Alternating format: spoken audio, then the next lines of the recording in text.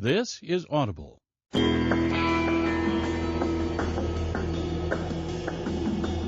Brilliance Audio presents the unabridged recording of A Matter of Choice by Nora Roberts, performed by Nick Podell.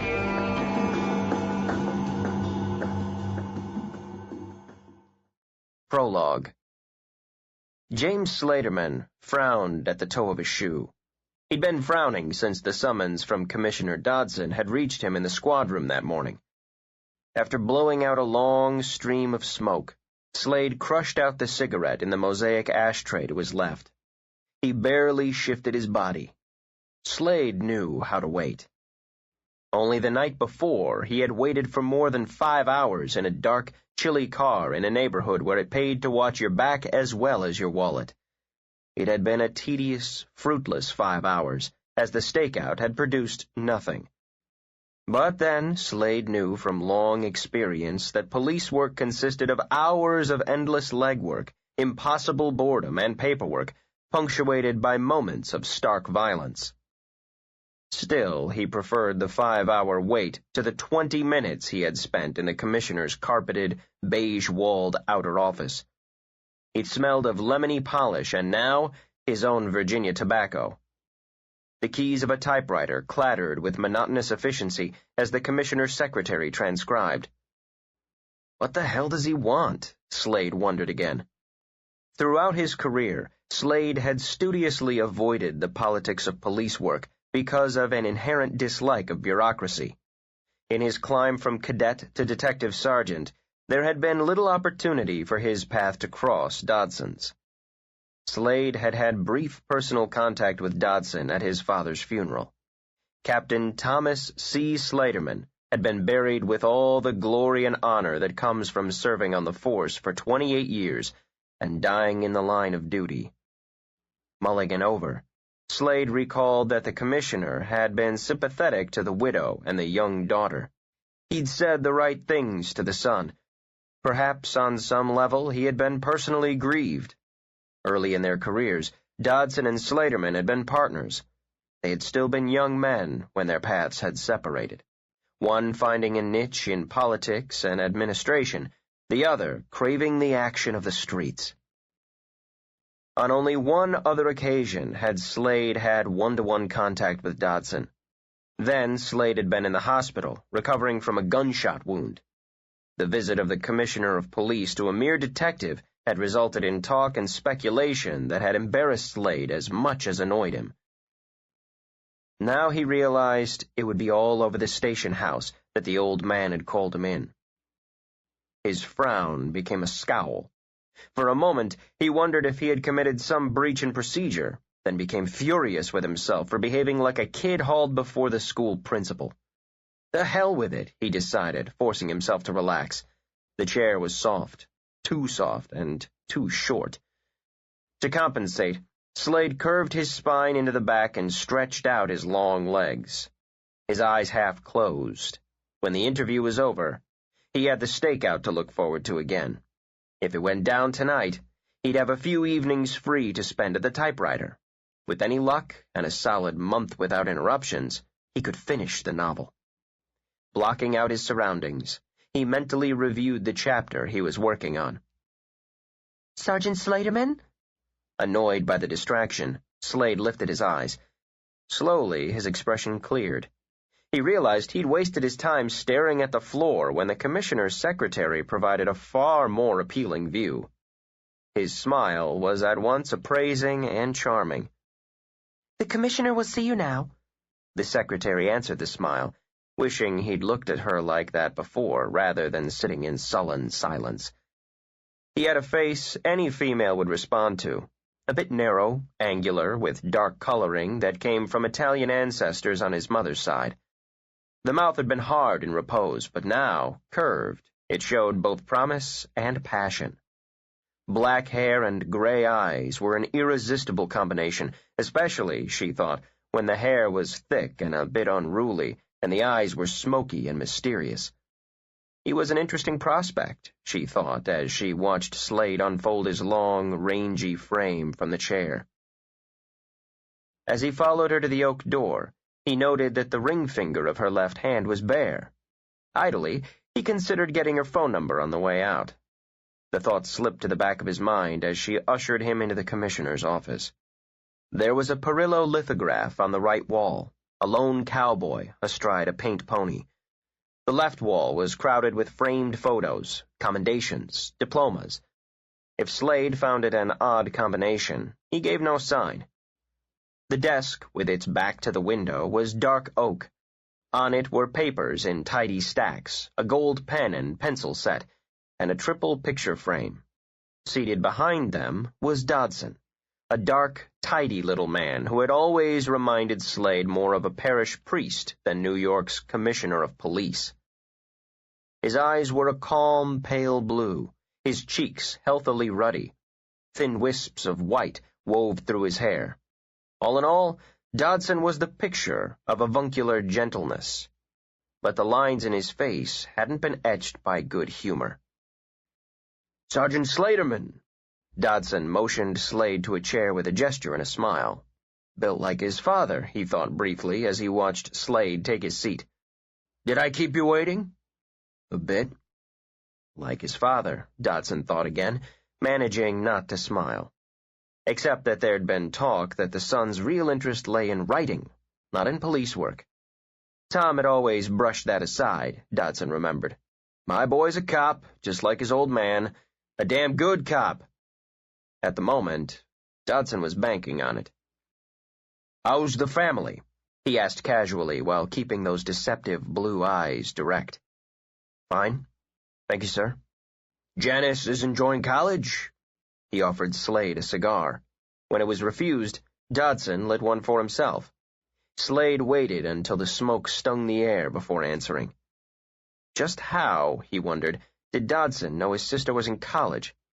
Yes, she likes it. "How's the writing?" He had to call on all his training not to reveal surprise at the question. His eyes remained as clear and steady as his voice. Struggling. No time for small talk, Dodson thought, tapping off cigar ash. The boy's already itching to be gone. But being commissioner gave him an advantage.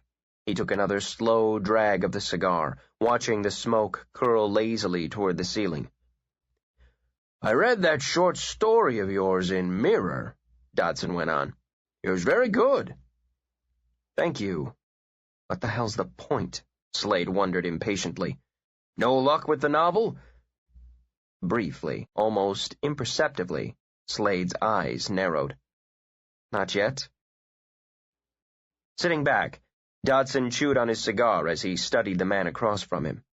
He had the look of his father, too, he mused. Slade had the same narrow face that was both intelligent and tough. He wondered if the son could smile with the same disarming charm as the father, yet the eyes were like his mother's, dark gray and thoughtful, skilled at keeping emotions hidden. Then there was his record, Dodson mused. He might not be the flashy cop his father had been, but he was thorough and, thank God, less impulsive.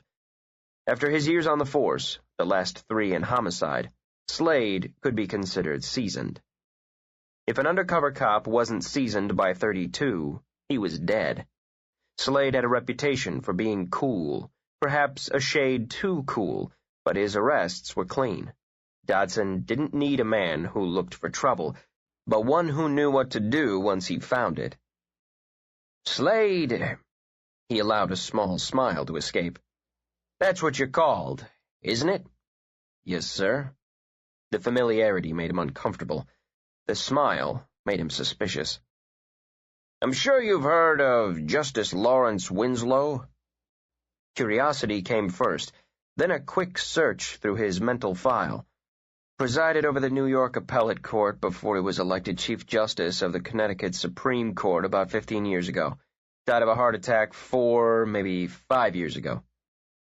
Facts and figures, Dodson mused. The boy didn't waste words.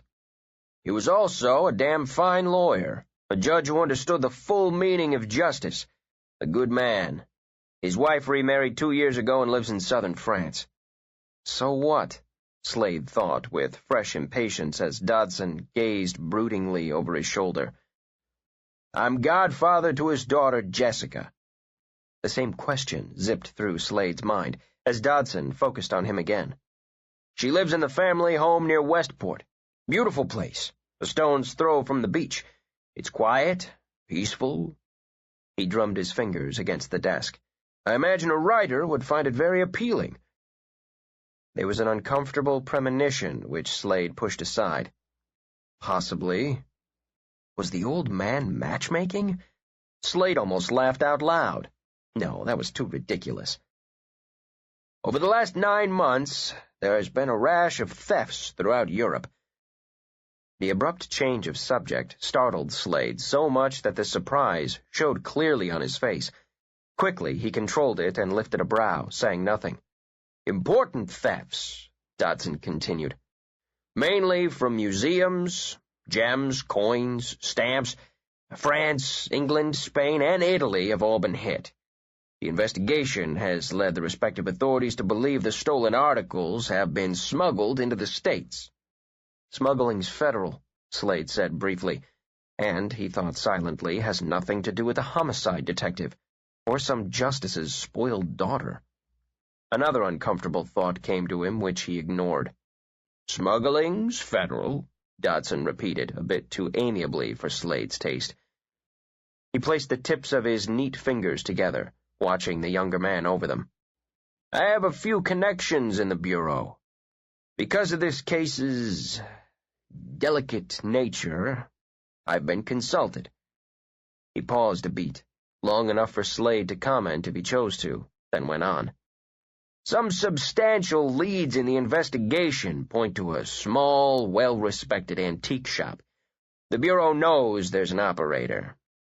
From the information I have, they've narrowed down the possibilities for dump sites, and this shop is one of the chosen few," he decided dryly.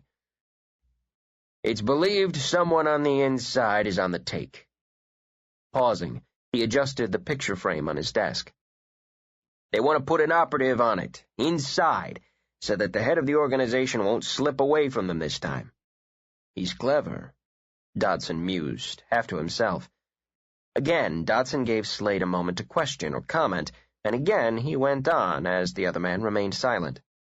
"Allegedly, the goods are hidden, cleverly hidden, in an antique, then exported to this shop, retrieved and ultimately disposed of. It seems the feds have things under control." Barely masking his impatience, Slade reached for a cigarette. "There's 1 or 2 complications." Dodson waited for the hiss and flare of the match. "There's no concrete evidence, nor is the identity of the head of the organization known. A handful of accomplices, yes, but we want him, or her," he added softly. The tone had Slade's eyes sharpening. "Don't get interested," he warned himself. "It has nothing to do with you." Swallowing the questions that had popped into his head, he drew on his cigarette and waited. "There's also a more delicate problem." For the first time since Slade had walked into the room, he noticed Dodson's nerves. The commissioner picked up his gold pen, ran it through his fingers, then stuck it back in its slot. "The antique shop alleged to be involved is owned and operated by my goddaughter." Dark brows lifted, but the eyes beneath them betrayed nothing. "Justice Winslow's daughter." "It's generally believed that Jessica knows nothing of the illegal use of her shop, if indeed there is illegal use." Dodson reached for the pen again, this time holding it lengthwise between both hands. "I know she's completely innocent. Not only because she's my goddaughter," he went on, anticipating Slade's thoughts, "but because I know her. She's every bit as honest as her father was. Jessica cherishes Larry's memory, and," he added, carefully setting down the pen, "she hardly needs the money." "Hardly," Slade muttered, picturing a spoiled heiress with too much time and money on her hands. Smuggling for kicks, he mused. A change of pace from shopping and parties and jet-setting. "The Bureau's closing in," Dodson stated. "The next few weeks could bring the whole mess down around her ears. It might be dangerous for her." Slade controlled the snort of derision. Even the shield of ignorance isn't going to protect her once things come to a head if her shop's involved. I've tried to convince her to come to New York for a visit, but... His voice trailed off. Amused exasperation moved over his face. Jessica's stubborn. Claims she's too busy. She tells me I should come visit her. With a shake of his head, Dodson let out what passed for a sigh. I considered it, but my presence at this point could jeopardize the investigation. However, I feel Jessica needs protection. Discreet protection. Someone trained to deal with the situation, who can stay close to her without causing speculation. A smile touched his eyes. Someone who could assist the investigation from the inside. Slade frowned. He liked the conversation less and less. Taking his time, he stubbed out his cigarette. And how do you expect me to do that? Dodson smiled fully. He liked the irritation in Slade's voice as much as the directness. Jessica will do what I want, to a point. Leaning back in the overstuffed leather chair, he relaxed again. She's been complaining lately about the mess her library's in, about not having enough time to sort through and catalog. I'm going to call her, tell her I'm sending the son of an old friend of mine and her father's. That's true, by the way, he added. Tom and Larry knew each other some years back. Your cover's simple enough.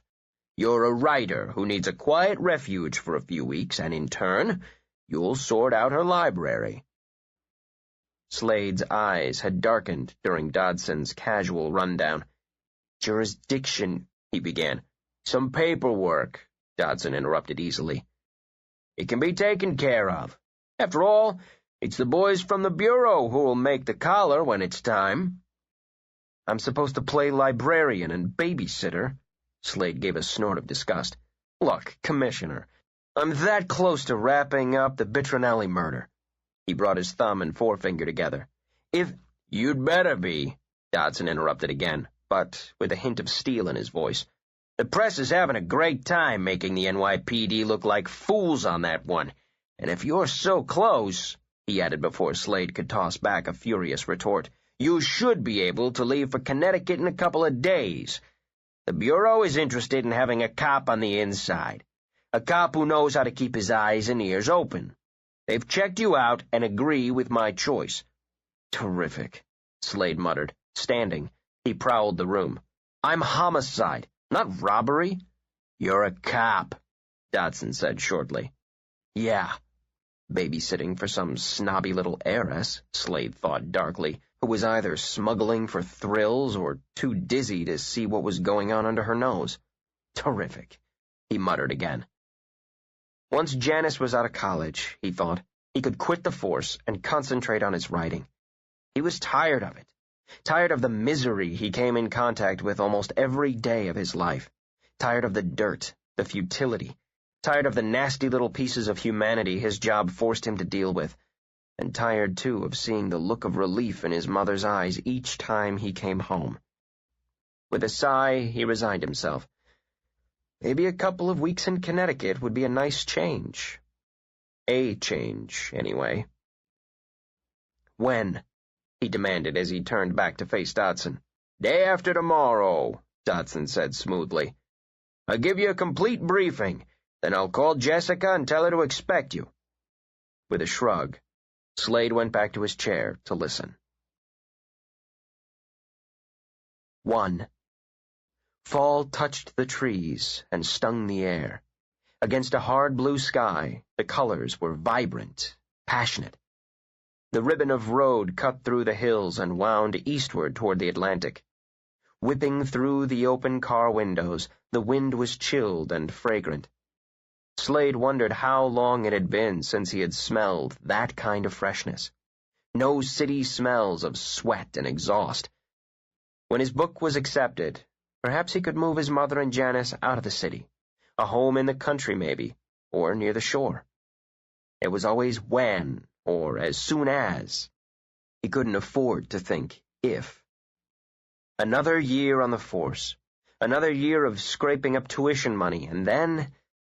Shaking his head, Slade turned up the radio. It wasn't any good thinking of next year. He wasn't in Connecticut to appreciate the scenery.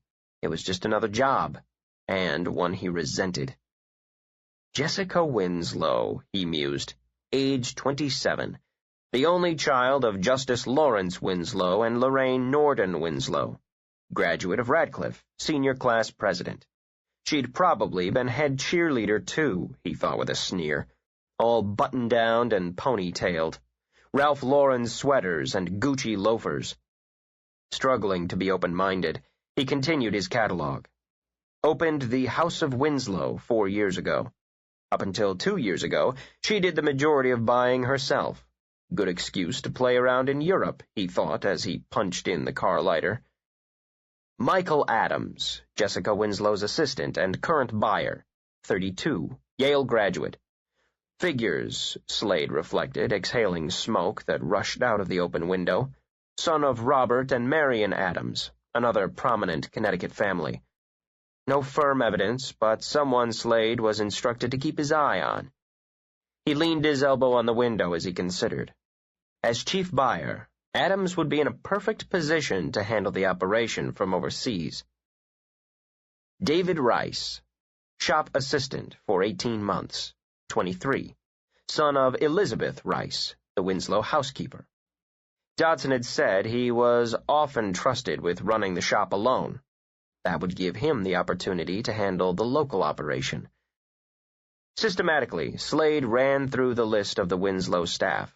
Gardener, cook, housekeeper, daily maid. Good God, he thought in disgust. All that for one person? She probably wouldn't know how to boil an egg if her life depended on it. The gates to the Winslow estate stood open, with room enough for 2 cars to pass easily. Slade turned into the long macadam drive, lined with bushy, bloomless azaleas. There was a burst of birdsong, then silence. He drove nearly a quarter of a mile before pulling up in front of the house. It was large, but, he had to admit, not oppressively so. The brick was old, mellowed by sun and sea air. Smoke rose from one of the chimneys on the hipped roof. The gray shutters weren't just decorative, he noted, but could be used for practical purposes if a storm rose up off the sound. He smelled the chrysanthemums before he saw them. The blossoms were huge, growing near the base of the house.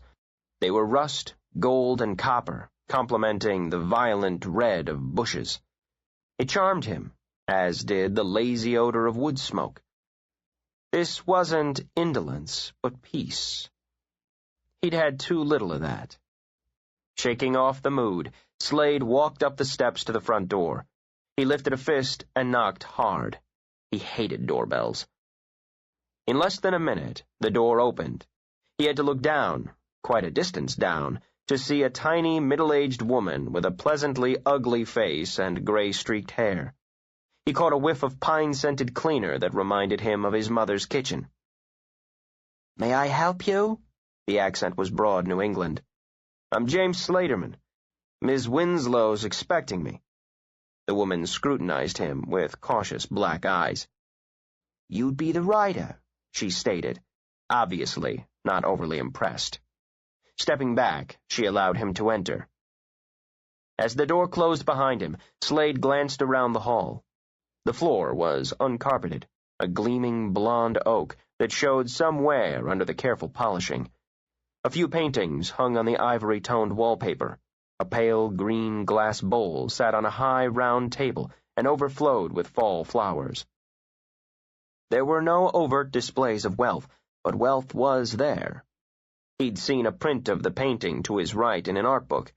The blue scarf that hung negligently over the railing of the steps was silk.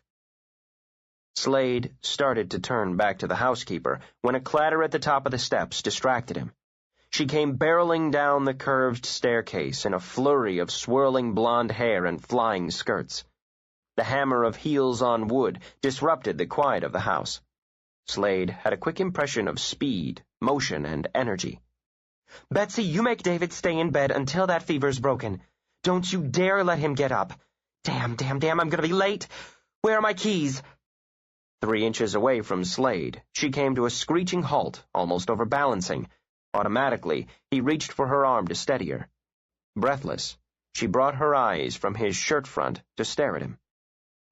It was an exquisite face, fair-skinned, oval, delicate with just a hint of cheekbone that added a rather primitive strength. Indian? Viking? He wondered. Celtic? Her eyes were large, the color of aged whiskey, set below brows that were lowered in curiosity. The faintest line appeared between them. A stubborn line, Slade reflected. His sister had one. She was small, he noted. The top of her head barely skimmed his shoulder. Her scent was reminiscent of fall, something musky, blossoms and smoke. The arm beneath his hand was slender under a thin wool blazer. He felt the stir inside him, man for woman, and hastily dropped his hand. "This is Mr. Slaterman," Betsy announced. "That writer." "Oh, yes." The smile cleared away the faint line between her brows. "Uncle Charlie told me you were coming." It took Slade a moment to connect Uncle Charlie with Dodson. Not knowing if he was smothering an oath or a laugh, he accepted her extended hand. "Charlie told me you could use some help, Miss Winslow." "Help?" She rolled her eyes and cleared her throat. "Yes, you could call it that. The library. Look, I'm sorry to rush off the minute you get here, but my assistant's ill and my buyer's in France." Tilting her wrist, she grimaced at her watch. "I have a client coming to the shop 10 minutes ago." "Don't worry about it. If this frazzled lady can run a business, I'll volunteer to walk a beat," he decided, but gave her an easy smile. "You'll give me a chance to get settled in." "Fine. I'll see you at dinner then." Glancing around, she muttered again about keys. "In your hand," Slade told her. "Stupid." With a sigh, Jessica uncurled her fingers and stared at the keys in her palm. "The more I have to rush, the worse it gets." Lifting amused eyes to his, she brushed her hair from her shoulders. "Please don't bother with the library today. It may shock you so much that you'll run away before I can smooth things over. Betsy?" As she dashed for the door, Jessica looked over her shoulder. "Tell David he's fired if he gets out of bed. Bye." The door slammed behind her. Betsy clucked her tongue. 10 minutes later, Slade inspected his suite of rooms. They were nearly as large as the apartment he had grown up in. There was a faded carpet on the bedroom floor that he recognized was not old, but antique. In a small black marble fireplace, wood was neatly laid for burning. Crossing to the sitting room, he saw a sturdy desk topped with a vase of the chrysanthemums, a brass paperweight, and a feather quill. Without hesitation, he cleared it off to make room for his typewriter. If he had his way, his writing would be more than a cover. When he wasn't babysitting, he'd get some work done. Of course, there was the library to fool with. On an exasperated sigh, Slade turned his back on his typewriter and went back downstairs. He roamed, filing the position and layout of rooms in the cop's part of his mind, their descriptions in the writer's. In his tour of the first floor, Slade could find no fault with Jessica's taste. It was only the nouveau riche who went in for ostentation. The Winslow woman preferred muted colors and clean lines. In her clothes, too, he mused, remembering how she had looked in the dun-colored blazer and skirt. Still, the blouse she'd worn had been a deep, almost violent green. That just might indicate something else. Slade stopped to run his fingers over the surface of a rosewood piano. Compared to this, he mused, the battered upright his mother treasured was so much kindling. With a shrug, he wandered to the next door. The library. He caught the scent of old leather and dust as he looked on the largest private collection of books he'd ever seen. For the first time since he had walked into Dodson's office, Slade felt a stir of pleasure. A quick study told him that the books were well read as well as carelessly filed. He crossed the room and mounted the 2 stairs to the second level. Not filed at all, he corrected, but simply jumbled. He ran a long finger along a row of volumes. Robert Burns tilted onto a copy of Kurt Vonnegut. A big job, he concluded. One he might have enjoyed if it had been his only purpose. He took one long look around before absently pulling out a book. There was nothing he could do about Jessica Winslow at the moment, he thought as he settled down to read. Jessica swerved into the parking area beside her shop, relieved to see it empty. She was late, but her client was later. Or, she thought with a frown, he'd grown tired of waiting and left. With a half-hearted oath, she hurried to unlock the front door. Quickly, she went from window to window, letting the shades snap up. Without slackening pace, she headed for the back room, tossed her purse aside, then filled a small kettle with water. She gave the struggling Ivy in the rear window a quick douse before setting the kettle on the stove. Halfway out of the room, she went back to turn the burner on underneath it. Satisfied, she wandered into the main shop. It wasn't large, but then Jessica had never intended it to be. Intimate. Personal. Yes, it was that, she thought, with her signature on it. The shop was more than a business to her. It was an accomplishment. And a love. The business end, invoices, filing, books, she ran meticulously. All of her organizational efforts went into the shop, which perhaps was the reason for her lack of order elsewhere. The shop was the focus of her life, and had been since she'd conceived of it. Initially, she'd needed something to give some purpose to her life after college was behind her. The idea for the shop had germinated slowly, then had grown and developed. Jessica had too much drive, too much energy to drift. Once she had decided to start a business, she'd moved quickly. Then that same drive and energy had made it work. It turned a profit.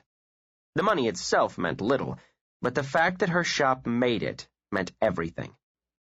She'd spent 6 months scouring New England, then Europe, for the right pieces. A large inventory hadn't been her goal, but an exclusive one. After her opening, the response had begun as a small trickle, mostly friends and friends of friends.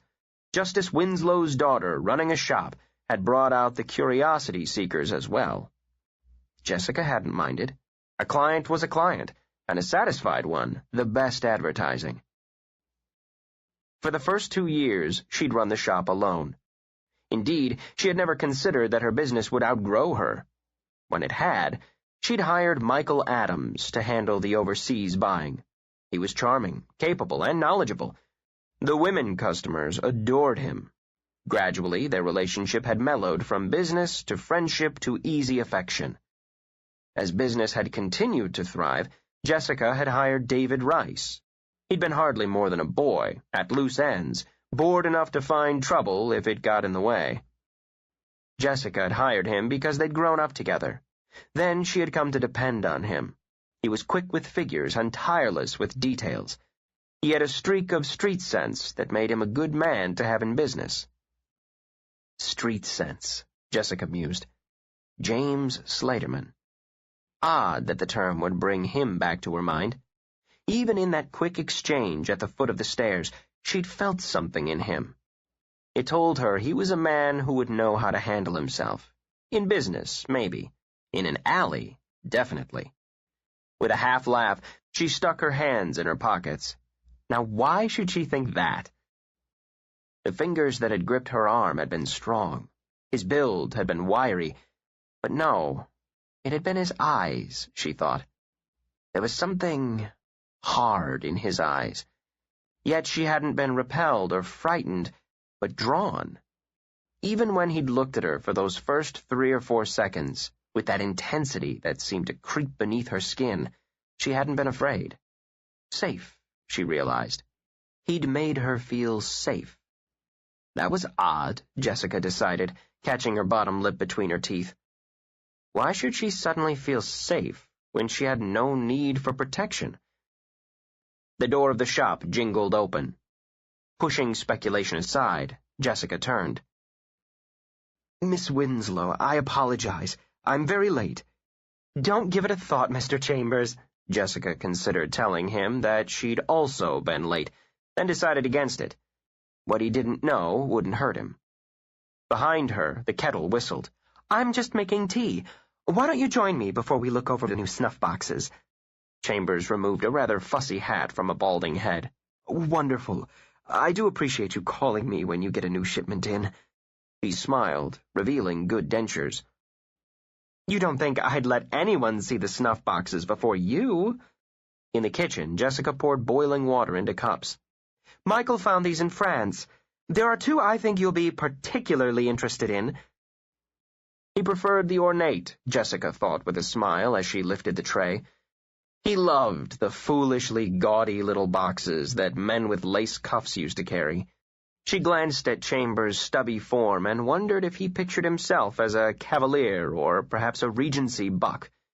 Still, his fascination with snuff boxes had made him a regular customer who had more than once recommended her shop to other people, and he was rather sweet in his fussy little way, she thought as she placed the tea tray on a table. "Sugar?" she asked him. I shouldn't." Chambers patted his ample middle. "But perhaps 1 cube." His glance flicked briefly down to her legs as Jessica crossed them. A pity, he thought with an inward sigh, that he wasn't 20 years younger. Later, he left happily with 2 18th-century snuff boxes. Before Jessica could file the invoice, she heard the grumble of an engine. Glancing up, she saw the large delivery truck pull in front of the shop. She read the company logo on the side of the steel doors and frowned a bit. She could have sworn the delivery that Michael was shipping wasn't due until the following day. When she recognized the driver, Jessica waved, then walked to the front door to meet him. "Hi, Miss Winslow." "Hello, Don." She accepted the itemized list he handed her, muttering about not expecting him until tomorrow. He shrugged. "Mr. Adams put a rush on it." She jingled the keys in her pocket as she scanned the list. Well, he seems to have outdone himself this time, and another delivery on Saturday. Oh! Her eyes lit up with pleasure as they fixed on one item. The writing desk! The Queen Anne! I meant to tell Michael to keep his eyes open for one, then forgot. It must be fate. Of course, she should uncard it first. At least take a look. No, impulses were the best, Jessica decided. Smiling, she looked back up at the driver. "The rest comes in here, but that goes to my home. Would you mind?" "Well..." It was easy to justify using the smile. Jessica could already see the desk in the front parlor. "If it's not too much trouble," she added. The driver shifted to his other foot. "I guess it'll be all right. Joe won't mind." He jerked his thumb at his partner, who had opened the wide double doors of the truck. "Thanks, I really appreciate it. That desk is just what I've been looking for." Feeling triumphant, Jessica went to the back room for more tea. As she had burst out hours before, Jessica burst in through the front door of the house. "Betsy!" She slung her purse over the newel post. "Did it come?" Without waiting for an answer, she dashed toward the front parlor. "Since you were 6, I've been telling you to slow down." Betsy came through the parlor doors, intercepting her. "At least then you wore sensible shoes." "Betsy!"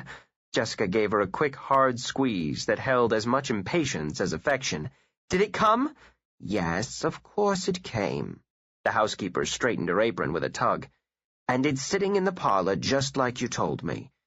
It'll be there whether you walk sensibly or run like a fool." The last of the sentence was wasted as Jessica was already rushing by her. "Oh, it's lovely!" Gently, she ran a finger over the wood, then quickly began to examine it on all sides. It was a delicate, airy little piece, a woman's desk. Jessica opened the slant top, then sighed at the unmarred interior. "Really lovely. Wait until David sees it." She opened one of the inner drawers. It slid out smoothly. "It's exactly what I've been looking for. What luck that Michael came across it." Crouching, she ran a hand down one of its slender legs. "It's pretty," Betsy admitted, thinking that the carving would be one more thing to keep dust out of. "I bet you could have sold it for a pretty penny, too." "The advantage of owning a shop is being able to cop some of the merchandise for yourself." Rising, Jessica shut the lid again. Now all she needed was a frivolous little inkwell, or perhaps a porcelain box to set on top of it. "Supper's nearly ready." "Oh, supper." Shaking her head, Jessica brought herself back to the moment. "Mr. Slaterman, I've neglected him all day." Is he upstairs? In the library, Betsy announced grimly. All day. Wouldn't even come out for lunch. Oh, boy. Jessica combed a hand through her hair. He hadn't looked like a man who would have much patience with disorganization. I really wanted to ease him into that. Well, I'm going to go be charming so we don't lose him. What's for supper? She asked over her shoulder. Stuffed pork chops and mashed potatoes. That should help, Jessica muttered as she headed for the library door. She opened it slowly, enough to stick her head inside. Some things, she decided, you don't rush into. He was sitting at a long work table, surrounded by pillars and piles of books. A thick pad was in front of him, and the pencil in his hand was worked halfway down. His hair fell over his forehead, but she could see his brows drawn together in concentration. Or annoyance, she mused. She put on her best smile. Hi. He looked up, eyes pinning her. Jessica could feel the little prickles of power all over her skin. She absorbed it, intrigued by the sensation. Without being aware of it, her smile had faded into a look of puzzlement. Who is this man? She wondered. It was curiosity as much as courage that had her coming all the way into the room. The lamp on the desk slanted across his face, highlighting his mouth and putting his eyes in shadow. She didn't feel safe with him this time, but unsettled. She continued toward him. You got a hell of a mess here, Slade said shortly, tossing his pencil aside. It was better to attack than let himself dwell on how beautiful she was. If you run your shop like this, he gestured wildly, it's a miracle you're not bankrupt. The specific complaint eased the tension in her shoulders. There'd been nothing personal in that look, she assured herself. She'd been foolish to think there had been. I know it's terrible, Jessica admitted, smiling again. I hope you're not going to do the sensible thing and walk out. Gingerly, she lowered a hip to the table before lifting a book at random. Do you like challenges, Mr. Slaterman? She was laughing, he noted, or her eyes were, but he sensed very clearly that she laughed at herself. A reluctant smile tugged at his mouth as he struggled to study her objectively. Maybe she was innocent, maybe not. He didn't have the same blind faith as the commissioner, but she was beautiful, and he was attracted. Slade decided the attraction was going to be difficult to work around. Letting out a long breath, he gazed around the room. How much choice did he have? I'm going to take pity on you, Miss Winslow. I have a fondness for books. So do I, she began, then had to deal with another of his cool, direct looks. Really, she claimed with a laugh. I'm just not neat. Do we have a deal, Mr. Slaterman? Solemnly, she offered her hand. He glanced at it first. Soft and elegant, he thought, like her name and her voice. With a quick curse at fate for making the commissioner her godfather, Slade took her hand in his. We have a deal, Miss Winslow. Jessica slid from the table, keeping his hand in hers when he would have drawn away. Somehow she'd known it would be hard and strong. How do you feel about stuffed pork chops? They were tender and delicious. Slade ate 3 after his stomach remembered the lack of lunch, and, he thought, after a slice of cheesecake, his case had some advantages over the one he'd just wrapped up. For 2 weeks, he'd made do on cold coffee and stale sandwiches, and his partner hadn't been as easy to look at as Jessica Winslow.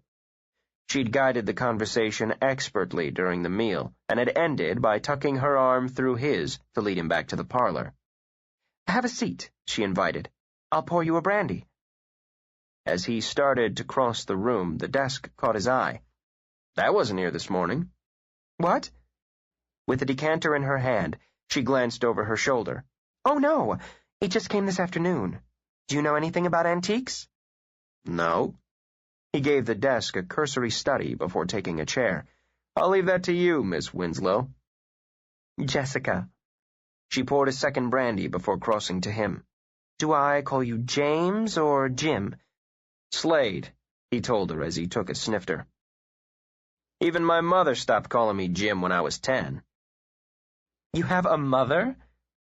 The quick, unconscious surprise in her voice had him grinning. Everybody's entitled to one.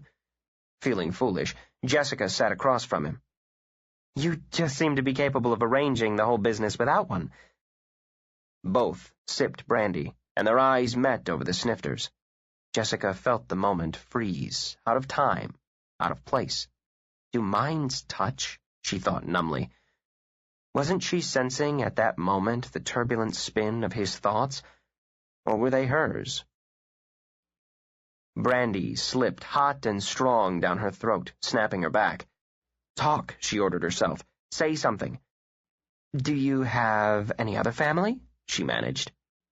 Slade stared at her, wondering if he had imagined that instant of stunning intimacy. He'd never felt that with any woman before, any lover. It was ridiculous to imagine that he'd felt it with one he barely knew. A sister, he said at length. She's in college. A sister?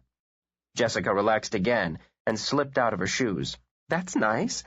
I always wanted a brother or sister when I was growing up. Money can't buy everything. Slade shrugged with the words. Seeing the puzzled hurt on her face, he cursed himself.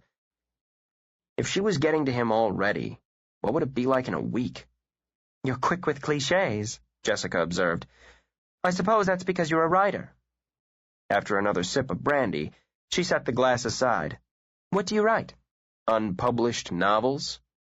She laughed as she had in the library, drawing another smile from him. It must be frustrating. Only daily, he agreed. Why do you do it? Why do you eat? Jessica considered for a moment, then nodded. Yes. I suppose it's like that, isn't it? Have you always wanted to write?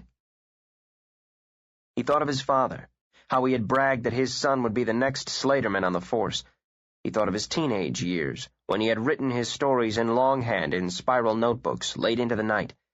He thought of his father's eyes the first time he had seen his son in uniform, and he thought of the first time he'd had a short story accepted. Yes. Perhaps it was easier to admit to her what he had never been able to explain to his family. Always. When you want something badly enough and you don't give up, Jessica began slowly, you get it. Slade gave a short laugh before he drank.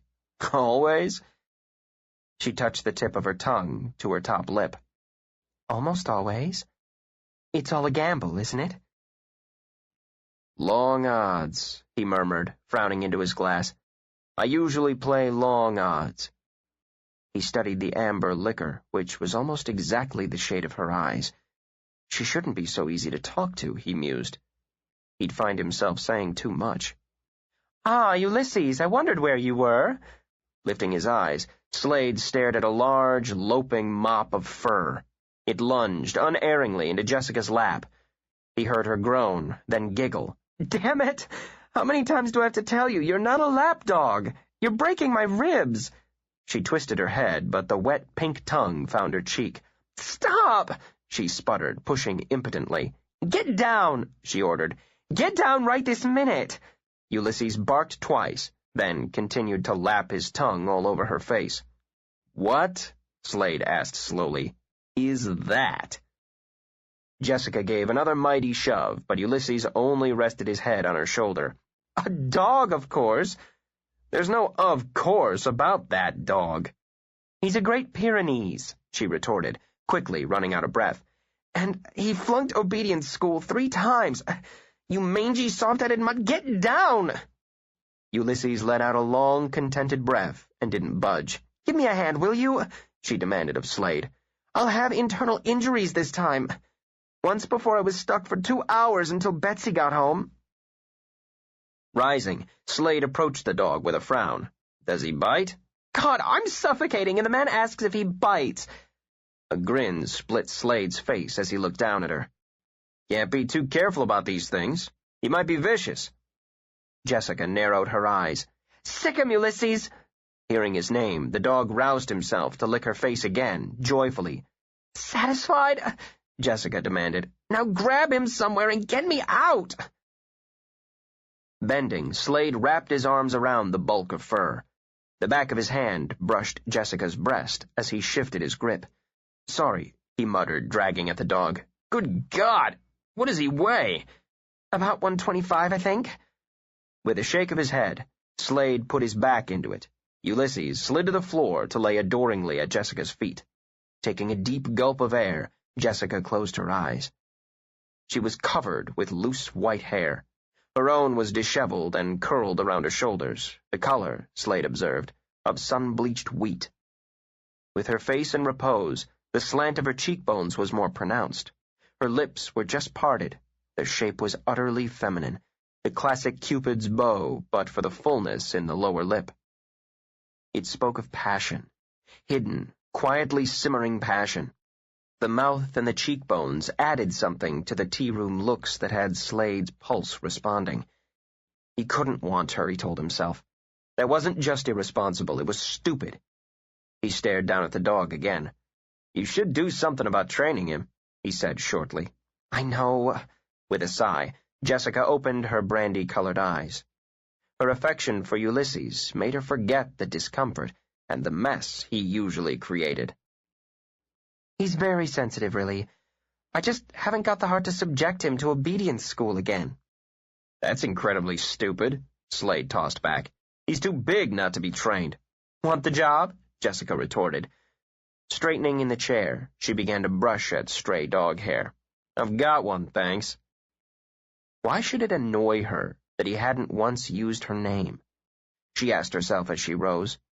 Dignity had to be sacrificed as she stepped over the now sleeping dog.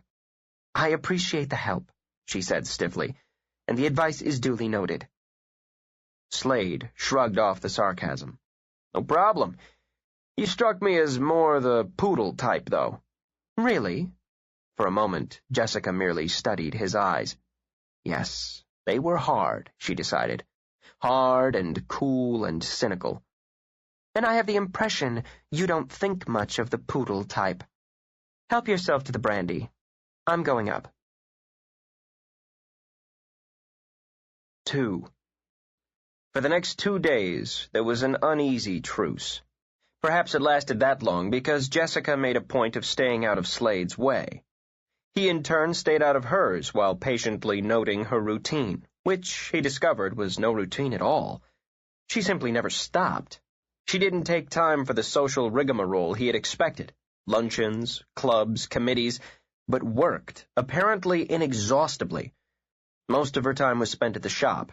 At the rate he was going, he knew he would find out little in the house. His next move was the House of Winslow. It followed that he needed to make peace with Jessica to get there. From his bedroom window, he watched her drive away. It was barely 8 o'clock. A full hour before she normally left. Slade swore in frustration. How did the commissioner expect him to watch her, or protect her, if that's what she needed, if she was always in one place while he was in another? It was time to improvise an excuse to pay her a visit at her place of business. Grabbing a jacket on the way, Slade headed for the stairs. He could always claim that he wanted to do a bit of research on antique furniture for his novel. That would buy him a few hours, as well as give him a reason to poke around. Before he'd rounded the last curve in the steps, he heard Betsy's voice. Nothing but trouble. Don't fuss. Slade stopped, waiting as the footsteps came his way. There was a tall, gangly man walking down the hall. His mop of dark blonde hair was long and straight, cut rather haphazardly just below the collar of a chambray work shirt. He wore jeans and wire-rimmed glasses and stood hunched over a bit, either from habit or fatigue. Because he was staring down at his sneakers, he didn't see Slade. His face was pale, and the eyes behind the lenses were shadowed. David Rice, Slade concluded, and kept silent. I told you, she said you weren't to come in today. Betsy bustled after him, a feather duster gripped in her hand. I'm fine. If I lie around in bed another day, I'm going to mold. He coughed violently. Fine, fine indeed. Betsy clucked her tongue, swinging the duster at his back. Mom, lay off! Exasperated, David started to turn back to her when he spotted Slade. He frowned, choking back another cough. Oh, you must be the writer. That's right. Slade came down the last 2 steps. Just a boy, he thought, taking David's measure quickly, who hasn't completely thrown off the youthful defiance. Jesse and I figured you'd be a short, stooped little guy with glasses. I don't know why. He grinned, but Slade noted that he placed a hand on the newel post for support. Getting anywhere with the library? Slowly. Better you than me, David murmured, wishing for a chair. Has Jessica come down yet? She's already gone, Slade told him. There, you see? Betsy folded her arms over her chest. And if you go in, she'll just send you right back home. Thunder at you, too. Because his legs threatened to buckle, David gripped the newel post harder. She's going to need help with the new shipment. Another's due in today. Lot of good you'd do, Betsy began. Catching the look in David's eye, Slade cut in. I was thinking about running down there myself. I'd like to see the place. Maybe do a little research. I could give her a hand. He watched David struggle, caught between his desire to go to the shop and his need to lie down. She'll try to move everything herself, he muttered. That's the truth, Betsy agreed, apparently switching her annoyance from her son to her employer. Nothing stops that one. It's my job to move in the new stock. Check it off. Moving furniture around shouldn't require any great knowledge of antiques, Slade put in casually. Knowing it was too perfect to let pass, he slipped into his jacket. And since I was heading that way anyway— There, it's settled, Betsy announced. She had her son by the elbow before he could protest. Mr. Slaterman will go look out for Miss Jessica. You go back to bed. I'm not going back to bed. A chair. All I want's a chair. He sent Slade a weak smile. Hey, thanks. Tell Jessie I'm coming back on Monday. The paperwork on the new stock can wait over the weekend. Tell her to humor the invalid and leave it for me. Slade nodded slowly. Sure, I'll tell her. Turning, he started out, deciding that the new stock interested him very much. 15 minutes later, Slade parked in the small graveled lot beside Jessica's shop. It was a small, framed building, fronted with several narrow windows. The shades were up. Through the glass, he could see her tugging on a large and obviously heavy piece of furniture. Cursing women in general, he walked to the front door and pulled it open. At the jingle of bells, she spun around. That anyone would be by the shop at that hour surprised her. That Slade stood inside the door frowning at her surprised Jessica more. Well, the physical exertion had winded her so that she struggled to even her breathing. I didn't expect to see you here. She didn't add that she wasn't particularly pleased either. She'd stripped off her jacket and pushed up the sleeves of her cashmere sweater. Beneath it, small, high breasts rose and fell agitatedly. Slade remembered their softness against the back of his hand very clearly. He'd forgot he'd come to make peace with her. Don't you have more sense than to push this stuff around by yourself? He demanded. With a quick oath, he pulled off his jacket and tossed it over a chair. Jessica stiffened her back as well as her tone. Well, good morning to you, too. Her annoyance rolled off of him. After crossing to her, Slade leaned against the large piece she'd been struggling with. Where do you want it? He asked shortly.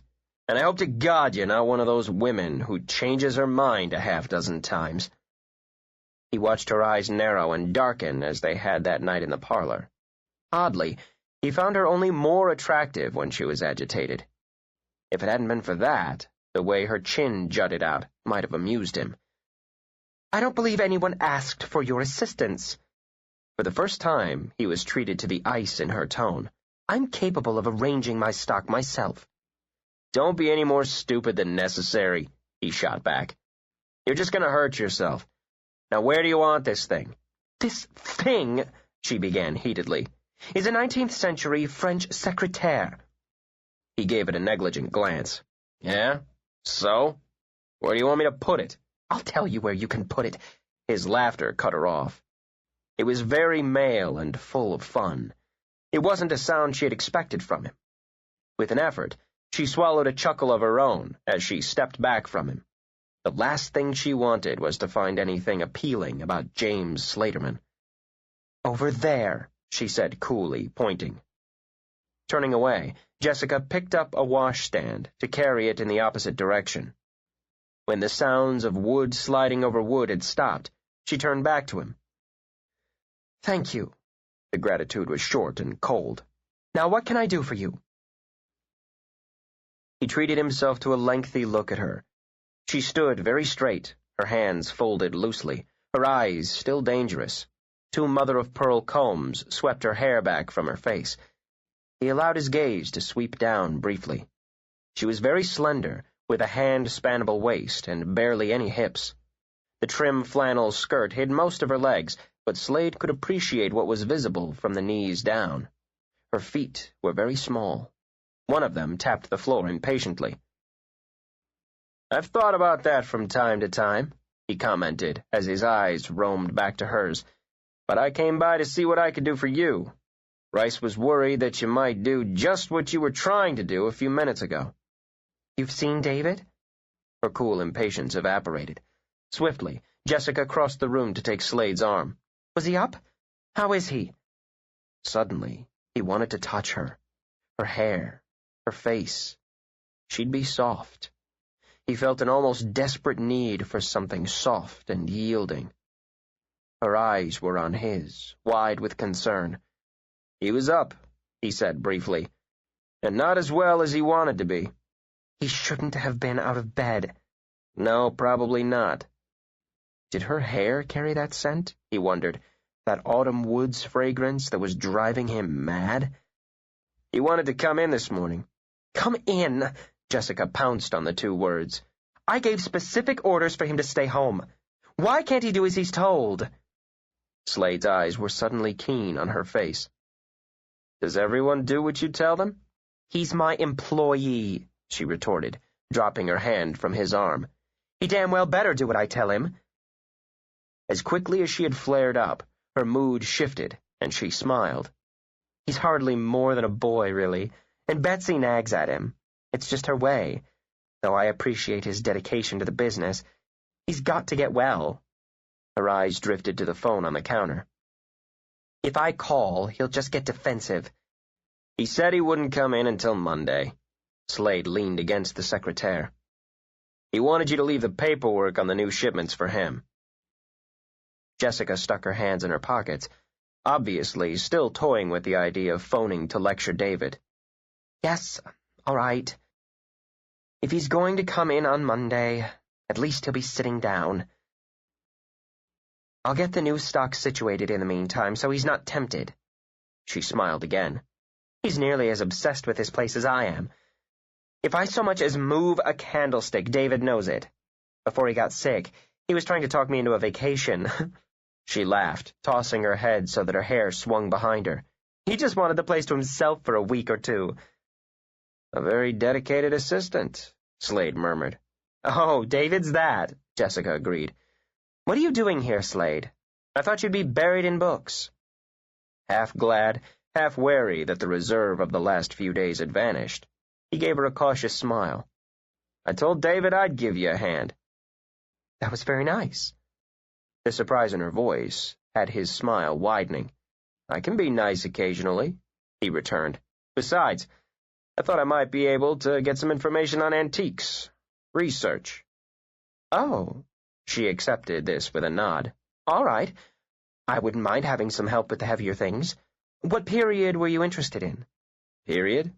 "Furniture," Jessica explained as she walked to a long, low chest. "Is there a particular century or style? Renaissance, early American, Italian provincial?" "Just a general sort of lesson today to give me the feel of it," Slade improvised as he nudged Jessica away from the chest. "Where do you want this?" He lifted and carried. Jessica arranged the lighter pieces while keeping up a running dialogue on the furniture they moved.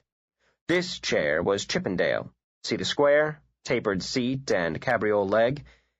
This cabinet was French Baroque, in satinwood, gilded and carved.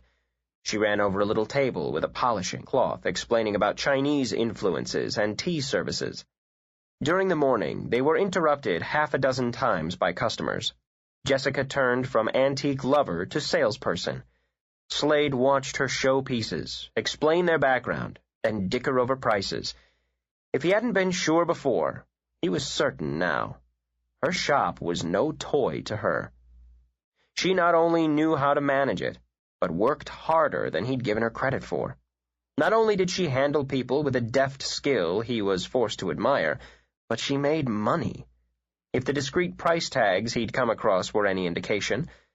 So why, he wondered, if she was dedicated to her shop, if she turned a profit, would she risk using her business for smuggling?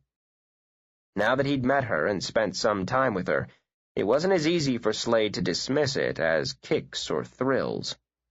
Yet she wasn't lacking in brains. Was it plausible that an operation was going on under her nose without her knowledge? Slade, I hate to ask.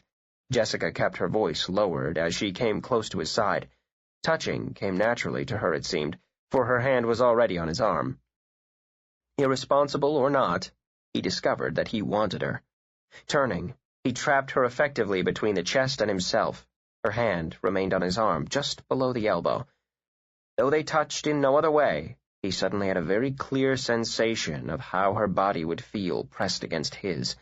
His eyes brushed over her mouth, then came to hers. Ask what? Her mind went blank. Some sound filled her head, like an echo of surf pounding on the shore. She could have stepped back an inch and broken the contact, stepped forward an inch to consummate it. Jessica did neither. Dimly, she was aware of a pressure in her chest, as though someone were pressing hard against it to cut off her air. In that instant, they both knew he had only to touch her for everything to change. Slade, she murmured, half question, half invitation. He snapped back, retreating from the edge, from an involvement he couldn't afford. Did you want me to move something else? His voice was cool as he stepped away from her. Shaken, Jessica backed toward the chest. She needed distance. Mrs. Mackenzie wants to take the chifforobe with her. She's gone out to pull her car to the front. Would you mind putting it in the back of her station wagon? All right. She indicated the piece with a silent gesture, not moving until he was out the front door with it. Alone, Jessica allowed herself a long, uneasy breath. That was not a man a woman should lose control with, she warned herself. He wouldn't be gentle or particularly kind. She placed the flat of her palm on her chest, as if to relieve the pressure that lingered there. Don't overreact the next time, she advised herself. It's the way he looks at me, Jessica decided, as if he could see what I'm thinking. She ran an unsteady hand through her hair. I don't even know what I'm thinking when he looks at me, so how could he? And yet her pulse was still racing. When the door jingled open again, she hadn't budged from her spot in front of the chest of drawers.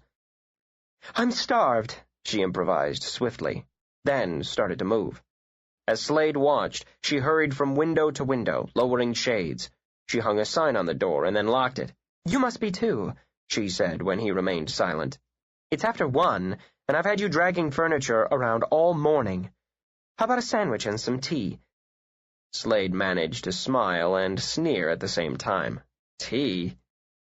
Her laughter eased her own tension. No, I suppose not. Well, David keeps some beer. She hustled to the back of the shop and pulled open the door of a small refrigerator. She crouched, then rummaged. Here, I knew I'd seen some. Straightening, Jessica turned and collided with his chest. He took her arms briefly in reflex, then as quickly dropped them. Heart hammering, she stepped away. Sorry, I didn't know you were behind me. Will this do? Safely at arm's length, she offered the bottle. Fine. His expression was bland as he took it and sat at the table. The tension had settled at the base of his neck. He'd have to be careful not to touch her again, or to give in to the urge to taste that subtly passionate mouth of hers. Once he did, he'd never stop there. Desire tightened, a hard ball in the pit of his stomach. Almost violently, Slade twisted the cap from the beer. I'll fix some sandwiches. Jessica became very busy in the refrigerator. Roast beef all right? Yeah, that's fine. What goes on in his mind, she wondered, as she kept her hands busy. It's just not possible to tell what he's thinking. She sliced neatly through bread and meat, prudently keeping her back to him. Looking down at her own hands, she thought of Slade's. He had such long, lean fingers. Strong. She'd liked the look of them. Now she caught herself wondering how they would feel on her body. Competent, experienced, demanding. The flare of desire was quick, but not unexpected this time. Fighting it, she sliced the second sandwich a bit savagely. He watched the sunlight stream through the window onto her hair. It fell softly on the varied hues of blue in her sweater. He liked the way the material clung to her, enhancing the straight, slender back and narrow waist. But he noted, too, the tension in her shoulders. He wasn't going to get very far if they were both preoccupied with an attraction neither wanted. He had to make her relax and talk. Slade knew one certain way of accomplishing that. "You've got quite a place here, Jessica." He wasn't aware that it was the first time he'd said her name, but she was. That pleased her as much as the careful compliment. "Thank you." Belatedly, she remembered to turn the burner on under the kettle as she brought his sandwich to the table. "People have finally stopped calling it Jessica's little hobby." "Is that what it started out to be?" "Not to me." She stretched on tiptoe to reach a cup. Slade watched the hem of her skirt sneak up. "But to a lot of people it was just Justice Winslow's daughter having a fling at business. Did you want a glass for that?" "No." Slade brought the bottle to his lips and drank. "Why antiques?" "It was something I knew. Something I loved. It's sensible to make a career out of something you know and appreciate, don't you think?" He thought of the standard police-issue revolver hidden in his bedroom. "When it's possible. How did you get started?" "I was lucky enough to have the funds to back me up the first year while I gathered stock and renovated this place." The kettle shrilled, then sputtered when she switched off the heat. "Even with that, it was hard enough. Setting up books, getting licenses, learning about taxes." She wrinkled her nose as she brought her plate and cup to the table. "But that's a necessary part of the whole. With that, the traveling, and the selling, the first couple of years were killers." She bit into her sandwich. "I loved it." She would have, he mused. He could sense the pent-up energy, even as she sat there calmly drinking tea. "David Rice work for you long?" "About a year and a half. He was at that undecided point of his life I suppose we all go through when we've finished being teenagers, but haven't quite grasped adulthood." She smiled across the table at Slade. "Do you know what I mean?" "More or less." "You probably less than most," she commented easily. As it turned out, he resented the offer of a job and the fact that he needed one. David and I grew up together. There's nothing harder on the ego than having Big Sister give you a break. She sighed a bit, remembering his moodiness, his grudging acceptance, his initial lack of interest. Anyway, within 6 months he stopped being resentful and became indispensable. He's very quick, particularly with figures. David considers the books his province now, and he's better with them than the selling angle." "Oh?" Her eyes danced. "He isn't always diplomatic with customers. He's much better with bookkeeping and inventory. Michael and I can handle the buying and selling." "Michael." Before he drank again, Slade repeated the name as though it meant nothing. "Michael does almost all of my buying. All the imports, at any rate." "You don't buy the stock yourself?" "Not from overseas, not anymore." Jessica toyed with the last half of her sandwich. "If I'd tried to keep up with it, I wouldn't have been able to keep the shop open year-round. Watching out for estate sales and auctions just in the New England area takes me away from the shop enough as it is, and Michael has a real genius for finding gems." He wondered if her analogy was fact. Was Michael Adams shipping gems as well as Hepplewhites across the Atlantic? "Michael's been handling that part of the business for nearly 3 years, Jessica went on. And he's not only a good buyer, but a terrific salesman. particularly with my female clientele." She laughed as she lifted her cup. "He's very smooth, both looks and manner." Slade noted the affection in her voice and speculated. Just how much was between owner and buyer, he wondered. If Adams was involved in smuggling, and Jessica's lover, his thoughts trailed off as he looked down at her hands. She wore a thin, twisted band of gold on her right hand and a star-shaped group of opals on her left. The sun hit the stones, shooting little flames of red into the delicate blue. It suited her, he thought, taking another swig of beer. "In any case, I've gotten spoiled." Jessica stretched her shoulders with a sigh. "It's been a long time since I've had to run the shop alone. I'll be glad to have both Michael and David back next week. I might even take Uncle Charlie up on his invitation." "Uncle Charlie?" Her cup paused halfway to her lips. "Uncle Charlie," Jessica repeated, puzzled. "He sent you." Slade gave a quick, silent oath as he shrugged. "The commissioner," he said blandly. "I don't think of him as Uncle Charlie." "The commissioner's awfully formal." Still frowning at him, Jessica set down her cup. "She's not a fool," Slade concluded, as he swung an arm over the back of his chair. "I always call him that. Habit. Don't you like to travel?" He changed the subject neatly, adding a quick, disarming smile. "I'd think the buying end would be half the fun." "It can be. It can also be a giant headache. Airports and auctions and customs."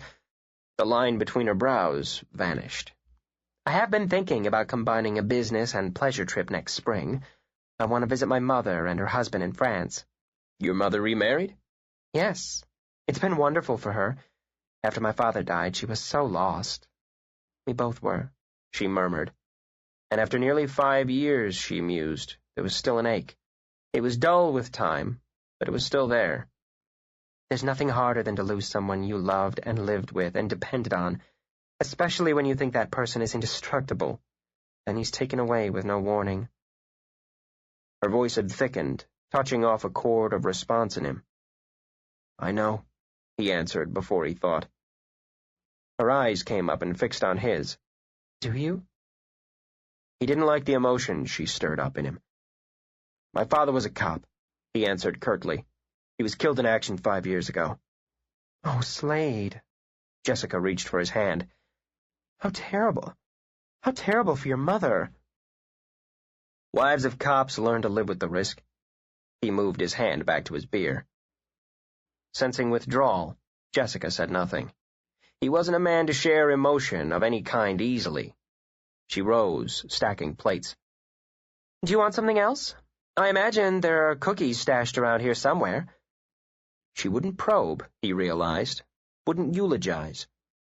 She'd offered him her sympathy, then had backed off when she'd seen that it wasn't wanted. Slade sighed. It was difficult enough to deal with his attraction to her without starting to like her as well. "No." He rose to help her clear the table. When they entered the shop, Jessica went straight to the door to snap up the shade on the glass. Slade whirled sharply as he heard her quick cry of alarm. It was immediately followed by a laugh. "Mr. Layton!" Jessica flipped the lock to admit him. "You scared the wits out of me." He was tall, well-dressed, and 50-ish. His bankerish suit was offset by a gray silk tie the same color as his hair.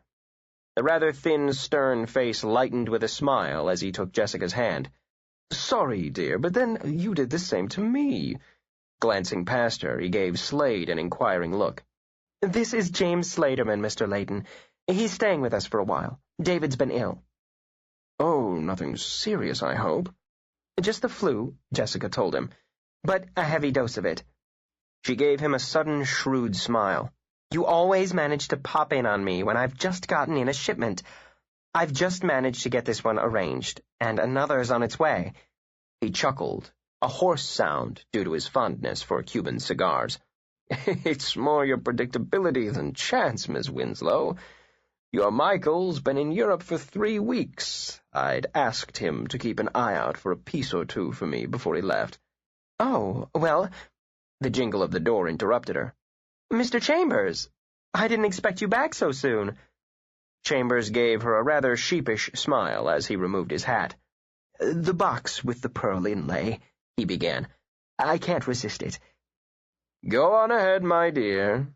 Leighton gave Jessica's shoulder a pat. "I'll just browse for the moment."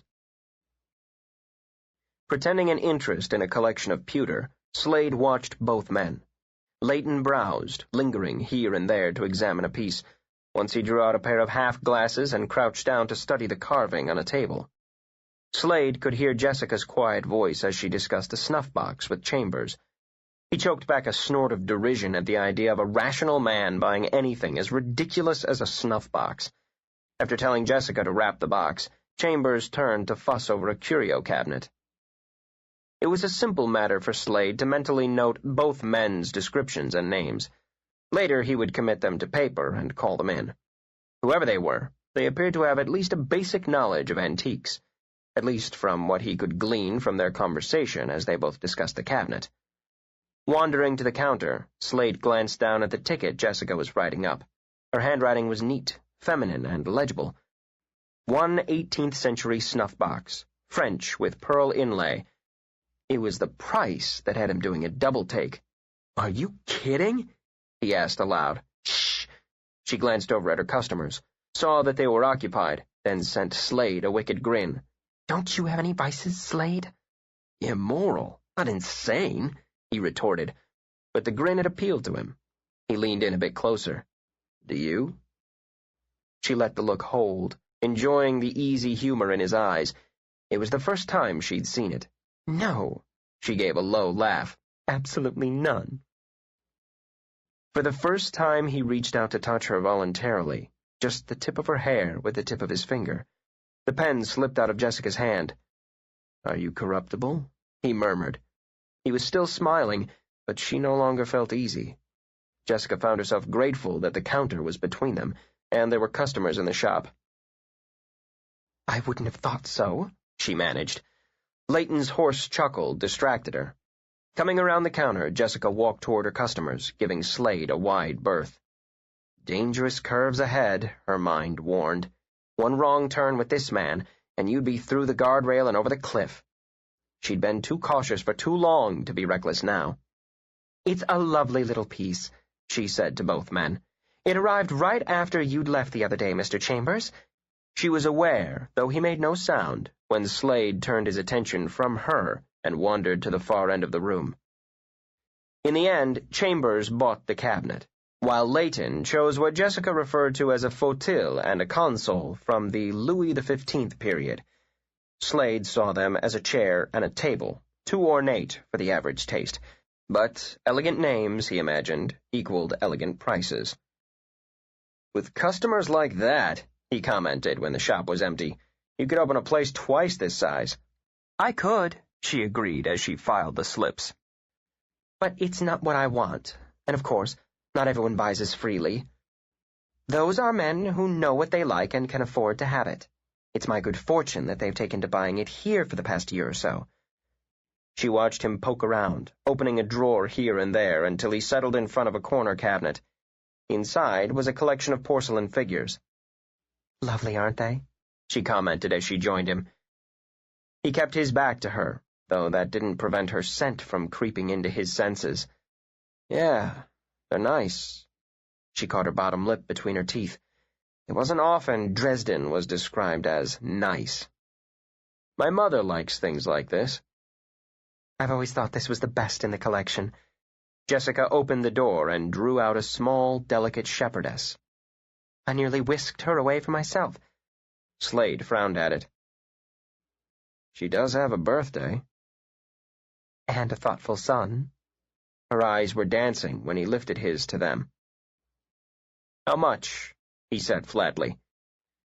Jessica ran her tongue over her teeth. It was bargaining time. There was nothing she liked better. $20, she said impulsively.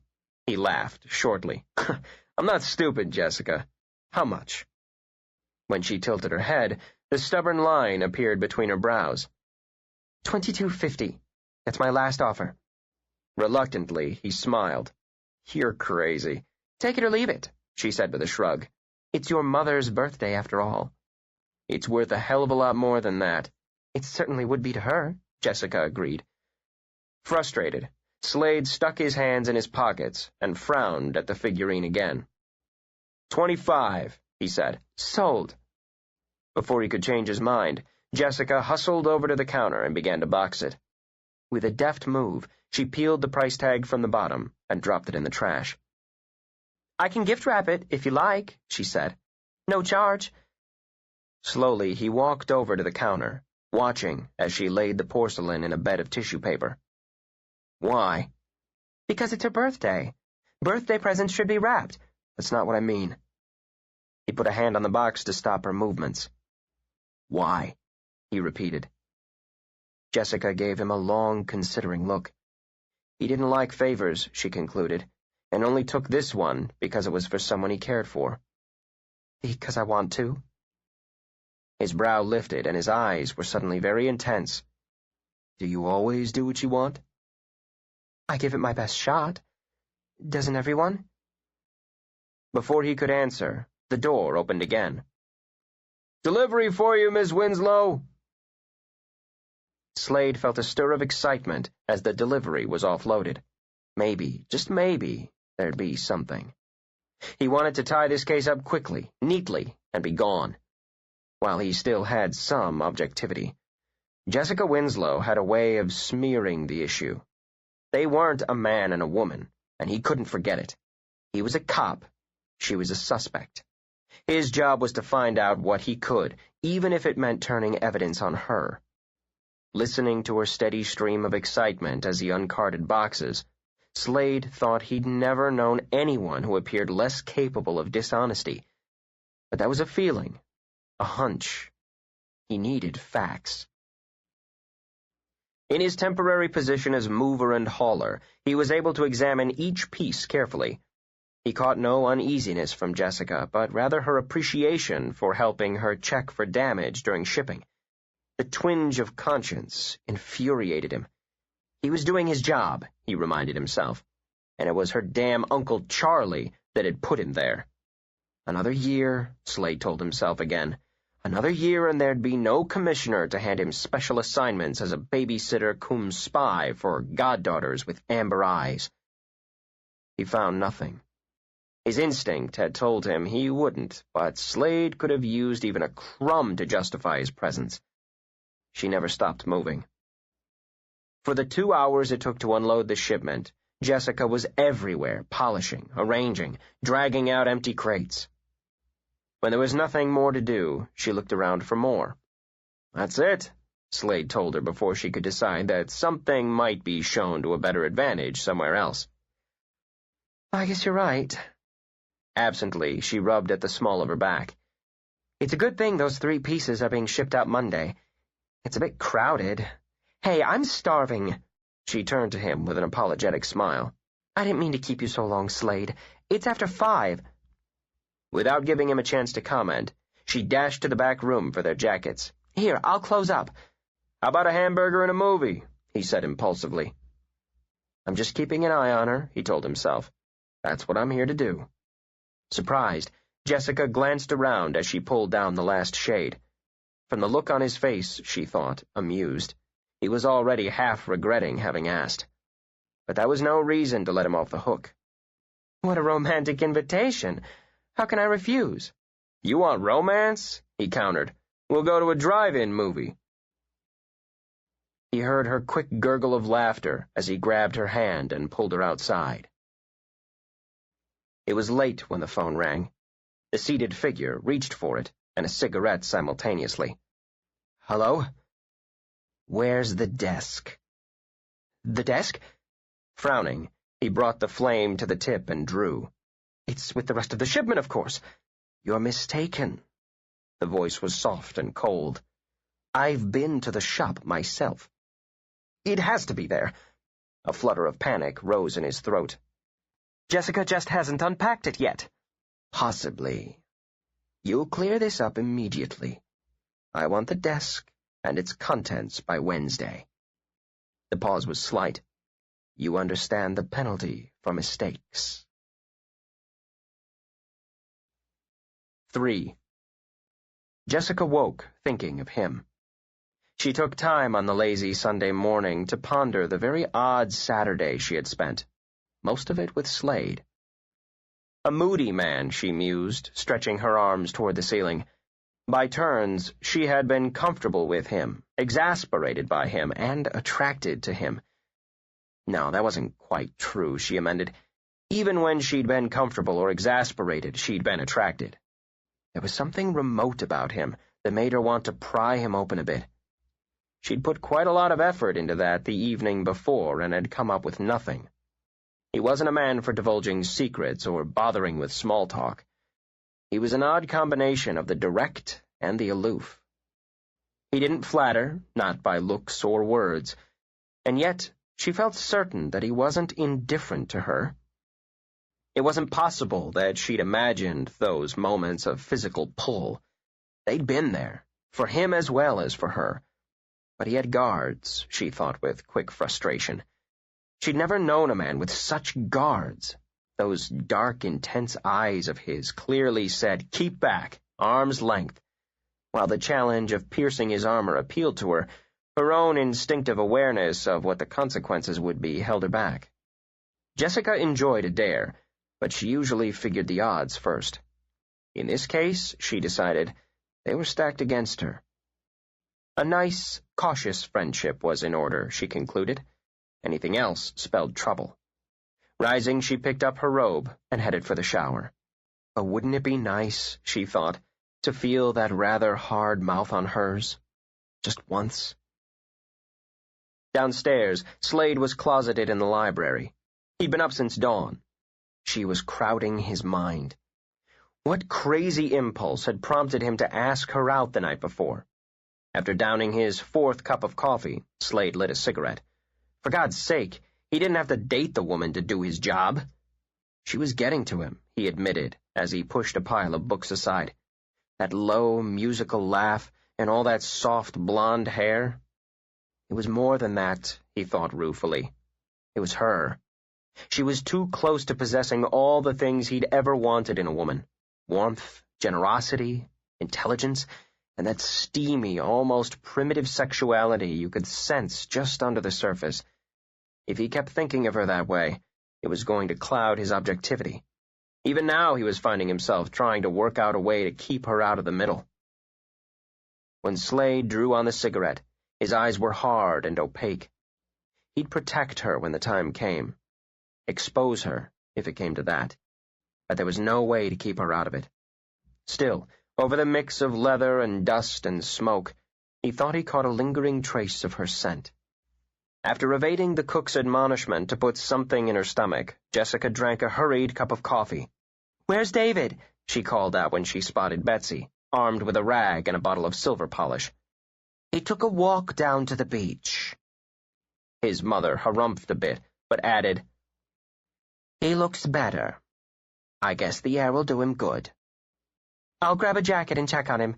Long as he doesn't know that's what you're up to." "Betsy!"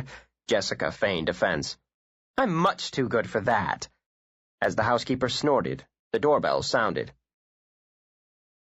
"Go ahead," Jessica told her. "I'll get it." She made a dash for the door. "Michael!" With pleasure, she threw her arms around his neck. "It's good to have you back." Slade came into the hall in time to see Jessica embraced and kissed. With that low, promising laugh, she pressed her cheek against the cheek of a slender, dark-haired man with smooth features and light green eyes. Michael Adams, Slade concluded, after conquering the urge to stride up to the couple and yank them apart. The description fit. He caught the gleam of a diamond on the man's pinky as he ran his hand through Jessica's hair.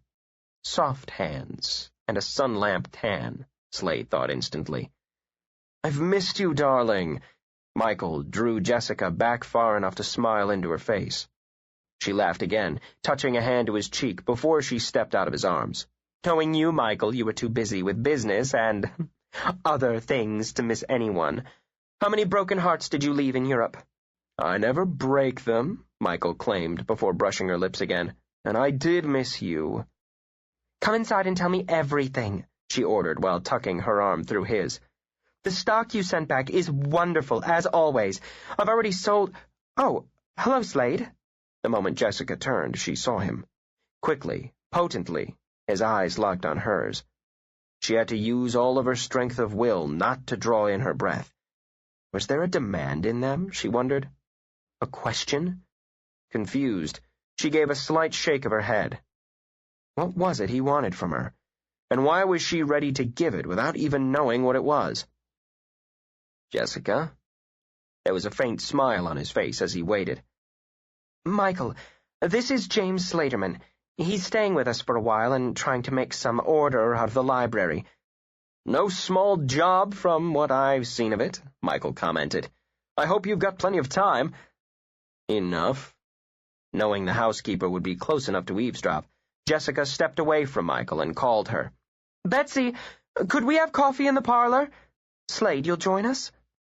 She had expected him to refuse, but he gave her a slow smile. Sure. He didn't have to look at Michael to see the annoyance before they walked into the parlor. Why, Jessica, what's the Queen Anne doing here? Fate, she told him, then laughed as she sat on the sofa. I'd meant to ask you to find one for me. When I saw it on the shipping list, I wondered if you were psychic. After studying it for a moment, he nodded. It certainly suits this room. He sat next to Jessica as Slade settled in an armchair. No problem with the shipments? No, they're already unpacked. As a matter of fact, 3 pieces go out tomorrow. David's been ill this past week. Slade helped me get things in order yesterday. Really? Michael took out a wafer-thin gold case, then offered Slade a cigarette. Refusing with a shake of his head, Slade pulled out his own pack. Do you know antiques, Mr. Slaterman? No. Slade struck a match, watching Michael over the flame. Unless we count the lesson Jessica gave me yesterday. Michael sat back, tossing an arm casually over the back of the sofa. What do you do? His smooth, neat fingers toyed absently with Jessica's hair. Slade took a hard drag on his cigarette. I'm a writer. Fascinating. Would I have read any of your work? He gave Michael a long, steady stare. I wouldn't think so. Slade is working on a novel, Jessica intervened. There were undercurrents that made her uncomfortable. You haven't told me yet what it's about. He caught the look in her eye, recognizing it as a plea for peace. Not yet, he decided. We'll just see what we can stir up. Smuggling, he said flatly. There was a loud clatter of china from the doorway. Damn! David took a firmer grip on the tray, then gave Jessica a sheepish smile. I almost dropped the whole works. David! She sprang up to take the coffee tray from him. You can hardly carry yourself, much less all this. Slade watched him give her a disgruntled look before he flopped into a chair. David was still pale, or had the loss of color come when smuggling had been mentioned, Slade wondered. There was a faint line of sweat on his brow between his mop of hair and his glasses. After setting down the tray, Jessica turned back to him. How do you feel? David scowled at her. Don't fuss. All right. She leaned over until her face was level with his. If I'd known you were going to be such a bad patient, I'd have brought you some crayons and colored paper. Though he gave her hair a hard tug, he grinned. Give me some coffee and shut up. Oh, yes, sir, she said meekly. When she turned, David sent Slade a quick wink. Gotta know how to handle these society types. Hi, Michael. Welcome back. Reaching in his pocket, he found a crumpled pack of cigarettes. As he searched for matches, his eyes lit on the desk. Hey, what's this? One of Michael's finds I've already laid claim to, Jessica told him as she brought him his coffee. You can take care of the paperwork next week. Monday, he said firmly, eyeing the desk. Queen Anne. It's lovely, isn't it? She handed Slade a cup before crossing to it. Opening the lid, she showed off the inside. Slade felt the back of his neck prickle. There was a rise in tension. He felt it, could nearly smell it. Shifting his eyes from Jessica, he studied both men. Michael added cream to his coffee. David found his match. With a half shrug, Slade told himself he was getting jumpy. And wait until you see the rest of the stock, Jessica told David as she came back to the sofa. Michael outdid himself. Slade let the conversation hum around him, answering briefly if he was asked a direct question. She was crazy about the kid, he concluded. It showed in the way she teased, lightly bullied, and catered to him.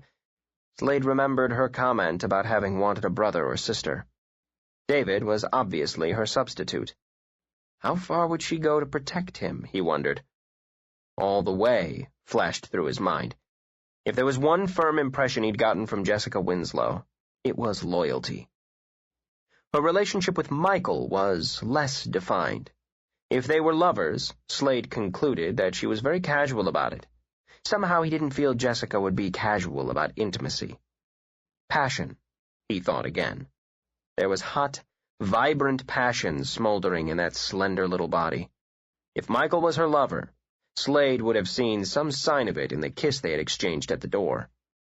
If she had been in his arms, it would have been there, he thought, as his gaze drifted to her mouth. It was soft and unpainted. From 10 feet away, he could all but taste it. Slowly, irresistibly, desire crept into him, and with it an ache, a dull, throbbing ache he'd never felt before. If he could have her even once, the ache would go. Slade could almost convince himself of that.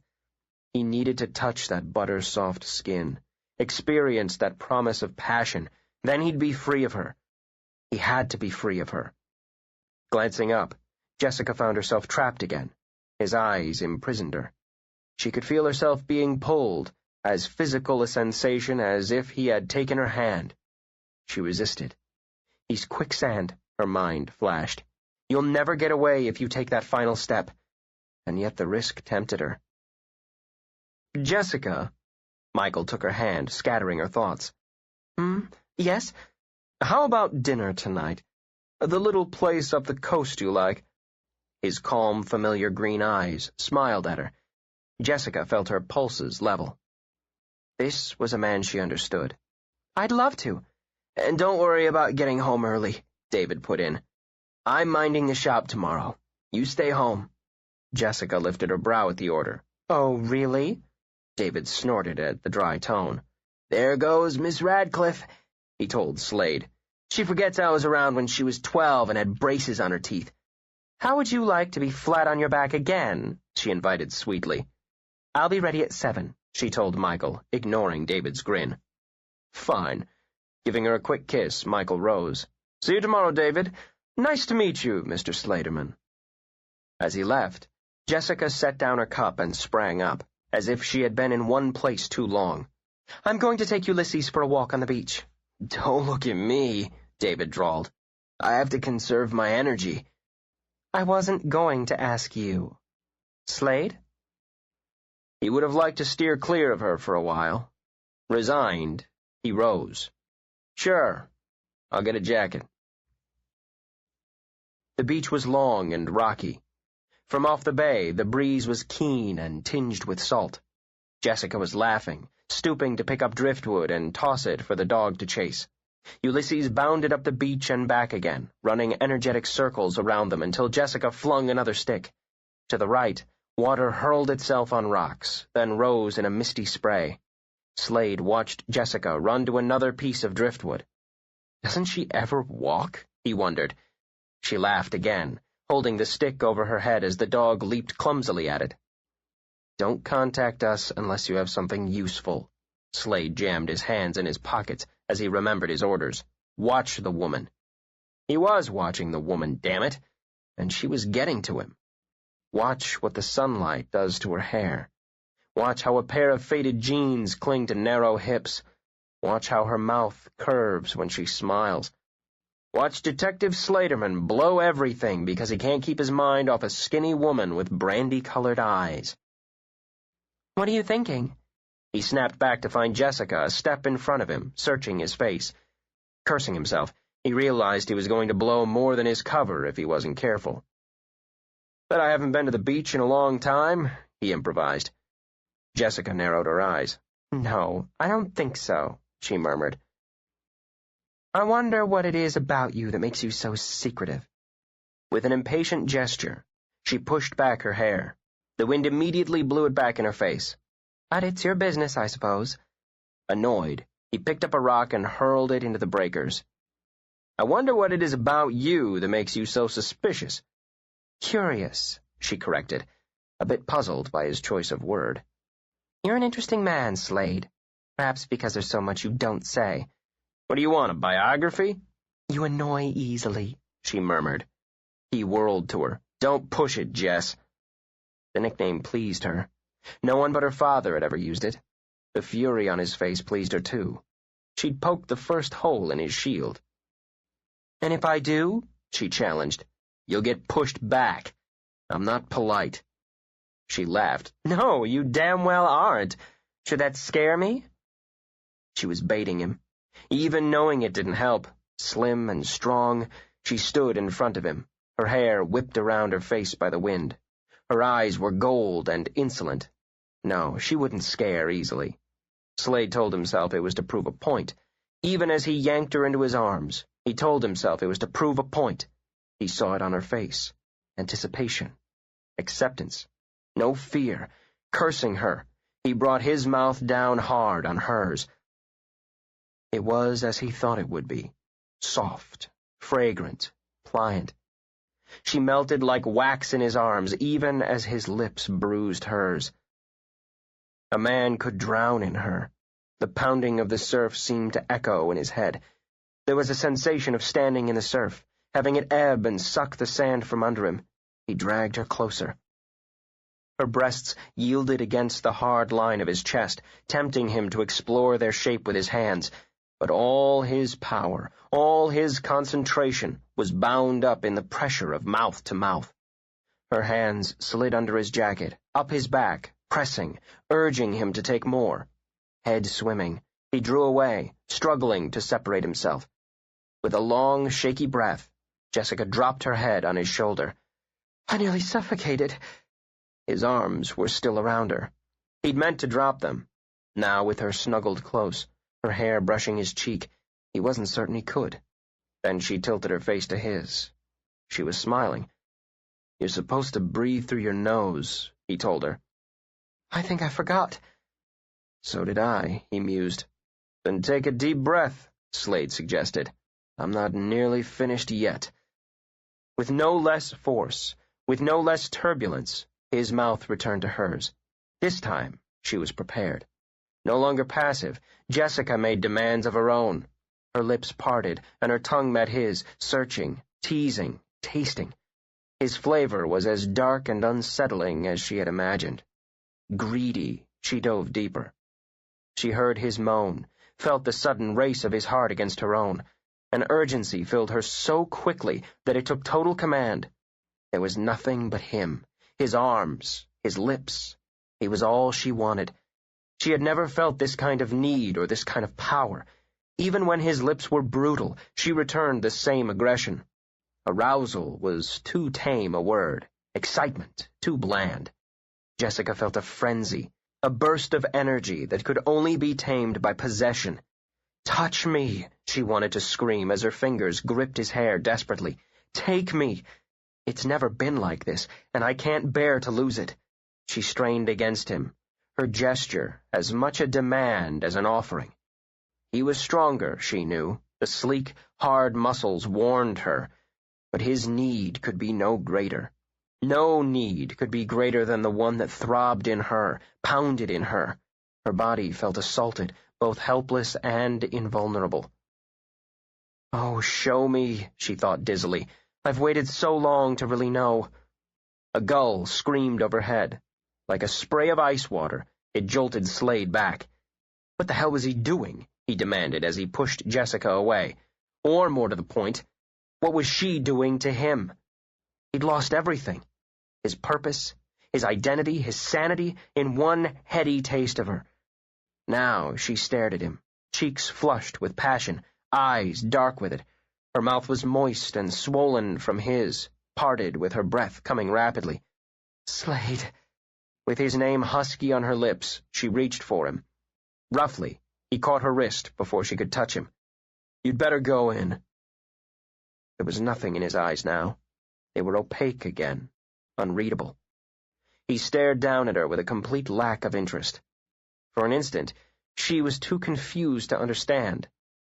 He'd taken her to the edge, to that thin, tenuous border, then had rudely shoved her back as though she hadn't moved him in the least. Shame flooded her face with color. Anger stole in again. "Damn you," she whispered. Turning, she dashed for the beach steps and took them 2 at a time. Jessica dressed with care. There was nothing like the feel of silk against the skin to salve wounded pride.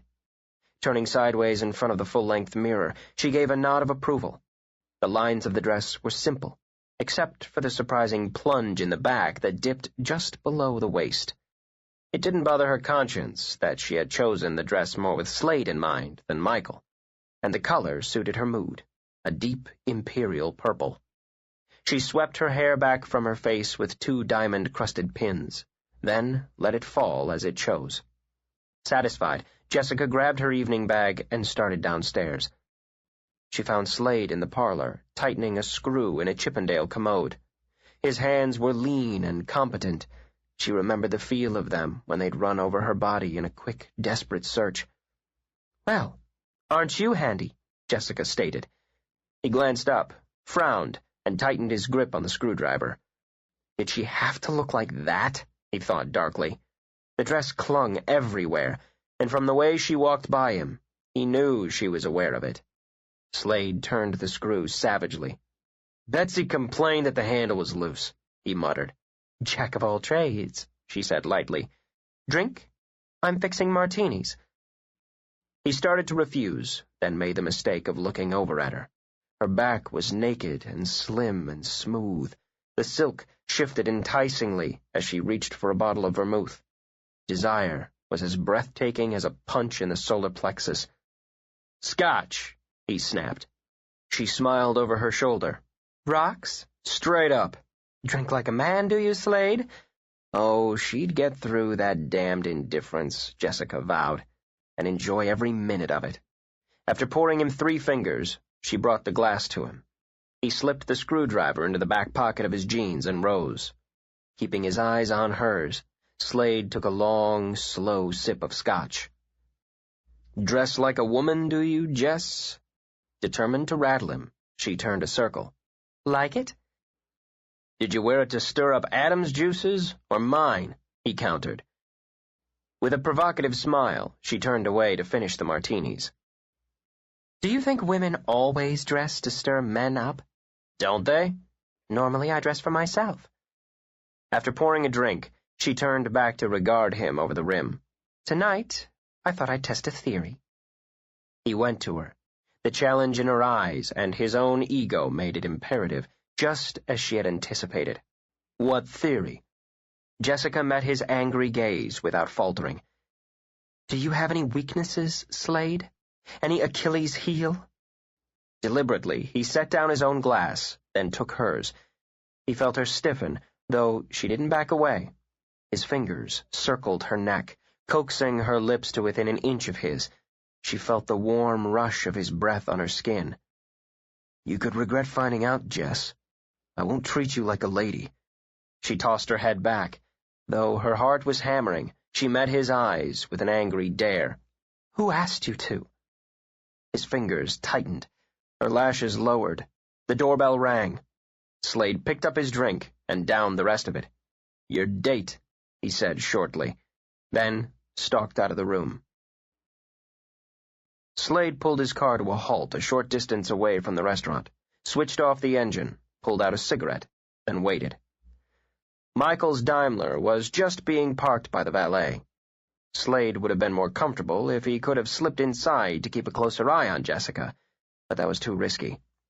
He saw the car pull up behind him. Tension pricked at the back of his neck as the driver climbed out to approach his car.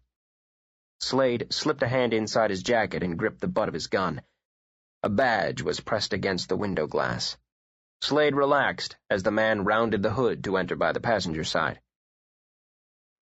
"Slaterman," Agent Brewster gave a quick nod of greeting. "You follow the lady, I follow the man. Commissioner Dodson told you I'd be in touch?" "Yeah." "Greenhart's looking after Rice. Not a lot of action there. The guy's been laid up for more than a week. You've got nothing yet, I take it?" "Nothing." Slade shifted to a more comfortable position. "I spent the day at her shop Saturday. Helped her uncart a new shipment. If there was anything in it, I'd swear she didn't know it. I had my hands all over everything in that place. She's too damn casual to be hiding anything. Maybe." With a weighty sigh, Brewster pulled out a worn black pipe and began to pack it. "If that fancy little shop's the dump site, at least one of 'em's hiding something. Maybe all three. Seems Rice is like baby brother. As for Adams..." Brewster struck a match and sucked on his pipe. Slade said nothing. "Well, the lady's got the justice's name behind her and a lot of political pressure to keep her name clear. But if she's involved, it's going to hit the fan." "She's not," he heard himself say, and flipped his cigarette out the window. "You're in the majority," Brewster commented easily. "Even if she's as pure as a mother's heart, she's in a hell of a spot right now. Pressure's building, Slaterman. The lid's going to blow real soon, and when it does, it's going to get ugly. Winslow might find herself right in the middle. Dodson seems to think you're good enough to keep her out of the way when it goes down." "I'll take care of her," Slade muttered. "I don't like her being alone with Adams in there." "Well, I missed my dinner." Brewster touched his rounded stomach. "I'll just go eat on the taxpayers' money and keep an eye on your lady." "She's not my lady," Slade mumbled. The restaurant was quiet and candlelit. By the table where Jessica sat with Michael was a breathtaking view of the Sound. On the night-black water there was moonlight and the scattered reflection of stars. The murmur of diners was discreet, low tones, soft laughter. The scent of fresh flowers mixed with the aroma of food and candle wax.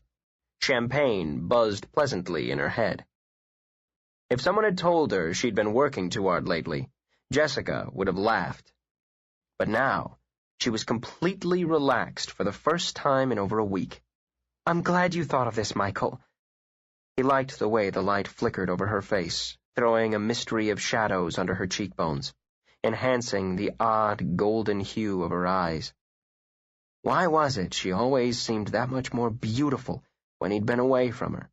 And had he, for a dozen foolish reasons, waited too long? "Jessica," he brought her hand to his lips. "I've missed you." The gesture and the tone of his voice surprised her. "It's good to have you back, Michael." Odd that he'd always been known for his smooth lines and was now unable to think how to proceed. "Jessica, I want you to start coming with me on the buying trips." "Come with you?" Her brow creased. "Why, Michael? You're more than capable of handling that end. I hate to admit it, but you're much better at it than I." "I don't want to be away from you again." Puzzled, Jessica gave a quick laugh as she squeezed his hand. "Michael, don't tell me you were lonely. I know there's nothing you like better than zipping around Europe hunting up treasures.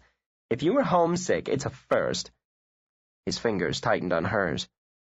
"I wasn't homesick, Jessica. And there was only one thing I was lonely for. I want you to marry me." Surprise was a mild term. Jessica was stunned, and her face was transparent. Marry? She nearly thought she had misunderstood him.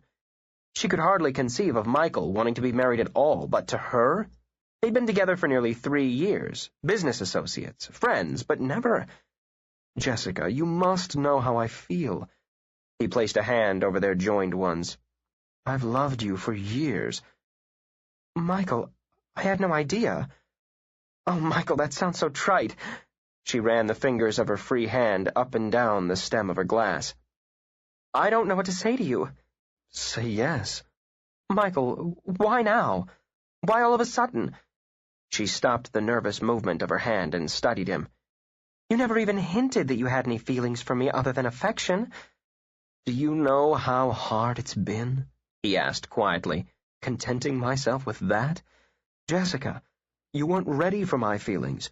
You've been so wrapped up in making a success out of the shop. You needed to make a success of it. And I wanted to build up my own part of it before I asked you. We both needed to be independent." It was true, all that he said. And yet, how was she to suddenly stop seeing him as Michael, her friend, her associate, and see him as Michael, her lover, her husband? I don't know. He squeezed her hand, either in reassurance or frustration. I didn't expect you would so quickly. Will you think about it? Yes, of course I will. And even as she promised, the memory of a violent embrace on a windy beach ran through her mind. In the late hours, the phone rang, but it didn't wake him. He'd been expecting it. You've located my property? He moistened his lips, then dried them again with the back of his hand. Yes, Jessica took the desk home. There's a small problem. I don't like problems. Cold beads of sweat broke out on his forehead. I'll get the diamonds out. It's just that Jessica's always around. There's no way I can take the desk apart and get them while she's in the house. I need some time to convince her to go away for a few days. 24 hours. But that's not... That's all the time you have, or all the time Miss Winslow will have. Sweat coated his lips, and he lifted a trembling hand to wipe it away. Don't do anything to her. I'll get them. For Miss Winslow's sake, be successful. 24 hours, he repeated. If you don't have them by then, she'll be disposed of. I'll retrieve my property myself. No, I'll get them. Don't hurt her. You swore she'd never have to be involved. She involved herself. 24 hours. 4. Jessica had no answers. Alone, she sat on the beach, chin on her knees, and watched the early sun spread streaks of pink above the water. Yards away, Ulysses chased the surf, bounding back to the shore each time it turned on him. He'd given up on the idea of conning Jessica into tossing sticks for him. She'd always liked the beach at sunrise. It helped her think. The screech of gulls, the pound of water against rock, the burgeoning light, always calmed her mind so that an answer could be found. Not this time. It wasn't as if she'd never considered marriage, sharing a home, raising a family, but she'd never had a clear picture of the man. Could it be Michael? She enjoyed being with him, talking to him. They shared interests, but... Oh, there was a but, she thought as she lowered her forehead to her knees. An enormous but. And he loved her. She'd been blind to it. Where was her sensitivity, she wondered, with a surge of guilt and frustration? How could a thing, a business, have been so important that it blocked her vision? Worse, now that she knew, what was she to do about it? Slade came down the beach steps, swearing. How the hell could he keep a rein on a woman who took off before sunrise? Gone walking on the beach, Betsy had told him. Alone on a deserted beach, Slade thought grimly, completely vulnerable to anything and anyone. Did she always have to be moving, doing? Why couldn't she have been the lazy half-wit he'd imagined her to be? Then he spotted her, head down, shoulders slumped. If it hadn't been for the mass of wheat-colored hair, he would have sworn it was another woman. Jessica stood straight, and was always heading somewhere, usually too fast. She didn't curl up in a ball of defeat. Uncomfortable, he thrust his hands in his pockets and walked toward her. She didn't hear him, but sensed the intrusion and the identity of the intruder almost simultaneously. Slowly she straightened, then looked out at the horizon again. "Good morning," she said when he stood beside her. "You're up early." "So are you." "You worked late. I heard your typewriter." "Sorry." "No." A fleeting smile. "I liked it. Is the book going well?" Slade glanced up as a gull soared over their heads, white-breasted and silent. "It moved for a while last night." Something's wrong, he thought. He started to sit beside her, then changed his mind and remained standing. "What is it, Jess?" She didn't answer immediately, but turned her head to study his face. And what would he do, she wondered, if he wanted a woman to marry him? Would he wait patiently, choose the best time, then be satisfied when she asked him to wait for an answer? A ghost of a smile touched her lips. God, no. Have you had many lovers? She asked. What? She didn't pay any attention to his incredulous expression, but turned to stare out at the surf again. I imagine you have, she murmured. You're a very physical man. The clouds skimming over the water were shot through with red and gold. As she spoke, Jessica watched them brighten. I can count mine on 3 fingers, she continued in a tone that was more absent than confidential. The first was in college, a relationship so brief it hardly seemed fair to include it. He sent me carnations and read Shelley out loud. She laughed a little as she settled her chin back on her knees. Later, when I was touring Europe, there was this older man, French, very sophisticated. I felt like a ton of bricks. Then I found out he was married and had 2 children. Shaking her head, Jessica gripped her knees tighter. After that, there was an advertising executive. Oh, he had a way with words. It was right after my father died, and I was groping. He borrowed $10,000 from me and vanished. I haven't been involved with a man since. She brooded out to sea. I didn't want to get stung again, so I've been careful. Maybe too careful. He wasn't overly pleased to hear about the men in her life. Forcing himself to be objective, he listened. When she fell silent, Slade dropped down beside her. For the space of a full minute, there was nothing but the sound of crashing waves and calling gulls. Jess, why are you telling me this? Maybe because I don't know you. Maybe because it seems I've known you for years. A bit shakily, she laughed and dragged her hands through her hair. I don't know. Taking a deep breath, she stared straight ahead. Michael asked me to marry him. It hit him hard, like a stunning blow to the back of the neck that leaves you disoriented just for an instant before unconsciousness. Very deliberately, Slade gathered a handful of sand, then let it sift through his fingers. And I don't know what to do.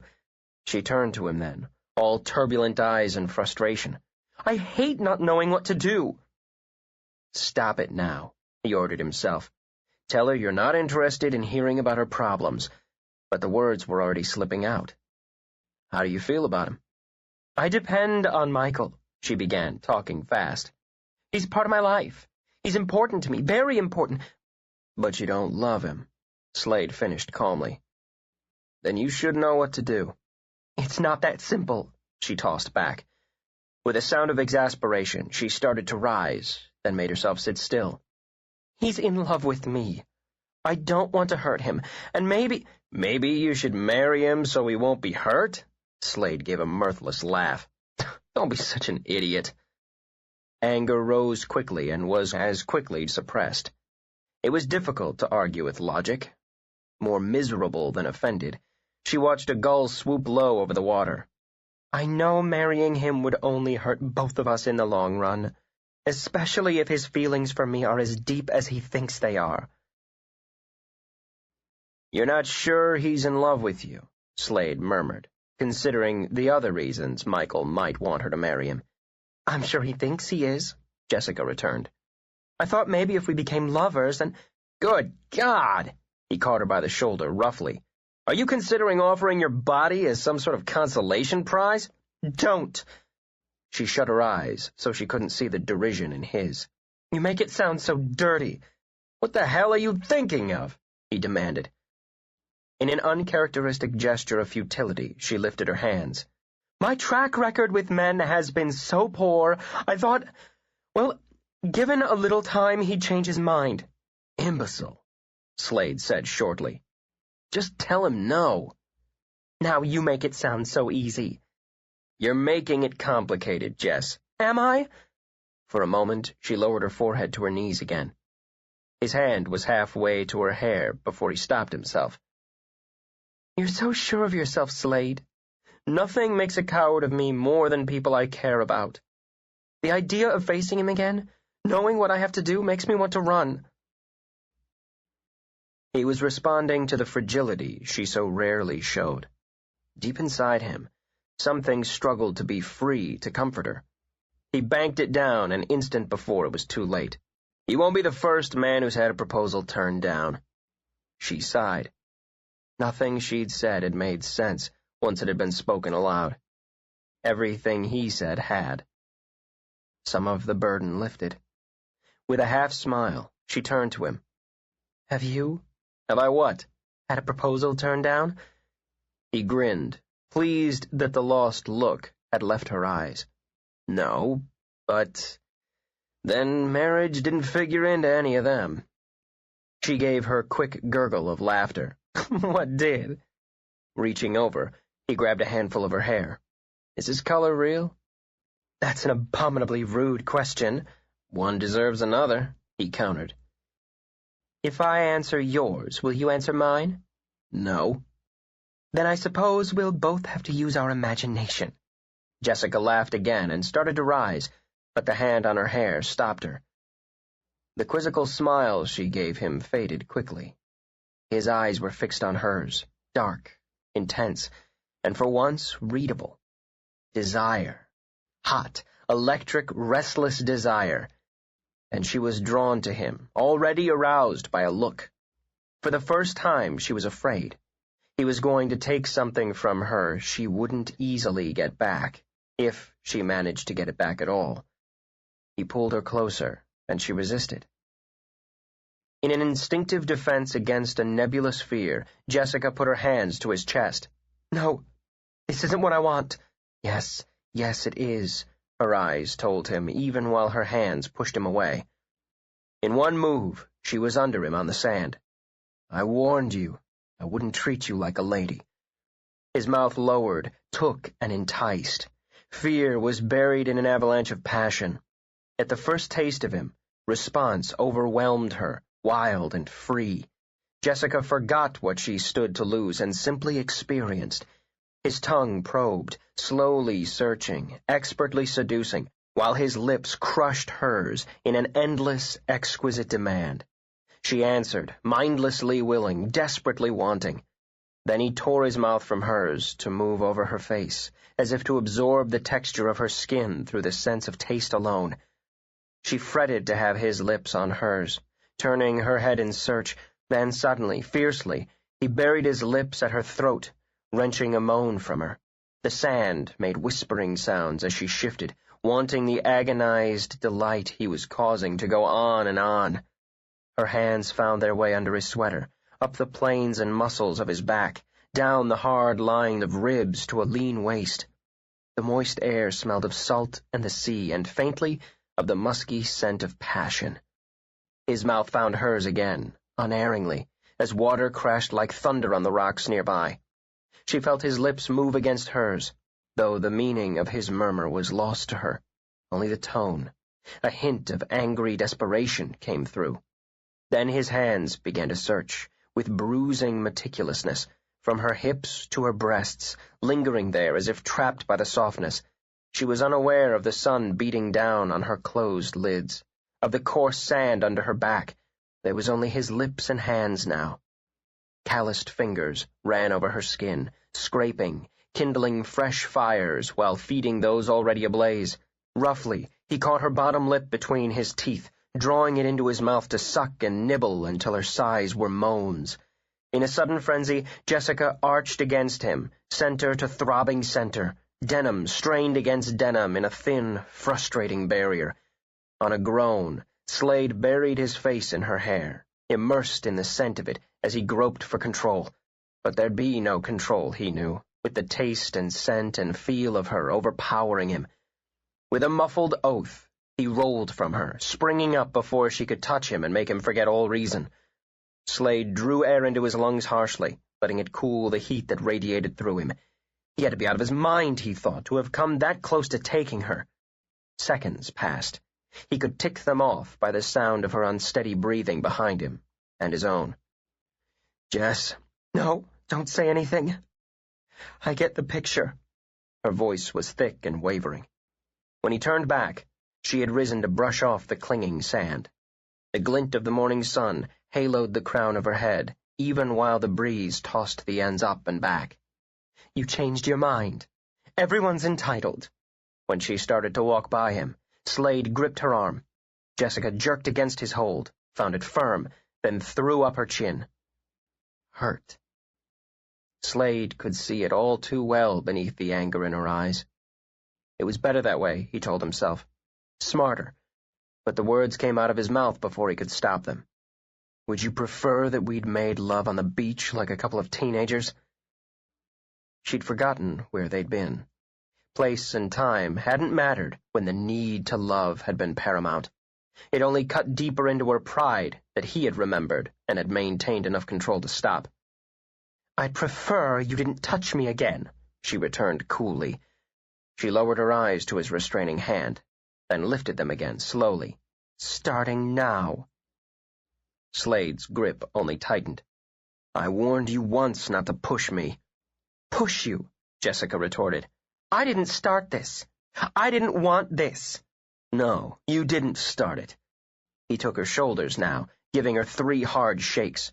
And I didn't want it either, so back off. Her teeth snapped together on the final shake. If hurt had outweighed anger before, now the tide was turned. Enraged, Jessica knocked both of his hands away. Don't you dare shout at me, she yelled, outdoing him in volume. Behind them, water hurled itself against rock, then lifted in a tumultuous spray. And don't intimate that I've thrown myself at you, because I haven't. With her arms pinned, she had to toss her head to free it of blowing hair. Her eyes glinted behind the dancing strands. I'd have you crawling on your hands and knees if I wanted. His eyes became gray slits. Anger mixed with an uncomfortable certainty that she probably could. I don't crawl for any woman, much less some snotty little twit who uses perfume as a weapon. Snotty little... She broke off, sputtering. Twit? She managed after an outraged moment. Why, you simple-minded, egotistical ass! Unable to think of a better defense, she shoved a hand against his chest. I hope you haven't put a woman in that novel of yours, because you know zip. I'm not even wearing any perfume, and I wouldn't need... Breathing hard, Jessica trailed off. What the hell are you grinning at? Your face is pink, he told her. It's cute. Her eyes flashed, golden fury. The intent for violence was clear in the step she took toward him. Lifting his hands aloft, palms out, Slade stepped back. Truce? He wasn't sure when or how, but sometime during her diatribe his anger had simply vanished. He was almost sorry. Fighting with her was nearly as stimulating as kissing her. Nearly. Jessica hesitated. Her temper hadn't run its course, but there was something very appealing about the way he smiled at her. It was friendly and a shade admiring. She had the quick notion that it was the first absolutely sincere smile he'd given her, and it was more important than her anger. Maybe, she said, not willing to be too forgiving too quickly. State your terms. After a moment's consideration, she placed her hands on her hips. Take back the snotty little twit. The gleam of pure humor in his eyes pleased her. For the simple-minded, egotistical ass. Bargaining was her biggest vice. Jessica curled her fingers and contemplated her nails. Just the simple-minded. The rest stands. He hooked his thumbs in the front pockets of his jeans. You're a tough lady. You got it. When he held out his hand, they shook solemnly. One more thing. Since they dealt with the anger, Slade wanted to deal with the hurt. I didn't change my mind. She didn't speak. After a moment, he slipped an arm around her shoulders and began to lead her back toward the beach steps. Without too much effort, he blocked out the nagging voice that told him he was making a mistake. Slade? He glanced down at her as they skirted the small grove at the top of the steps. What? Michael's coming to dinner tonight. Okay, I'll stay out of the way. No, she spoke too quickly, then bit her lip. No, actually, I was wondering if you could... Play chaperone? He finished shortly. Careful, Jess. You're coming close to being a twit again. Refusing to be angry, she stopped in the center of the lawn and turned to him. Slade, everything you said on the beach is true. I'd said the same to myself. But I love Michael, almost the same way I love David. When he only frowned at her, she sighed. What I have to do tonight hurts. I'd just like some moral support. It would be a little easier if you were there during dinner. Afterward, I'll handle it." Reluctant and resigned, Slade let out a long breath. "Just through dinner, and you're going to owe me one." Hours later, Jessica paced the parlor. Her heels clicked on the hardwood floor, fell silent over the Persian carpet, then clicked again. She was grateful that David had a date. It would have been impossible to have hidden her mood from him, and just as impossible to have confided in him. The business relationship was bound to be strained now between her and Michael. Jessica didn't want to add more problems. Perhaps Michael would even decide to resign. She hated the thought of it. Oh, it would always be possible to replace a buyer, she thought. But they'd been so close, such a good team. Shutting her eyes, she cursed herself. She couldn't help thinking of Michael in conjunction with the shop. It had always been that way. Maybe if they had known each other before the partnership, like she and David, her feelings would be different. Jessica clasped her hands together again. No, there simply wasn't that spark. If there had been, the shop would never have interfered. She'd felt the spark once or twice in her life, that quick jolt that says maybe, just maybe. There'd been no spark with Slade, she mused. There'd been an eruption. Annoyed, Jessica shook her head. She shouldn't be thinking of Slade now, or of the 2 turbulent times she'd been in his arms. It was only right that she concentrate on Michael, on how to say no without hurting him. Before coming into the room, Slade stopped to watch her. Always moving, he thought, but this time there were nerves beneath the energy. She was wearing a very simple, very sophisticated black dress, with her hair caught in a braid over one shoulder. Looking at her, Slade had a moment's sympathy for Michael. It wouldn't be easy to love a woman like that and lose. Unless Michael was a total fool, one glance at her face was going to give him her answer. She'd never have to open her mouth. "He's going to survive, Jess." When she whirled, Slade strode over to the liquor cabinet. "There are the women, you know." He was deliberately offhand, deliberately cynical, knowing what her reaction would be. Even with his back to her, he thought he could feel the sudden blaze of heat from her eyes. "I hope you fall hard one day, Slade," Jessica retorted. "And I hope she thumbs her nose at you." He poured himself a scotch. "Not a chance," he said lightly. "Want a drink?" "I'll have some of that." She walked over and snatched the glass from his hand, then took a long sip. "Dutch courage?" he asked when she swallowed, controlling a grimace. She gave him a narrow look while the liquor burned her throat. "You're being purposely horrid." "Yeah? Don't you feel better?" With a helpless laugh, she shoved the glass back in his hand. "You're a hard man, Slade. You're a beautiful woman, Jessica." The quiet words threw her completely off balance. She'd heard them dozens of times from dozens of people, but they hadn't made the blood hum under her skin. But then compliments wouldn't roll easily off the tongue of a man like Slade, she thought, and somehow she felt he wasn't only speaking of physical beauty. No, he was a man who'd look beyond what could be seen and into what could only be felt. Their eyes held, a moment too long for comfort. It occurred to her that she was closer to losing something vital to him now than she had been on the beach that morning. "You must be a very good writer," she murmured as she stepped away to pour a glass of vermouth. "Why?" "You're very frugal with words, and your timing with them is uncanny."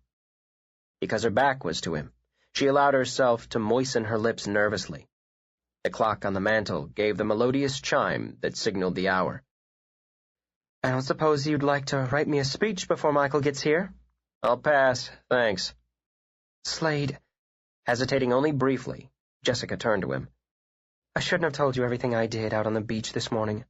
It really isn't fair to Michael for you to know, and it isn't fair to you that I dropped my life's history on you that way. You're an easy person to confide in because you listen a bit too well." "Part of my job," he muttered, and thought of the endless stream of interviews with suspects, witnesses, victims.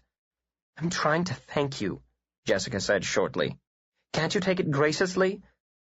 "Don't be grateful until I've done something," he tossed back. "I'd choke before I'd thank you again." She dumped a splat of vermouth in her glass as the doorbell rang. Neither man was pleased to be sharing a meal with the other, but they made the best of it.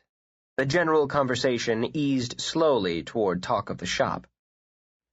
"I'm glad you went by for a few hours, Michael." Jessica poked at the shrimp Dijon rather than eating it. "I don't think David's really up to a full day's work yet." "He's seemed well enough, and Mondays are usually slow in any case." He swirled his wine, giving his dinner little more attention than Jessica. "You worry too much, darling." "You weren't here last week." She shredded a roll into tiny pieces. Saying nothing, Slade passed her the butter. Glancing down, Jessica saw the mess she'd made and picked up her wine. "He was well enough today to sell the Connecticut chest to Mrs. Donegan," Michael commented after noting the exchange. "David made a sale to Mrs. Donegan?" Initial surprise turned to humor. "You have to know the lady, Slade. She's a dyed-in-the-wool Yankee who can stretch a dollar like a piece of elastic. Michael sells to her. On a rare occasion, I do, but David—" Trailing off, she smiled. "How did he manage it?" "By being very reluctant to part with it. When I came in, he was nudging her toward the pecan hope chest, telling her he'd all but promised the other to another customer." She gave a quick spurt of laughter. "Well, it looks like our boy's learning. I'm going to have to give in and let him go to Europe with you next time." Briefly, Michael frowned down at his plate, then very deliberately stabbed a shrimp. "If that's what you want." Her distress was immediate. Before Jessica could fumble for a new line of conversation, Slade intervened by asking what a Connecticut chest was. She threw him a swift glance of appreciation and let Michael take over. "Why did I say that?" she demanded of herself. "How could I be insensitive enough to forget that he'd asked me to go to Europe with him the next time?" On an inward sigh, Jessica toyed with her dinner. "I'm not going to handle this well," she thought. "I'm simply not going to handle it well at all." How different they are, it occurred to her all at once as she watched the two men talk casually. Michael, with his smooth gestures, was well-groomed in voice and manner, sleekly dressed. Jessica reflected that she'd never seen him in anything more casual than a polo shirt and golf pants. He was all civilized charm and sophisticated sexuality. Slade rarely gestured at all. It was as if he knew that body language could give his thoughts away. No, he had a strange capacity for stillness. And she wouldn't term him rugged, though he favored jeans and sweaters. Not charming, but disarming, she decided. And his sexuality was anything but sophisticated. Animal. Slade asked questions on antiques when he couldn't have cared less. This would give Jessica a few moments to regain the composure she had so nearly lost. It might also give him the opportunity to form a more concrete opinion of Michael. He seemed harmless enough, Slade reflected. A pretty boy with enough brains to make it his profession. Or enough brains to be one of the rungs on the smuggling ladder. Not the top one, Slade thought instinctively. Not enough guts. He was the type of man Slade might have matched Jessica with. Polished, intelligent, and he was good-looking enough, if you like that type. Apparently Jessica didn't. They hadn't been lovers. Slade pondered this as he listened to Michael. What sort of man, he wondered, could be around that woman day after day and not make love to her, or go mad? Michael had managed to keep himself in check for nearly 3 years. Slade calculated that he hadn't been able to do so for as many days. Michael Adams was either madly in love with her or more clever than he looked. Catching the way Michael's eyes would drift to her occasionally, Slade felt a stir of sympathy. Madly in love or not, he wasn't indifferent. Michael took another sip of wine and tried to continue a conversation he was beginning to detest. He knew Jessica. Oh, yes, he thought fatalistically. He knew Jessica. He'd seen her answer in her eyes. The one woman who mattered to him was never going to be his. All three of them were relieved when Betsy brought in the coffee tray. "Miss Jessica, if you don't start eating more than that, Cook's going to quit again." "If she didn't quit once a month, she'd throw the entire household off schedule," Jessica said lightly. Food was something she could do without until after she had settled things with Michael. "I'll just take a cup to the library. Slade was up and pouring his own before Betsy could object. "I've got some things to finish up tonight." "Fine." Jessica took care not to look at him. "Let's have ours in the parlor, Michael." No, Betsy, I'll carry it," she continued as the housekeeper started to mutter. Slade disappeared before she could lift the tray. "Help yourself to the brandy," she told Michael as they entered the parlor. "I'll just have the coffee." He poured a generous amount, placing the crystal stopper back in the decanter before turning. Betsy had lit the fire while they were eating. It crackled with a cheer neither Jessica nor Michael were feeling. Remaining across the room, he watched her pour coffee from the china pot into china cups.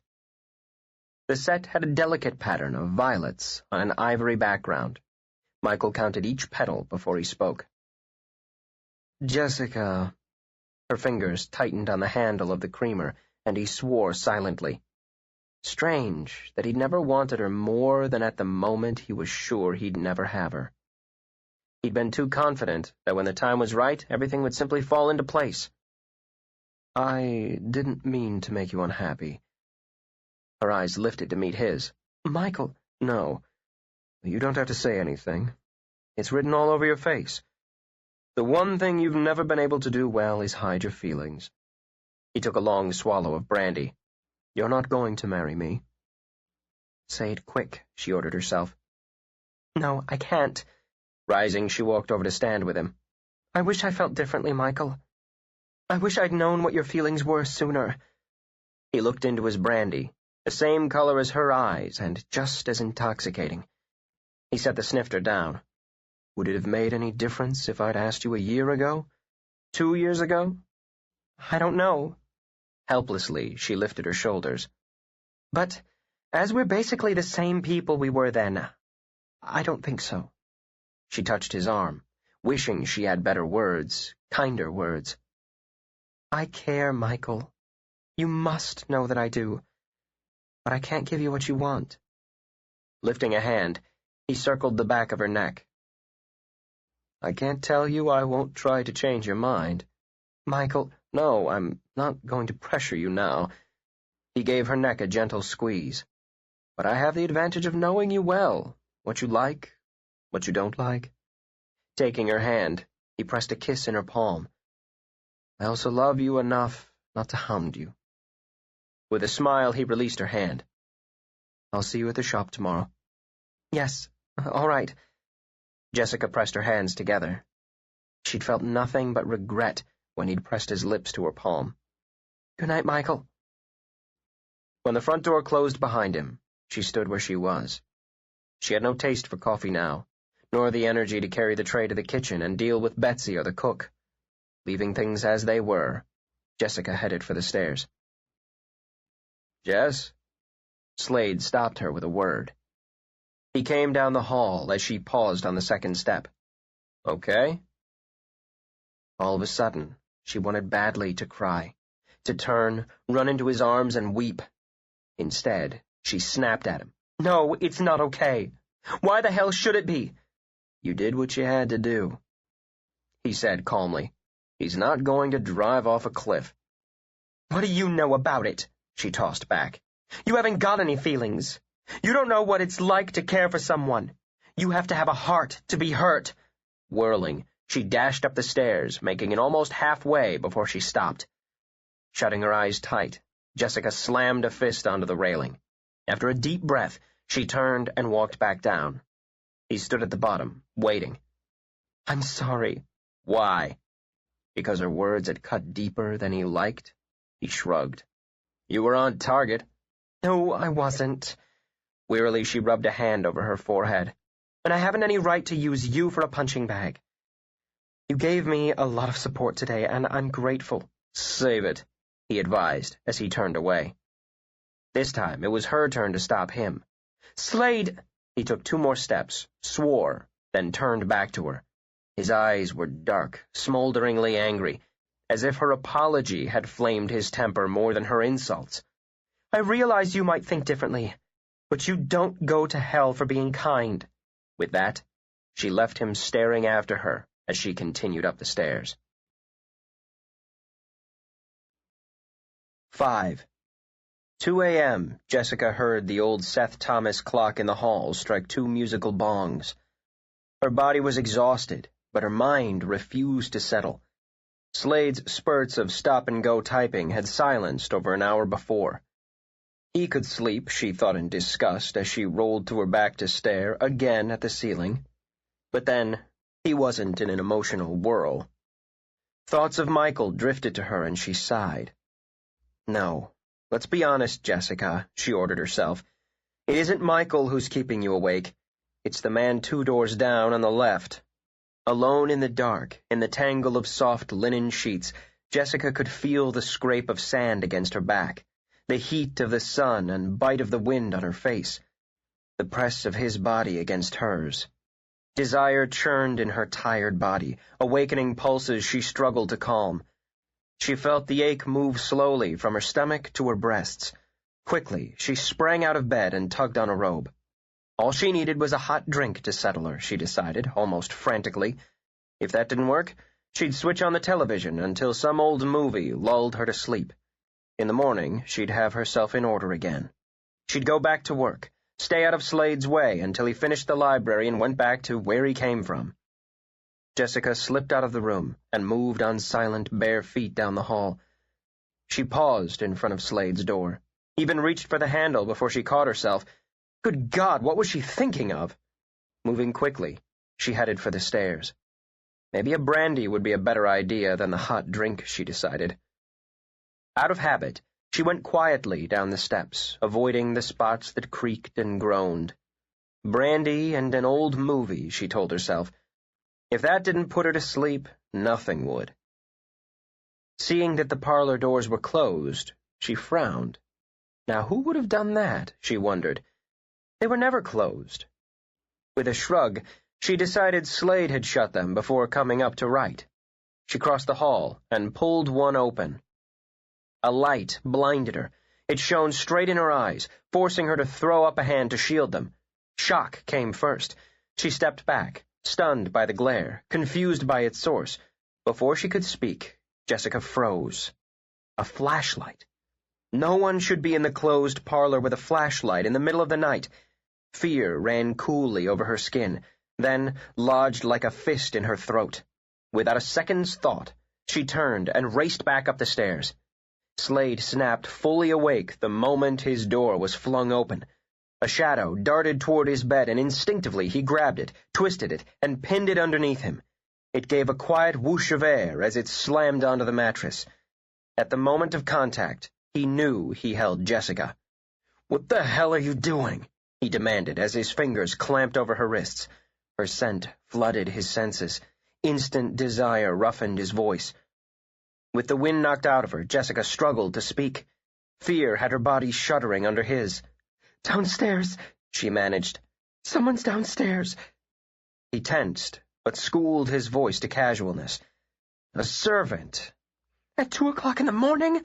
she hissed as anger began to take over. It suddenly seeped into her that he was naked, and that her robe had parted when he had yanked her into bed. Swallowing, she struggled beneath him.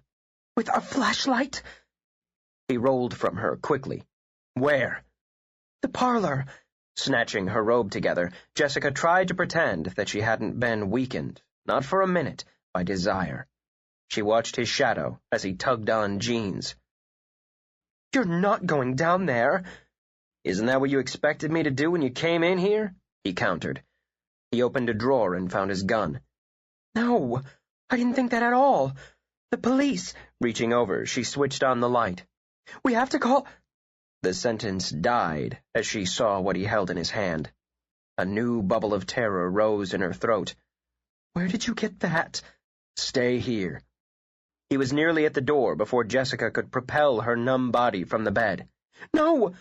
You can't go down there with a gun! Slade, how—" He stopped her with a hard, bruising grip on her shoulder. When they fixed on her, his eyes were ice-cold and expressionless. "Stay put," he ordered, then closed the door firmly in her face. Too shocked to do otherwise, Jessica stared at the blank wood. What in God's name was going on? She demanded as she pressed her hands to her cheeks. It was crazy. Someone sneaking around the parlor in the middle of the night, Slade handling a big, ugly gun as if he'd been born with it in his hand. Nerves jumping, she began to pace the room. It was too quiet, she thought, as her fingers laced and unlaced. Just too quiet.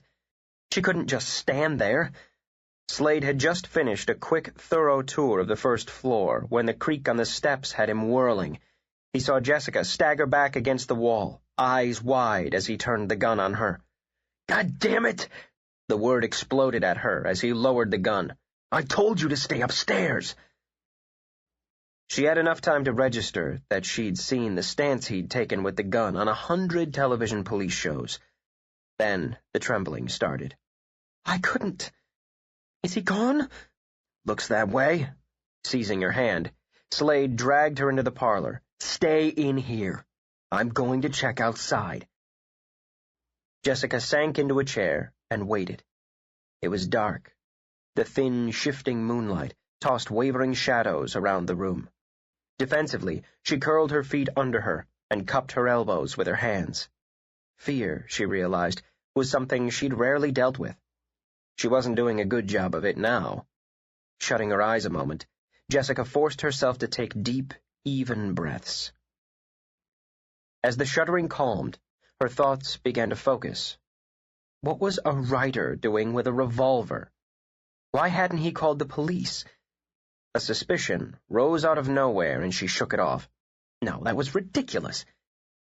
Wasn't it? When Slade returned to the parlor 10 minutes later, she hadn't moved from the chair.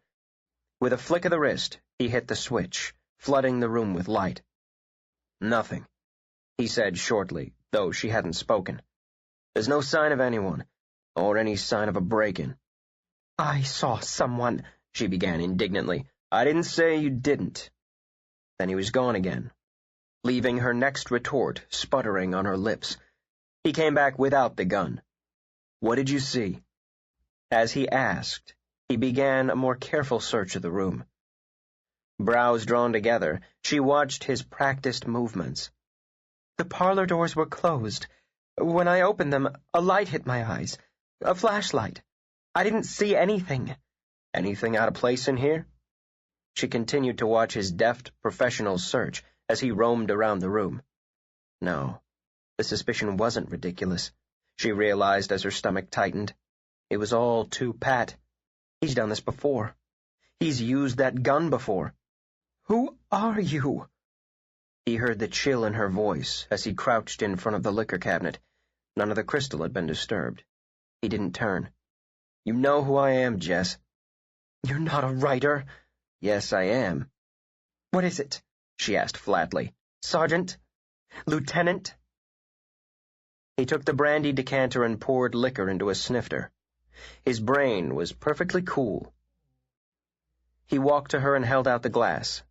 "Sergeant, drink this." Her eyes stayed level on his. "Go to hell." With a shrug, Slade set the snifter beside her. A deadly calm washed over her, dulling the sting of betrayal. "I want you out of my house. But before you leave," Jessica said quietly, "I want you to tell me why you came. Uncle Charlie did send you, didn't he? Orders from the commissioner?" The last sentence was full of carefully calculated disgust. Slade said nothing, debating just how much he'd have to tell her to satisfy her. She was pale, but not with fear now. She was spitting mad. "Fine." Keeping her eyes on his, she rose. "Then I'll call your commissioner myself. You can pack your typewriter and your gun, Sergeant." She was going to have it all, he decided, and wished fleetingly for a cigarette. "Sit down, Jess." When she made no move to obey, he gave her a helpful shove back into the chair. "Just shut up and listen," he suggested as she opened her mouth to yell at him. "Your shop's suspected in connection with a major smuggling operation. It's believed that stolen goods are hidden in some of your imports, then transferred to a contact on this side, probably through the sale of the whole article." She wasn't attempting to speak now, but simply staring at him as if he'd lost his mind. Interpol wants the head man rather than the few underlings already under observation. He's managed to slip away from them before, They don't want it to happen again. You, your shop, the people who work for you, are under observation until he's in custody or the investigation leads elsewhere. In the meantime, the commissioner wants you safe." "I don't believe a word of it." But her voice shook. Slade thrust his hands in his pockets. "My information as well as my orders come from the commissioner." "It's ridiculous." Her voice was stronger now, touched with scorn. "Do you think something like that could go on in my shop without my knowing about it?" Even as she reached for the brandy, she caught the look in his eyes. Jessica's hand froze on the glass, then dropped away. "I see," she said quietly. The pain was dull in her stomach. Briefly, she pressed a hand to it before linking her fingers together. "Did you bring your handcuffs along, Sergeant?" "Cut it out, Jess." Because he couldn't handle the way she looked at him, Slade turned to prowl the room. "I said the commissioner wanted you protected." "Was it part of your job to attract me enough so that I might be indiscreet?" When he whirled back, she sprang to her feet to meet his fury with her own. "Is making love to me all in a day's work?" "I haven't begun to make love to you." Infuriated, he grabbed the lapels of her robe, nearly hauling her off her feet. "And I wouldn't have taken the damn assignment if I'd known you were going to tie me up in knots every time I looked at you. The Bureau thinks you're clean. Don't you understand that only puts you in a more dangerous position?" "How can I understand anything when I'm not told anything?" she tossed back. "What kind of danger could I possibly be in?" "This isn't a game, Jess." Frustrated, he shook her. "An agent was killed in London last week. He was close, too close, to finding out who's pulling the strings. His last report mentioned $250,000 worth of diamonds." "What does that have to do with me?" Jessica jerked away from him. "If they think there are diamonds stashed away in one of my imports, let them come in. They can take the furniture apart piece by piece." "And tip off the #1 man," Slade returned. "How do you know I'm not in charge?" A raging headache was added to the sickness in her stomach. Wearily, Jessica rubbed at her temple. "I run the shop." He watched her slender fingers knead at the ache. "Not alone." All movement stopped. Very slowly, Jessica lowered her hand. "David and Michael?" she whispered. Incredulity gave way to anger. "No, I won't have you accusing them." "No one's accusing anyone yet." "No, you're here to spy on us." "I don't like it any better than you." "Then why are you here?" The deliberate scorn in her tone made him want to strangle her. He spoke slowly, brutally. Because the commissioner didn't want his goddaughter to end up with her beautiful throat slit. Her color drained at that, but she kept her eyes level. "Who would hurt me? David? Michael? Even you must see how absurd that is." "You'd be surprised what people do to survive," he said tersely. "In any case, there are other people involved. The kind who wouldn't think of you as any more than an expendable obstacle." She didn't want to think about that. Couldn't, if she wanted to stop herself from having a bout of hysteria. Be practical, she ordered herself. Be logical. This time, she lifted the brandy and drank deeply before speaking. "If you're with the NYPD, you have no jurisdiction here." "The commissioner has a lot of clout." The hint of color that seeped back into her cheeks relieved him. She was tougher than she looked. "In any case, I'm not here about the smuggling. Not officially." "Why are you here, officially?" "To keep you out of trouble." "Uncle Charlie should have told me." Slade lifted his shoulders in a half shrug as he looked around the room. "Yeah, maybe. There's no way of telling if he was after something in here or slipping through this room to another. Not with the way this house is set up." With a frown, he ran a hand absently over his bare chest. "Do you see anything out of place in here?" Jessica followed the sweep of his eyes. "No. I don't think he could have been around very long. You didn't stop typing until 1. Wouldn't it make sense for him to wait until all the lights were out before he broke in?" He started to remind her that no one had broken in, then changed his mind. If it helped her to believe it had been a stranger, she might sleep better. He thought of David, who had a room on the east wing of the first floor. "I've got a call in my report. Go on to bed." "No. Unwilling to admit that she couldn't bring herself to go upstairs alone, Jessica lifted the brandy again. "I'll wait." She sat as he went out to the phone in the hall. Purposely, she tuned out his conversation, though it was carried on in such quiet tones that she would have had to strain to hear. Her shop, she thought. How was it possible for her shop to be tangled up in something as fantastic as international smuggling? If it hadn't been so frightening, she would have laughed.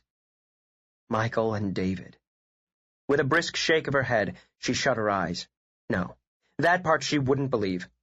There was a mistake somewhere, and in time the police or the FBI or whoever was haunting her would realize it. A burglar had been in the parlor. It was as simple as that. Hadn't Betsy grumbled a dozen times about her not using the alarm system? The image of Slade with the gun in his hand came back to her too clearly. That was something she couldn't shut out. When he came back into the room, Jessica was sitting very still, eyes closed. There were shadows under them. What he'd just learned on the phone wasn't going to make them go away, but perhaps a good night's sleep would.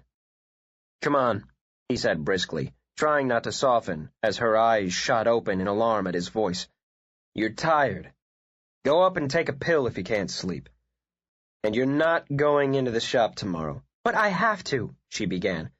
"You have to do as you're told from here on," he corrected. "You'll be safer here where I can keep an eye on you.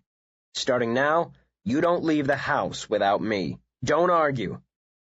Taking her hand, he hauled her to her feet. "You haven't got any choice at this point. You have to trust me." She did. Jessica realized as he pulled her up the steps that if everything else was a maze of confusion, that was clear. That very quick first impression she'd gotten when she'd all but run into him at the bottom of the staircase had been viable. With him, she was safe. "I don't like knowing you're a cop," she murmured. "Yeah, I'm not always crazy about it myself. Go to bed, Jess." He dropped her arm as they came to her door. Before he could move on, Jessica grabbed his hand. "Slade?" She hated what she was going to ask. Hated admitting to herself, much less to him, that she was terrified of being alone. She looked away from the impatience in his eyes and glanced into her darkened room. "Could you stay?" "I told you. I've got my orders from the commissioner." "No, I don't mean—" She moistened her lips. "I mean with me. Tonight." She looked up at him, pale, soft, vulnerable. He felt the blood start to pound in his chest. In defense, his voice was blunt and cold. "When I go to bed with a woman, I tend to give her my complete attention. I haven't got time for that now." She felt a flutter that was both panic and excitement. "I'm not asking you to make love with me. Just not to leave me alone." He allowed his eyes to rake down her. Warm flesh, soft curves, and ice-blue silk. "Do you think I'd spend the night with you and not have you?" "No." The answer came quick and quiet. The flutter became a throb. In a quick move calculated to frighten her, Slade backed her up against the door. "You haven't the experience to deal with me, lady." Not quite gently, his hand closed over her throat. Beneath his palm, he felt the wild scramble of her pulse, but her eyes were tawny and unafraid. He wanted her with a desperation that threatened to drive everything else aside. "I'm not one of your polite country club men, Jess," he told her in a dangerously quiet voice. "You don't know the places I've been, the things I've done. I could show you tricks that would make your French lover look like a Boy Scout. If I decided I want you, you couldn't run fast enough." She could barely hear him over the dull thud of her heart. Her eyes had misted over with desire. "Which of us is running, Slade?" Her arms were already heavy, but she lifted them. In one long, slow stroke, she ran her hands up his naked back. He stiffened. The fingers on her throat tightened swiftly. She pressed her body to his. "Damn you, Jess!" On a groan, his mouth came down to savage hers. Her senses whirled from the onslaught, but she clung. This was what she wanted. the mindless passion he could bring her on the instant of contact. The kiss wasn't lover-like. It wasn't the worshipful merging of lips, the gentle teasing of tongues. It was madness. Jessica abdicated her sanity without a second thought. Let him teach her what he would. He ripped the robe from her where they stood, then gave in to the driving need to let his hands mold every inch of her.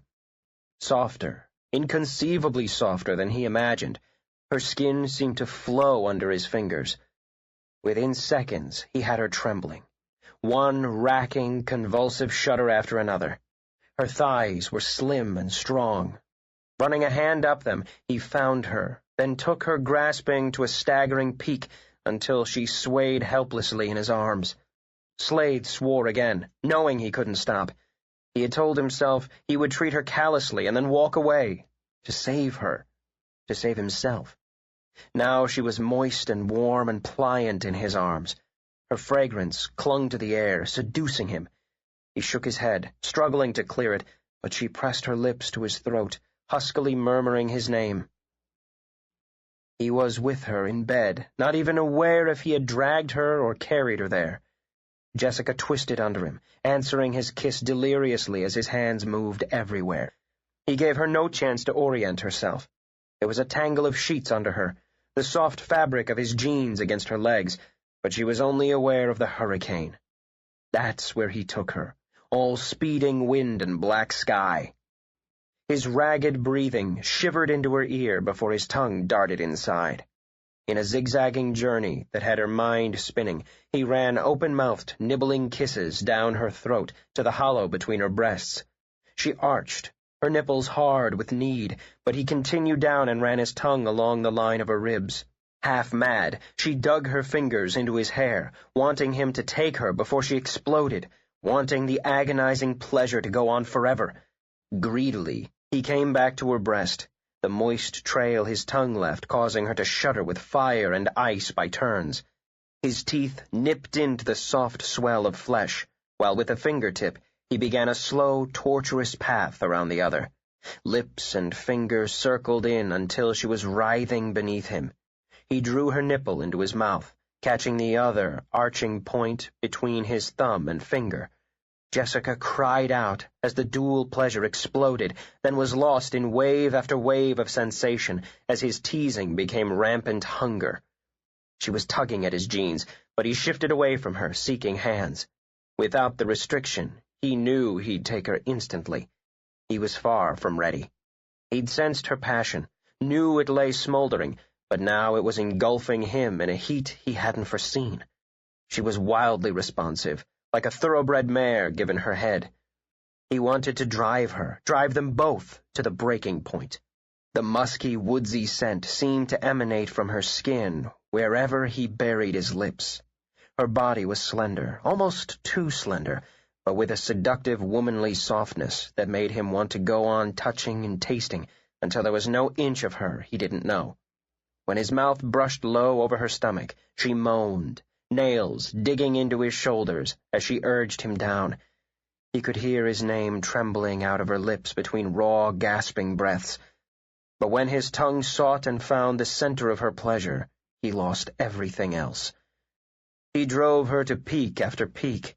Exhausted, Jessica hungered for more.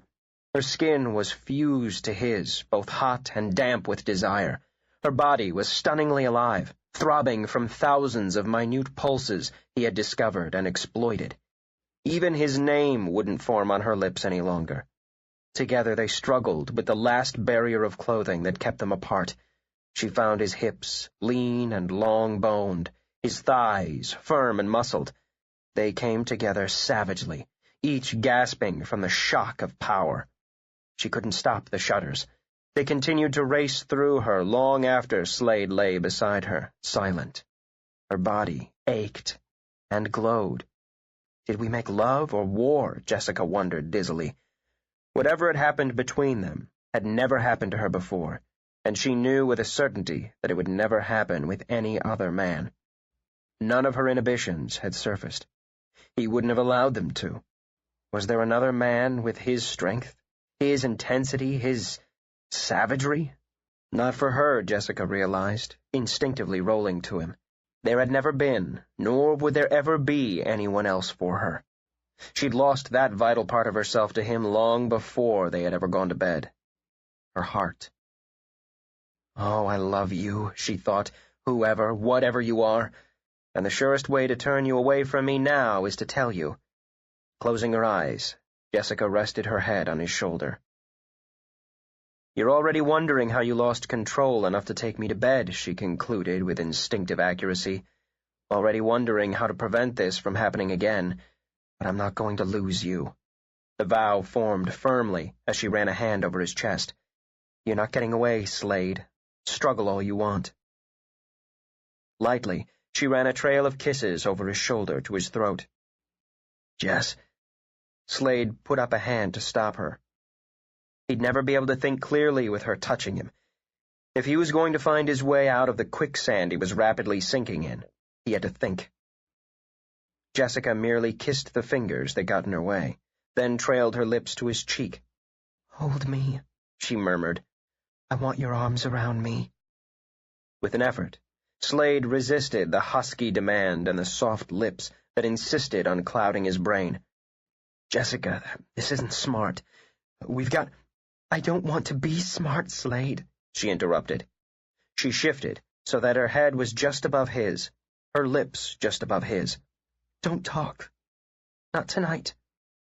When her fingers ran down his side, she had the satisfaction of feeling his quick, involuntary tremor. I want you. Her tongue traced his lips. She felt the sudden thunder of his heart against her breast. You want me. That's all there is tonight. In the darkness, he could see the pale clouds of hair, the moonlit skin shadowed by the slash of cheekbone. He saw the amber fire of her eyes before her mouth took his and captured him. 6.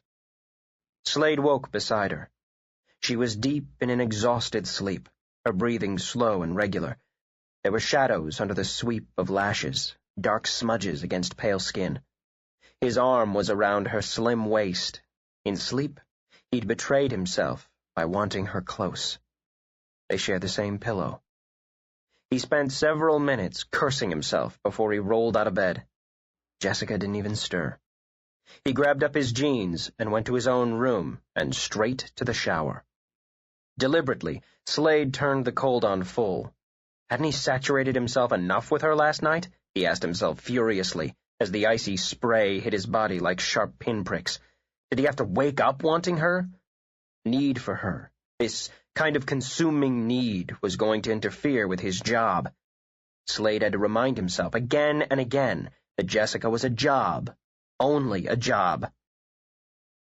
And in the brief phone conversation the night before, he had been told enough to make him realize that her position had become only more delicate.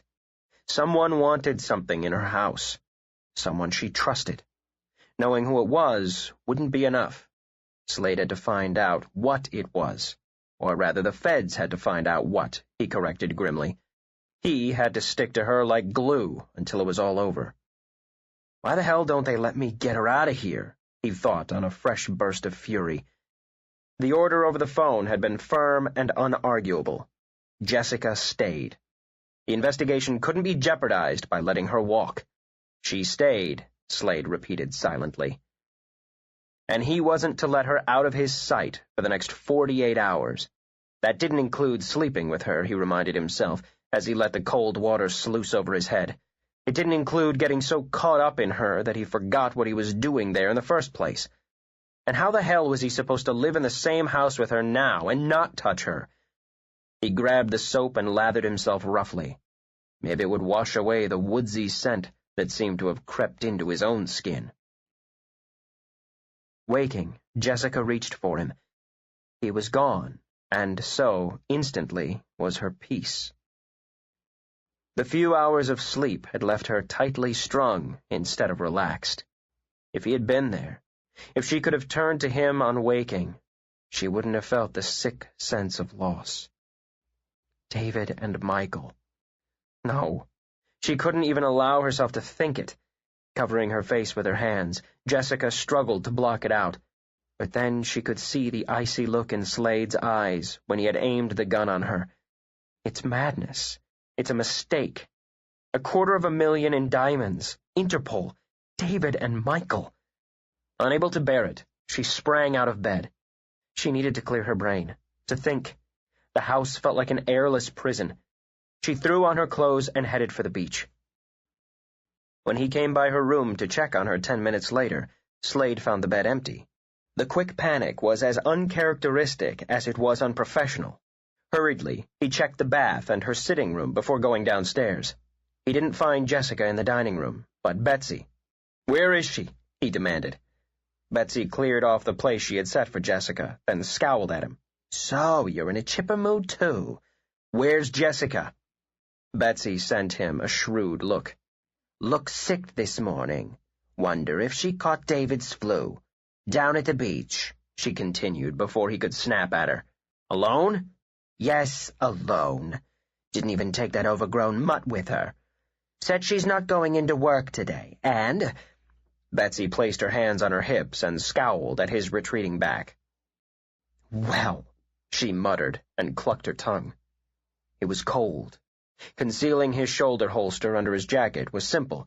By the time Slade had reached the beach steps, he'd nearly run out of curses. Hadn't anything he'd said to her the night before gotten through? He spotted her standing near the breakers and tore down the steps and across the sand. Jessica heard his approach and turned. Whatever she might have said slipped back down her throat as he grabbed her by the shoulders and shook her. "You idiot! What are you doing down here alone? Don't you know the position you're in?" Her hand swung out, connecting sharply with his cheek. The slap stunned both of them, causing angry eyes to meet angry eyes in quick surprise. His grip loosened enough for Jessica to step back. "Don't you shout at me," she ordered, automatically soothing the flesh his hands had bruised. "I don't have to take that from anyone." "You'll take it from me," he said evenly. "I'll give you that one, Jess, but remember, I hit back." "What are you doing out here?" "I'm taking a walk," she snapped.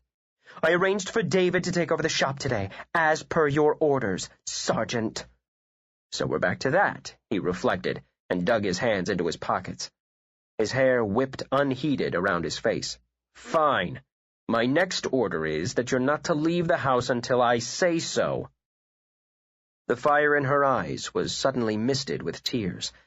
Hugging herself, she spun away from him. She'd show him anger. She'd show him passion. But she refused to show him weakness.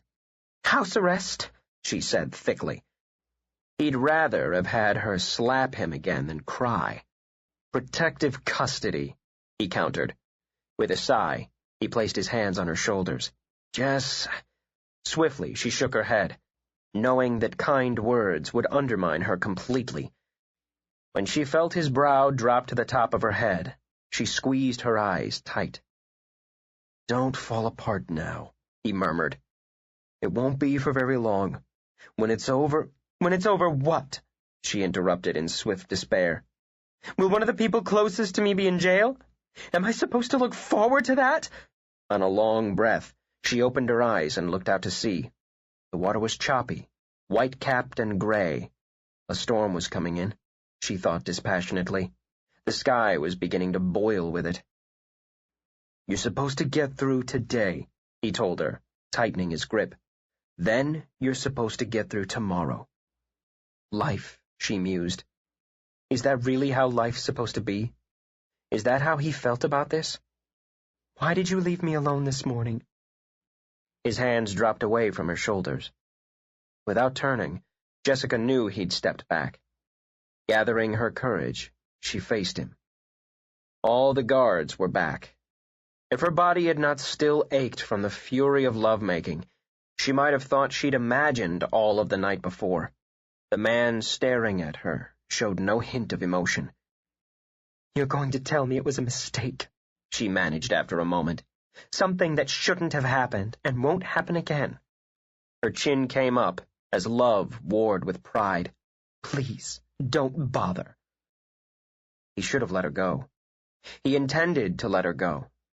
Before he could stop himself, Slade took her arm, carefully wrapping his fingers around it, as if measuring its size and strength. "I'm going to tell you it was a mistake," he said slowly. "Something that shouldn't have happened. But I can't tell you it won't happen again. I can't be near you and not want you." The man shifted his position in the cover of trees.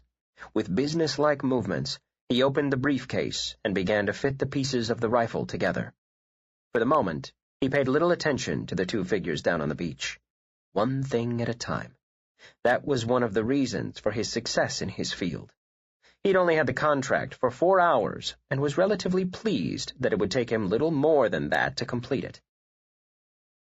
After snapping on the sight, he pulled out a handkerchief. The brisk wind wasn't doing his head cold any good, but then $10,000 bought a lot of antihistamines. After sneezing softly, he replaced his handkerchief, then drew a bead on the figures on the beach. Jessica felt some of her strength returning. "Why was it a mistake, then?" Slade let out an impatient breath. "Because I'm a cop from the Lower East Side who's seen things I could never tell you about.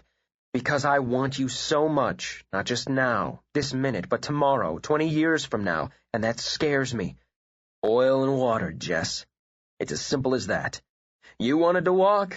We'll walk." Slipping his hand from her arm, he interlaced his fingers with hers, then turned away from the shore. He lowered his rifle as Slade blocked his clear shot of Jessica. The contract was for the woman only, and business was business. The wind fluttered at his drab-colored overcoat and snuck beneath it. Sniffling, he brought his handkerchief out again, then settled down to wait. Jessica kicked a pebble into a clump of rocks. "You are a writer, aren't you?" "So I tell myself." "Then why do you do this? You don't like it. It shows." It wasn't supposed to show. The fact that she could see what he'd successfully concealed from everyone, including himself from time to time, infuriated Slade. "Look, I do what I have to, what I know. Not everybody has a choice." "No," she disagreed. "Everyone has a choice." "I've got a mother waiting tables and living off a dead cop's pension." The words exploded from him, stopping her. "I've got a sister in her 3rd year of college who's got a chance to be something. You don't pay tuition with rejection slips." Jessica lifted both hands to his face. Her palms were cool and soft. "And you made your choice, Slade. Not every man would have made the same one. When the time comes and you publish, you'll have everything." "Jess." He took her wrists, but held them a moment instead of pulling her hands from his face. Her pulse speeded instantly at his touch, drawing an unwilling response from him. "You get to me," he muttered. "And you don't like it?" She leaned toward him, lashes lowering. He crushed her to him, devouring the willing mouth. It was as cool as her hands, but heated quickly beneath his. Already frantic, he grabbed her hair, drawing her head back farther so he could plunder all the sweet, moist recesses. Her arms went around his neck, imprisoning him in the softness, the fragrance, the need. The back of his head was caught in the crosshairs of the scope of a high-powered rifle with a sophisticated silencer. "Jess," his lips moved against hers with the sound of her name. He broke away only to catch her close to his chest, holding her there while he tried to steady himself. "You're tired," he said when he heard her sigh. "We'll go in. You should get some more sleep." She allowed him to shift her to his side. Patience, she told herself. This isn't a man who gives himself easily. "I'm not tired," she lied, matching her steps to his. "Why don't I give you a hand in the library?" "That's all I need," he muttered, casting his eyes up. In his peripheral vision, he caught a quick flutter of white among the thinning leaves in the grove. He tensed, muscles tightening as he strained to see. There was nothing more than a rustling, easily caused by the wind. Then the flutter of white again. "I'm terrific at organizing if I put my mind to it," Jessica claimed as she stepped in front of him. "And The breath was knocked out of her as Slade shoved her to the ground in back of a small outcropping of rock. She heard a quick ping, as if stone had struck stone. Before she could fill her lungs with air, he'd drawn out his gun. "What is it? What's wrong?" "Don't move." He didn't even look at her, but kept her pinned beneath him as his eyes swept the beach. Jessica's eyes were locked on his gun. "Slade?" "He's in the grove, about 10 feet to the right of where we are now." He calculated, thinking out loud. "It's a good position. He won't move, at least for a while."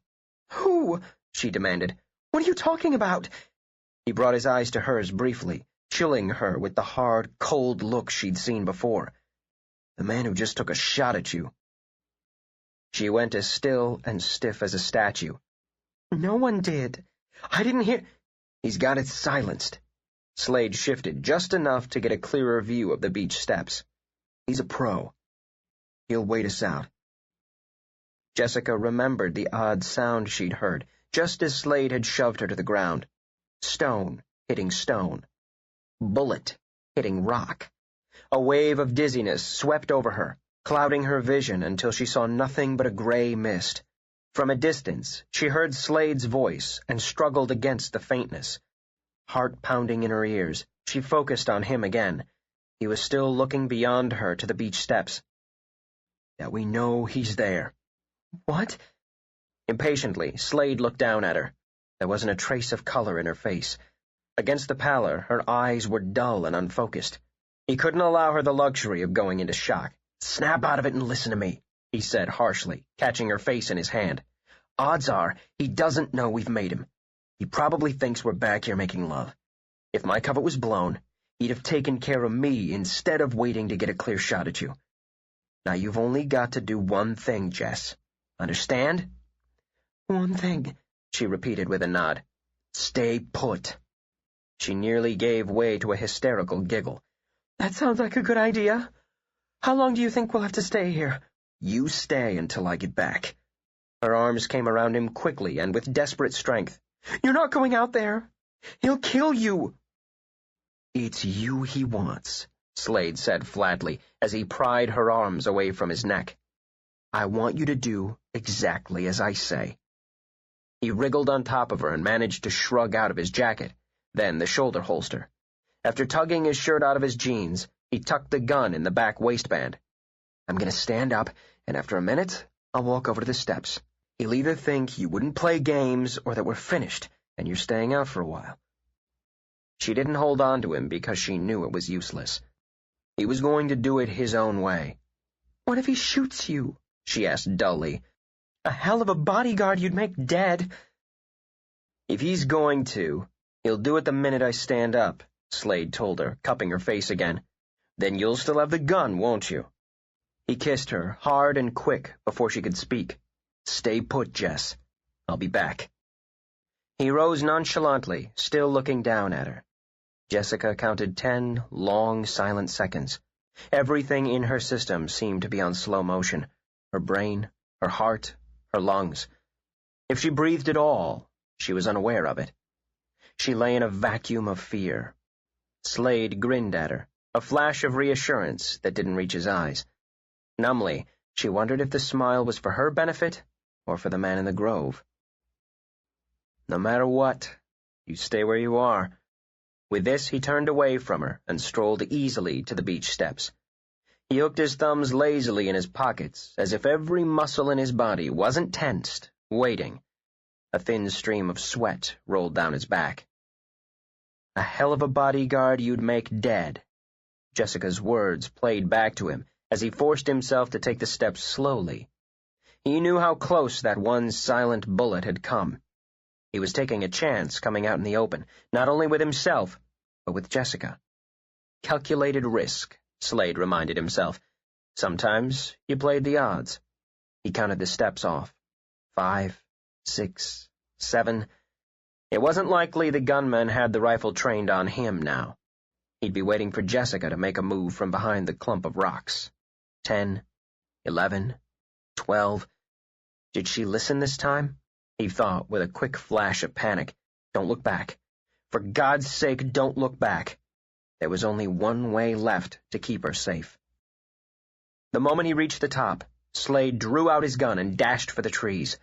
The carpet of dried leaves would betray him. Slade counted it a mixed blessing. It would distract the man's mind from Jessica. He took a zigzagging pattern toward the place where he had spotted the flutter of white. Just as he dashed behind an oak, he heard the dull thud. Dispassionately, he saw splinters of bark fly out, inches from his shoulder. Close, he thought. Very close. But his brain was cool now. The man would know he'd botched the contract. Just as he'd know, if Slade's luck ran out, that the police were involved. Slade's gun and his shield would tell the pro all he needed to know. Patiently, Slade waited. 5 eternal minutes became 10. The sweat was drying cold on his back. Neither man could move soundlessly, so neither moved at all, one laying siege to the other. A bird, frightened off by Slade's mad rush into the grove, came back to settle on a limb and sing joyfully. A squirrel hunted acorns not 10 feet away from where he stood. Slade didn't think at all, but waited. The storm-brewing clouds closed in, completely blocking out the sun. Now the grove was cold and gloomy. Wind whipped through his loose shirt. There was a muffled sneeze and a rustle of leaves.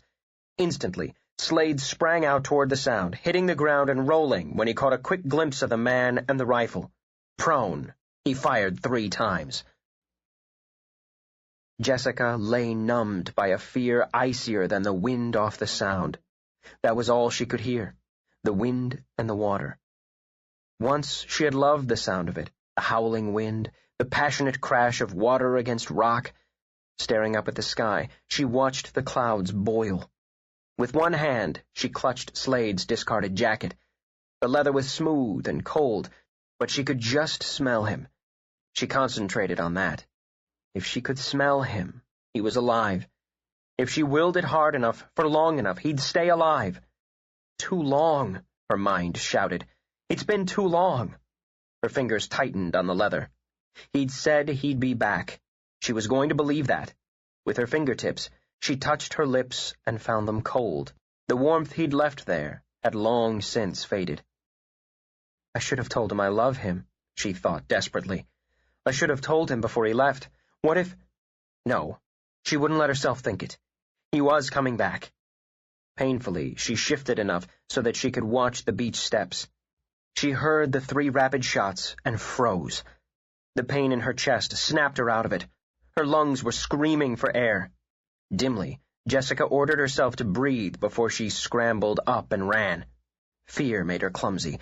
Twice she stumbled on her way up the steps, only to haul herself up and force more speed into her legs. She broke into the grove, skidding on cracked leaves and branches. Slade sprang around the moment he heard her. He was quick, but not quick enough to prevent her from seeing what he'd been determined she wouldn't see. Jessica stopped her headlong rush into his arms, relief turning to shock, and shock to trembling. Cursing, he stepped in front of her, blocking her view. "Don't you ever listen?" he demanded, then pulled her into his arms. "Is he? Did you—" Unable to finish, she shut her eyes. She wouldn't be sick, she ordered herself. She wouldn't faint. One of his shirt buttons ground into her cheek, and she concentrated on the pain. "You're not hurt?" "No," he said shortly. This aspect of his life should never have touched her, he berated himself. He should have seen to it. "Why didn't you stay on the beach?" "I heard shots. I thought he'd killed you." "Then you'd have done us both a lot of good rushing in here." He pulled her away, took one look at her face, and yanked her back into his arms. "It's all right now." For the first time, his tone was gentle, loving. It broke her down, as his shouting and anger would never have done. She began to weep in raw, harsh sobs, the fingers of one hand digging into his shirt, the fingers of the other still holding his jacket. Without a word, he led her to the edge of the grove. He sat on the grass, then drew her down into his lap and let her cry it out. Not knowing what else to do, he rocked, stroked, and murmured. "I'm sorry," she managed, still weeping. "I can't stop." "Get it all out, Jess." His lips brushed her hot temple. "You don't have to be strong this time." Burying her face against his chest, she let the tears come until she was empty. Even when she quieted, He stroked the hair from her damp face, rocking her with a gentle rhythm. The need to protect had long since stopped being professional. If he could have found the way, Slade would have blocked the morning from her mind, taken her away somewhere, someplace where no ugliness could touch her. I couldn't stay on the beach when I heard the shots. No. He kissed her hair. I suppose not. I thought you were dead. Shh. He took her lips this time, with a tenderness neither of them had known he possessed. You should have more faith in the good guys. She wanted to smile for him, but threw her arms around his neck instead. The contact was another reassurance that he was whole and safe. Oh, Slade. I'm not sure I could live through something like that again. Why? Why would anyone want to kill me? It just doesn't make sense. He drew her away so that their eyes met. Hers were red and swollen from weeping, his cool and direct. Maybe you know something and don't even realize it. The pressure's on, and whoever's in charge of this business is smart enough to know it. You've become a liability. But I don't know anything, she insisted, pressing the heels of her hands to her temples. Someone wants to kill me, and I don't even know who it is or why. You said that man was a professional. Someone paid him to kill me. Let's go inside. He pulled her to her feet, but she jerked away. The helpless weeping was over, and the strength was back, though it had the dangerous edge of hysteria. How much was I worth? She demanded. That's enough, Jess. He took her by the shoulders for one quick shake. Enough. You're going to go in and pack a bag. I'll take you to New York. I'm not going anywhere. The hell you aren't, he muttered as he started to pull her toward the house. Jessica yanked out of his grip for the second time. You listen to me. It's my life, my shop, my friends. I'm staying right here until it's over. I'll do what you tell me to a point, Slade, but I won't run. He measured her slowly. I've got to call this business in. You're to go straight to your room and wait for me. She nodded, not trusting his easy acceptance. All right. He nodded, not trusting hers. The moment she stepped into her room, Jessica began to peel off her clothes. It was suddenly of paramount importance that she scrub off every grain of sand, every lingering trace of the time she had spent on the beach. She turned the hot water in the tub on full until the room was misted with steam. Plunging in, she gasped at the shock of the heat against her chilled skin, but took the soap and lathered again and again until she could no longer smell the scent of salt water, the scent of her own fear. It had been a nightmare, she told herself. This was normalcy. The cool green tile on the walls, the leafy fern at the window, the ivory towels with the pale green border she had chosen herself only the month before. A month ago, she thought, when her life had been simple. There'd been no man then coolly attempting to kill her for a fee. David had still been the brother she'd never had. Michael had been her friend, her partner. She hadn't even heard of a man named James Slaterman. She closed her eyes and pressed hot, damp fingers to them. No, it wasn't a nightmare. It was real. She had lain curled behind a pile of rocks while a man she barely knew and loved had risked his life to protect hers. It was horribly, horribly real, and she had to face it. The time was over when she could try to pass off what Slade had told her as a mistake. While she had been blindly trusting, someone she loved had deceived her, involved her, used her. Which one, she asked herself. Which one could she believe it of? Would either David or Michael have stood passively by while someone arranged to have her killed? Lowering her hands, Jessica forced herself to be calm. No. Whatever else she would believe, she wouldn't believe that. Slade thought she might know something without being aware of it. If that was true, she was no closer to the solution than she had been before. Jessica slid her body down in the tub and closed her eyes again. There was nothing for her to do but wait. Anything but satisfied with his conversation with his contact, Slade put a call through directly to the commissioner. "Sergeant, what have you got for me?" "Someone tried to kill Jessica this morning," he answered curtly. For a moment there was dead silence on the wire. "Give me the details," Dodson demanded. Briefly, emotionlessly, Slade reported while his knuckles turned white on the receiver. "She won't leave voluntarily," he finished. "I want her out today. Now. I need you to officially give me the right to put her in protective custody. I can have her in New York in less than 2 hours. I take it you've already checked in with this? Your friends in the Bureau want her to stay." This time, he didn't attempt to disguise the bitterness in his voice. "They don't want anything to interfere with the investigation at this delicate state," he quoted, jamming a cigarette between his lips. "As long as she's willing to cooperate, they won't move her." "And Jessica's willing to cooperate?" "She's a stubborn, thick-headed fool who's too busy thinking about Adams and Rice and that precious shop of hers." "You've gotten to know her, I see," the commissioner commented. "Does she trust you?"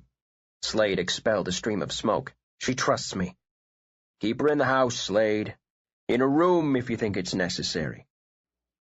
The servants can think she's ill." "What you want isn't the issue," Dodson cut him off curtly. "Or what I want," he added more calmly. "If it's gone far enough that a pro is hired, she'll be safer there, with you, than any place else.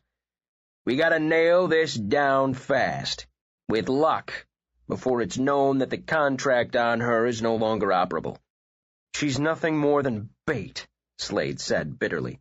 "Just make sure she isn't swallowed," Dodson retorted. "You've got your orders." "Yeah, I've got them." Disgusted, Slade slammed down the receiver. Looking down at his hands, he realized, frustrated, that they were as good as tied. He was up against a solid wall of refusal from Jessica right on down.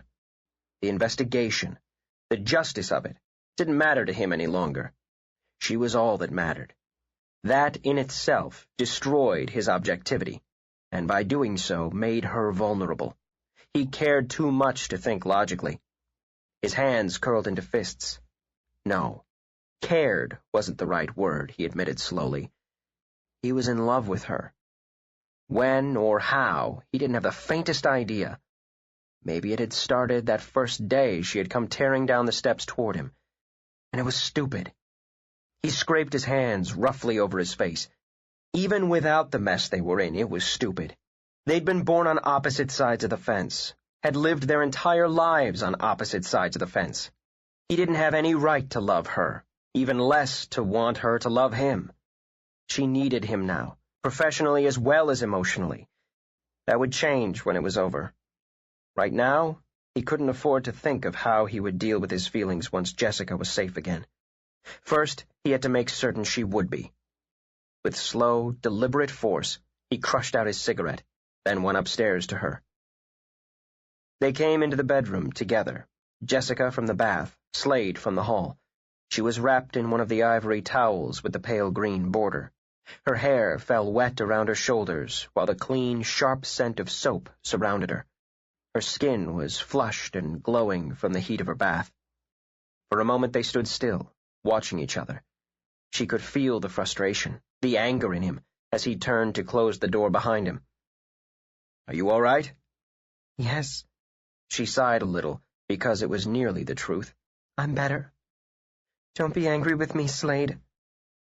"Don't ask for the impossible." "All right." Needing something to do, she went to the dresser and picked up her brush. "What do we do now?" "We wait." Straining against impotence, he jammed his fists in his pockets. "You're to stay in the house. Let the servants think you're ill or tired or just plain lazy. You're not to answer the door, or the phone, or see anyone unless I'm with you." She slammed the brush back down, her eyes meeting his in the mirror. "I won't be jailed in my own home." "Either that or a cell," he improvised, adding a shrug. "Either way you want it." "You can't put me in a cell." "Don't bet on it." Leaning back against the door, he ordered his muscles to relax. "You're going to play this my way, Jess. Starting now." Her automatic rebellion was instantly quelled as she remembered those agonizing minutes on the beach. She wasn't only risking her own life, she realized. but his as well. "You're right," she murmured. "I'm sorry." Abruptly, she whirled around. "I hate this! I hate all of it!" "I told Betsy you didn't want to be disturbed," he answered calmly. "She's got it into her head that you've caught a touch of David's flu. We'll let her go on thinking it. Why don't you get some sleep?" "Don't go," she said quickly as he reached for the doorknob. "I'll just be down in the library. You need to rest, Jess. You're worn out." "I need you," she corrected and walked to him. "Make love to me, Slade. As if we were just a man and a woman who wanted to be together." Lifting her arms, she circled his neck. "Can't we believe that it's true for just a few hours? Let's give each other the rest of the morning." He lifted the back of his hand to her cheek in a gesture they both found uncharacteristic. Slade wondered if she knew that his need was as great as hers, to touch, to lose himself in love-making. So close, he thought, as he ran his knuckles over the line of her cheekbone. He'd come so close to losing her. "Your eyes are shadowed." His voice was rough with emotion. "You should rest." But his lips were already lowering to seek hers. The brush of mouth on mouth, gentle, caring, comforting. Jessica melted against him, overpowered by the tenderness she'd drawn out of him. His hand was still on her face, gliding over her features as if to memorize them. On a sigh, her lips parted, softening under his until he thought he would sink into them. They had stood there only the night before, locked in an embrace that had been turbulent with passion, almost brutal with desire. The soothing quality of his kiss was no less arousing. The pulse at the base of her throat beat thickly as Slade's fingertips slid down to it. She needed. He needed. Thinking only of this, he brought his hand to the loose knot of the towel to draw the material from her before he carried her to bed. Jessica saw his eyes, dark and intense, sweep over her as she began to unbutton his shirt. Then her fingers were trapped between their bodies, his mouth fixed on hers again. The night before, he'd made her soar. Now, he made her float. Soft kisses, soft words, both unexpected, rained over her. His fingers combed through her damp hair, spreading it out on the pillow, lingering in its silk as if he would touch each individual strand. Her hands were free again, and trembling, they dealt with the last buttons on his shirt. She felt a quiver race after her exploring hands, heard his incoherent murmur as she worked the rest of his clothes from him. Flesh to heated flesh, they began the journey. Rain began to patter against the windows. He'd never been a gentle lover. Intense, yes. Passionate, yes. But never gentle. She unlocked something in him, something giving and tender. No less desperately than the night before, he wanted her, but with the hunger came the sweet, calming breath of love. The peaceful emotion guided them both to meet the unspoken needs of the other. Touch me here. Let me taste. Look at me. There was no need for words when hearts and minds were attuned. He wandered over the body he already knew so well. In the gray, gloomy light, he worshipped her with hands, lips, and eyes. Naked, heavy-eyed, skin flushed with desire, Jessica lay quietly as he took his gaze over her with the slow intensity she recognized. She was a willing prisoner in the thick, humming world conceived by pleasure and sensation. The rain grew loud, the room dimmer. Lifting a hand to either side of his face, she drew him back to her. With her tongue, she slowly traced the shape of his mouth, then probed inside to drink up all the tastes of him. Flavors musky and sharp seeped into her, deep into her, until she hungered for more. Desire rose to the next plane. Not so gentle now, nor so calmly, they sought each other. Kisses became possessive, caresses urgent. Under the sound of the rain, she heard his breath shudder. Under the pressure of her hands, she felt his muscles tighten. The liquefying pleasure that had ruled her became a hot, torrid need, catapulting her beyond the gray, insular room into a place of white light and golden fire. Searing, Searching, seducing, his mouth veered down her, over her, until her skin was molten. With a strength only recently discovered, she rolled on top of him to complete a crazed journey of her own. They tangled and untangled in a wildly choreographed dance of passion. The light wasn't white now, but red. The fire flamed blue. She heard her name rip from his lips before they crushed down on hers. Whatever madness he spoke was muffled against her in his urgency. Desire spun into delirium as they came together. There was speed and strength and desperation. Faster and faster they climbed while his mouth clung to hers, swallowing her gasps, mixing them with his own. Spent, she lay beneath him. His mouth was pressed to her throat, his hands tangled in her hair. The rain drummed against the windows now, hurled by the wind. His body was warm and damp and heavy on hers. A feeling of security drifted over her, followed by a weariness that reached her bones. Slade lifted his head to see her eyes glazed over with fatigue. "You'll sleep now." It wasn't a question. He tempered the command with a kiss. "You'll stay?" The words were thick as she fought off sleep long enough to hear his answer. "I'll start the fire." Rising, Slade walked to the white brick hearth and added paper to the kindling. The long match hissed as he struck it. Crouched, he watched the flames lick, then catch. Minutes passed, but he remained, staring steadily at the fire without seeing it. He knew what was happening to him. No, what had happened to him, Slade corrected. He was in love with a woman he should never have touched. A woman he had no business loving. A woman, he reminded himself grimly, whose life depended on him. Until she was out of danger, he couldn't afford to think of his own feelings, or of their consequences. For her sake, the cop had to come first, the man second. Straightening, he turned back to her. The shock of the morning had taken its toll in exhaustion, he noted. She lay on her stomach, one hand balled loosely on the pillow, her hair fanned out, dry now, her face pale beneath its disorder. Her eyes were shadowed, her breathing heavy.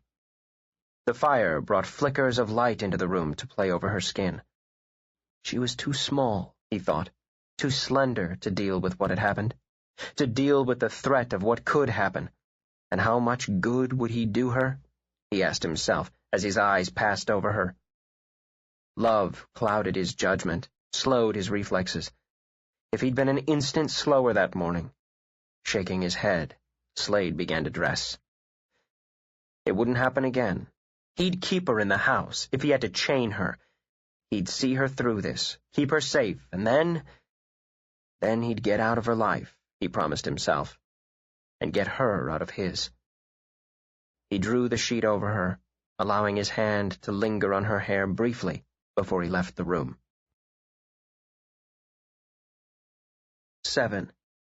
Late in the morning, while Jessica slept, Slade stood at the library window that faced the garden. Watery sunlight struggled through the clouds to fall on the wet shrubs and grass. Rose bushes were naked and thorny. Fall flowers hung heavy-headed and dripping, their petals scattered. The storm had stripped the leaves away from the trees so that they lay soggy and dull on the ground. The wind had died. Someone had let Ulysses out.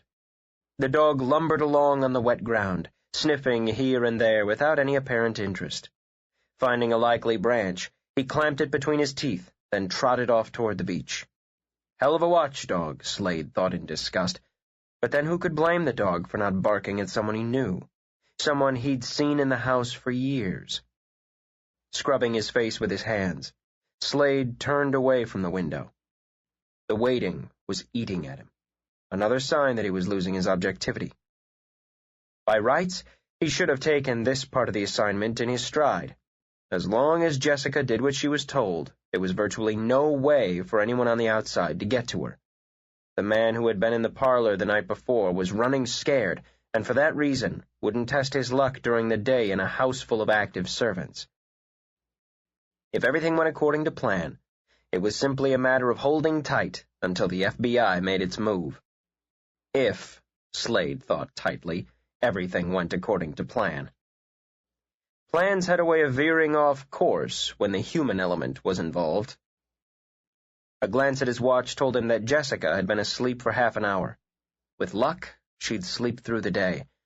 When she slept, she was safe, and every hour that she was safe brought them closer to the finish. Idly, he picked up one of the books from a pile he'd begun to organize. She'd have to get someone to take care of this mess, he thought, once her life was settled again. Once her life was settled, he repeated silently, and he was back in New York, away from her. With an oath, he tossed the book aside. Was he ever going to get away from her? He wondered, with something uncomfortably close to fear. Oh, he could put the distance between them. Miles of distance. All he had to do was get into his car and head it in the right direction. But how long would it take him to chase her out of his head? That was for tomorrow, he reminded himself, and was suddenly, abominably tired. He knew better than to think of tomorrows. Slade? Turning, he saw Jessica in the doorway. It annoyed him that she was there, infuriated him that her face was still pale, her eyes still shadowed. "What are you doing up?" he demanded. "You look like hell." Jessica managed a weak smile. "Thanks. You know how to boost a woman's morale, Sergeant." "You're supposed to be resting," he reminded her. "I couldn't sleep. Take a pill." "I never take pills." Because her hands were clammy, she linked them together. She wouldn't tell him of the nightmare that had woken her, of the sharp, sweating fear that had her choking back a scream as she fought off sleep. Nor would Jessica tell him how she had reached for him only to find him gone. "Are you working?" Slade frowned, then followed her gaze to the pile of books beside him. "I might as well clear up some of this," he said with a shrug. "I've got nothing but time now." "I could help." Uncomfortably aware that her movements were jerky, Jessica walked farther into the room. "And don't make one of those snide remarks," she continued hurriedly. "I know the library's a disgrace, and the finger points at me, but I do have a knack for organizing once I get started. If nothing else, I can fetch and carry for you until—" He cut off her stream of hasty words by putting his hand over hers as she reached for a book. Her skin was ice cold. Instinctively, he tightened his grip, wanting to warm her. "Jess, go back to bed. Get some sleep. I'll have Betsy bring you up a tray later." "I'm not sick." The words erupted from her as she yanked her hand away. "You're going to be," Slade returned evenly, "if you don't take care of yourself." "Stop treating me like a child," she ordered, enunciating each word carefully. "I don't need a babysitter." "No?" He gave a quick laugh, remembering his early conception of his assignment. "Then tell me, how much sleep have you had in the last 2 days? When's the last time you've had a meal?" "I had dinner last night," she began. "You pushed your dinner around your plate last night," he corrected. "Keep it up. You'll pass out and make my job easier." "I'm not going to pass out," she said quietly. Her eyes had darkened, that much more of a contrast to her skin. Because he wanted to rage at her, Slade withdrew. "I wouldn't count on it, but suit yourself," he said carelessly. "Overall, it doesn't matter whether you're conscious or unconscious." In dismissal, he turned back to the stack of books. "I'm sorry I'm not as accustomed to this sort of thing as you are," Jessica began in a tone that started off calm, then became more and more agitated. "It isn't every day I'm investigated by the FBI and shot at by a professional gunman. The next time, I'm sure I'll be able to enjoy a banquet after I see a dead body on my property. All in a day's work for you, isn't it, Slade? Killing a man?" A hard knot lodged in his stomach, another in his chest. Casually, he pulled out a cigarette and lit it. Chest heaving with the emotion of her words, she watched him. "Don't you feel anything?" Jessica demanded. He made himself take a long, slow drag, made himself speak calmly. "What do you want me to feel? If I'd been slower, I'd be dead." Swiftly, she turned away, then pressed her forehead to the window glass. The few clinging raindrops blurred and seemed to multiply until she shut her eyes. "And so would you," she reminded herself. "What he did, He did for you. I'm sorry, she murmured. I'm sorry. Why? His voice was as cool as the pain she rested upon, and just as hard. You were on target again. Taking a deep breath, Jessica turned to face him. Yes, the guards were there, but she knew him better now. What he had done that morning hadn't been done coldly. You hate being reminded that you're just as human as the rest of us, don't you? It infuriates you that you're haunted by feelings, emotions, needs. Slowly, she walked to him. I wonder if that's why you won't stay with me after we've made love. Are you afraid I'll find a weakness, Slade? A little crack I might be able to widen? Watch how far you go, he warned softly. You won't like the trip back. You hate wanting me, don't you? In a deliberately controlled movement, Slade crushed out his cigarette. Yes. As she opened her mouth to speak again, the door to the library swung open. Both she and Slade turned to see David stride in. He took a long look at Jessica, then pushed his glasses back up on his nose. You look like hell. Why aren't you in bed? David. She couldn't control the tremor in her voice or the sudden urge that had her racing into his arms to hug him fiercely. David sent Slade a surprised look over her shoulder as he awkwardly patted her back. What's all this? You got a fever? Come on, Jessie. Not him, she thought desperately. Please, God, not David. Through sheer force of will, Jessica controlled the tears that burned in her eyes. In silence, Slade watched the exchange. Jessica clung to David's thin frame, as if it were an anchor, while he looked puzzled, concerned, and embarrassed all at once. Speculating, Slade dipped his hands into his pockets. Hey, what's all this? Is she delirious? David tossed the question at Slade, but managed to nudge Jessica back enough to peer into her face. You look ready to drop, he stated, and tested her forehead with his palm. Mom called me at the shop, giving me all kinds of grief about passing on my germs. Drawing her away, he grimaced at the memory. That's what you get for coming into my room and shoving that chicken soup down my throat. I'm all right, she managed. Just a little tired. Sure, tell that to someone who didn't spend last week flat on his back moaning.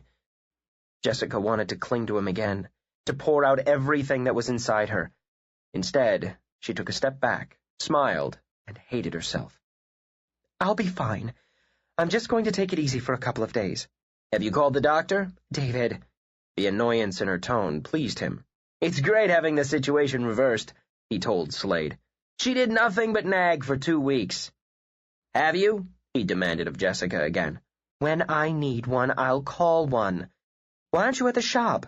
Don't worry, I'm heading right back. David shot her a grin, relieved by the question and the brisk tone. That was more like Jessica. After Mom called and read me the riot act, I wanted to check on you. The deliveries went out yesterday without any problem. Traffic's been light, but I've made enough sales to earn my keep. He gave her hair a quick tug. I don't want to see you in the shop until next week, babe. Michael and I can handle it. In fact, you look like you could use a vacation. If you tell me how terrible I look again, you're not going to get that raise you've been hinting about. That's what happens when you work for a woman, he told Slade. Turning, David headed back for the door. Mom says for you two to come in to lunch. This time, you're getting the chicken soup. With a satisfied grin tossed over his shoulder, he left them. The moment the door closed, Jessica pressed both hands to her mouth. What ran through her wasn't pain, not even an ache, but a bloodless kind of hurt that left her numb in the vital areas of heart and mind.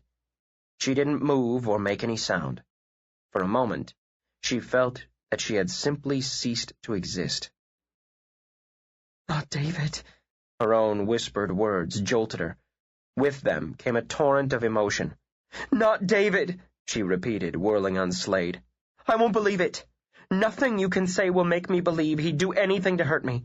He isn't capable, any more than Michael is. In a couple of days, it'll be over. Slade kept his tone neutral. Then you'll know one way or the other. I know now! Spinning around, she dashed for the door. Slade's hand clamped down on hers on the handle. You're not going after him, he said evenly. When she tried to jerk free, he took her by the shoulders with more gentleness than he was feeling.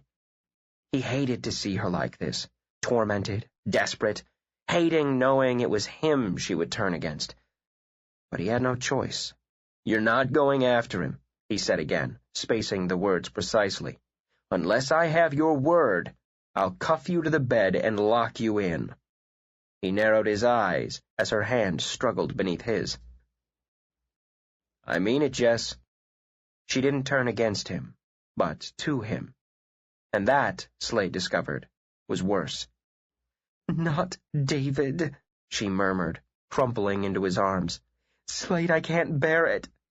I think I could stand anything but knowing either one of them was involved with what happened this morning." She seemed so fragile. He was almost afraid she would shatter if he applied the least pressure. What do I do with her now? He wondered as he laid his cheek on her hair. He knew how to handle her when she was furious. He could even manage her when she dissolved into stormy tears. But what did he do when she was simply limp and totally dependent on him? She was asking him for reassurance he couldn't give. Emotion he was terrified to offer. "Just don't do this to yourself. Block it out a couple of days." He tilted up her chin until their eyes met. He saw trust and a plea. "Let me take care of you," he heard himself say. "I want to take care of you." He wasn't aware of moving until his lips found hers. Her vulnerability undermined him. To keep her from harm, to shield her from hurt, seemed his only purpose. "Think of me," he murmured, unconsciously speaking the thoughts that raced around in his head. "Only think of me." Slade drew her closer, changing the angle for more soft, nibbling kisses. "Tell me you want me. Let me hear you say it." "Yes, I want you."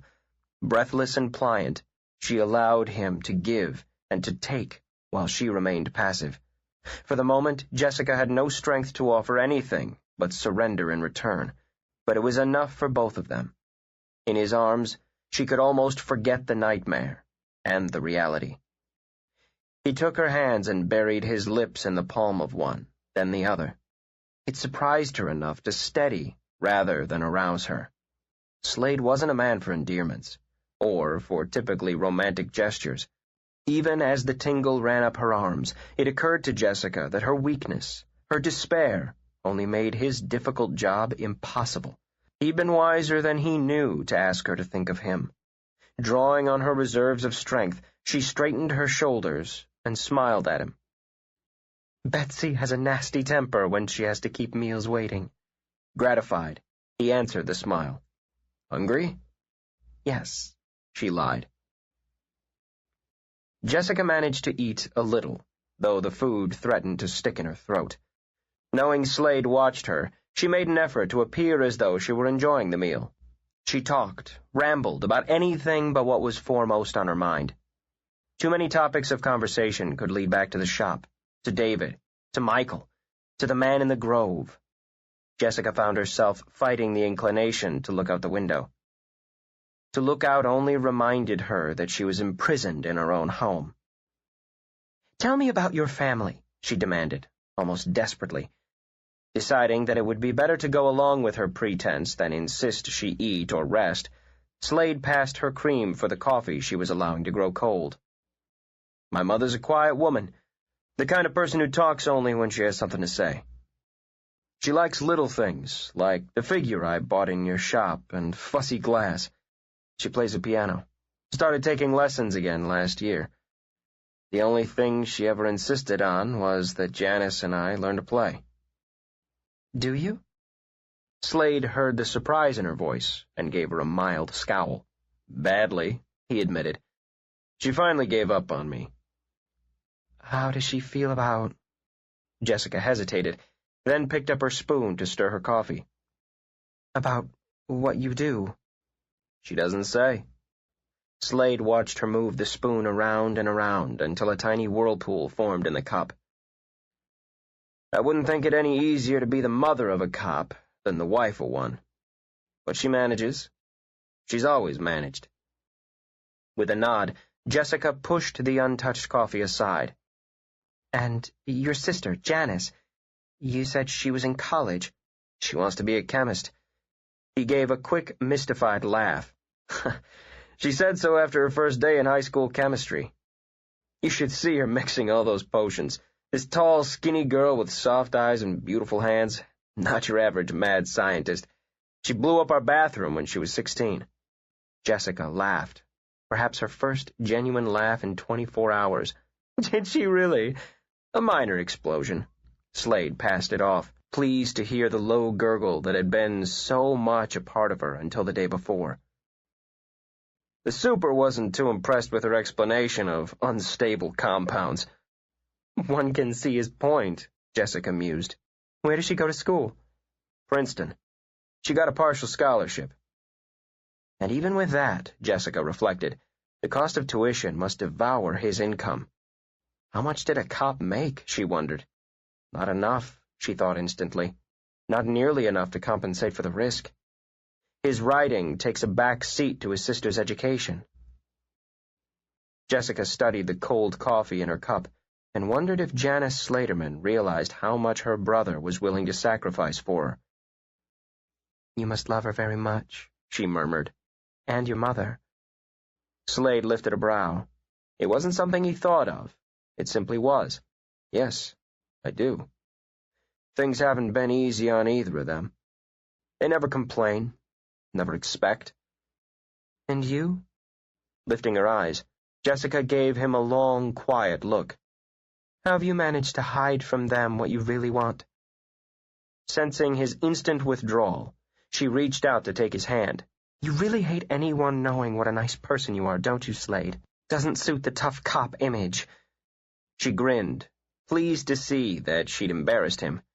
You can always tell me how you knock suspects around until they beg to confess.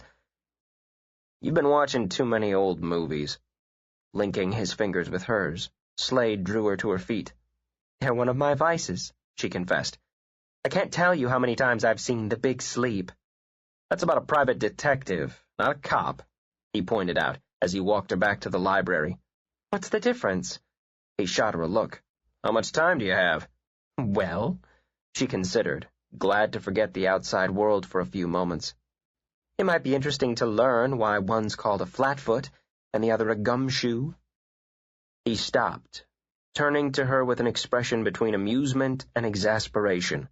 Very old movies, he decided. Classics, she corrected. I only watch them for their cultural value. Slade only lifted a brow at that. It was a gesture Jessica had learned he used in lieu of dozens of words. Since you want to help, you can do the cataloging. He gestured toward the pile of books littering the work table. Your handwriting has to be better than mine. All right. Grateful for any task, Jessica plucked one of a neat stack of index files.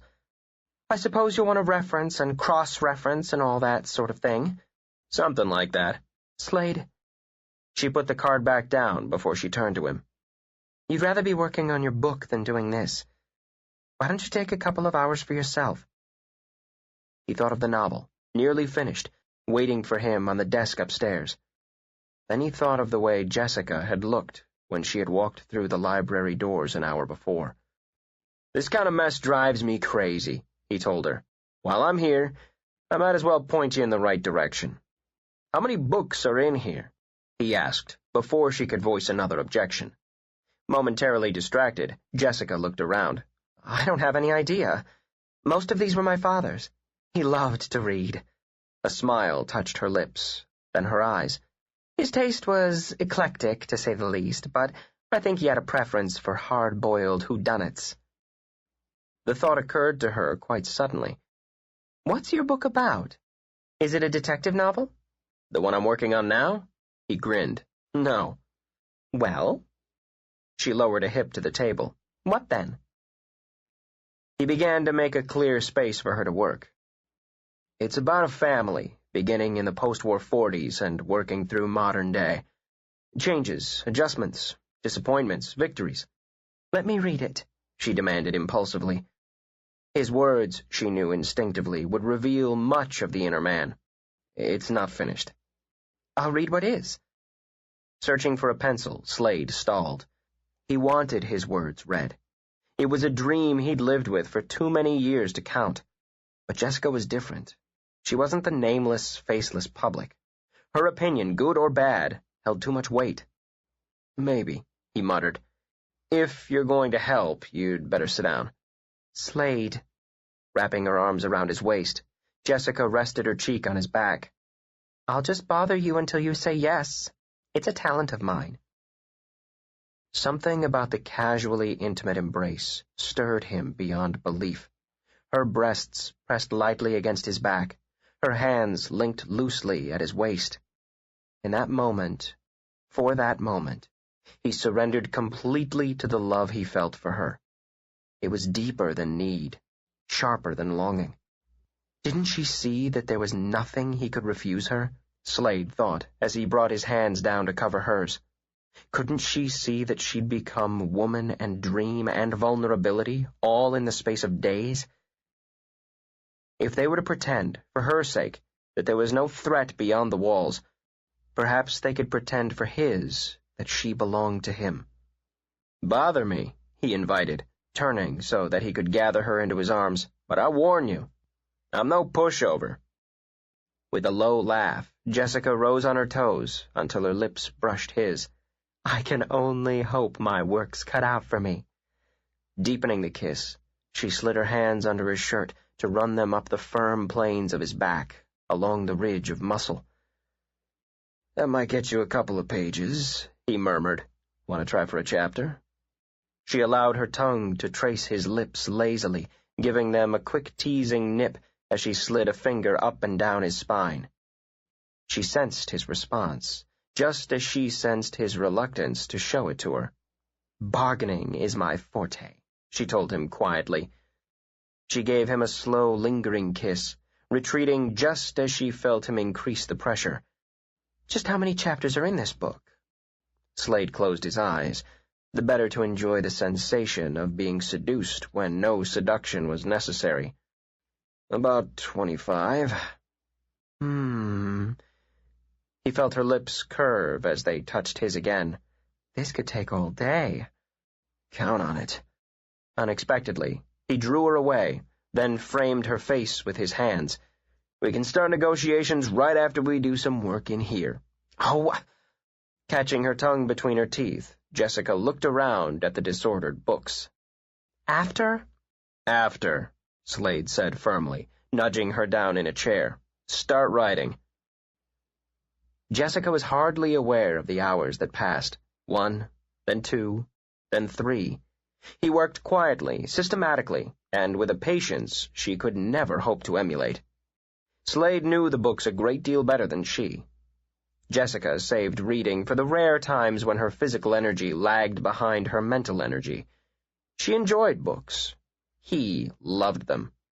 She found this small realization another step in the ladder to discovering him. It was easier in the quiet, cluttered library to get him to talk. Have you read this? Yes. What did you think of it? And he would tell her, easily and in depth, without ever stopping his work. How her father would have liked him, Jessica thought. He would have admired Slade's mind, his strength, his sudden flashes of humor.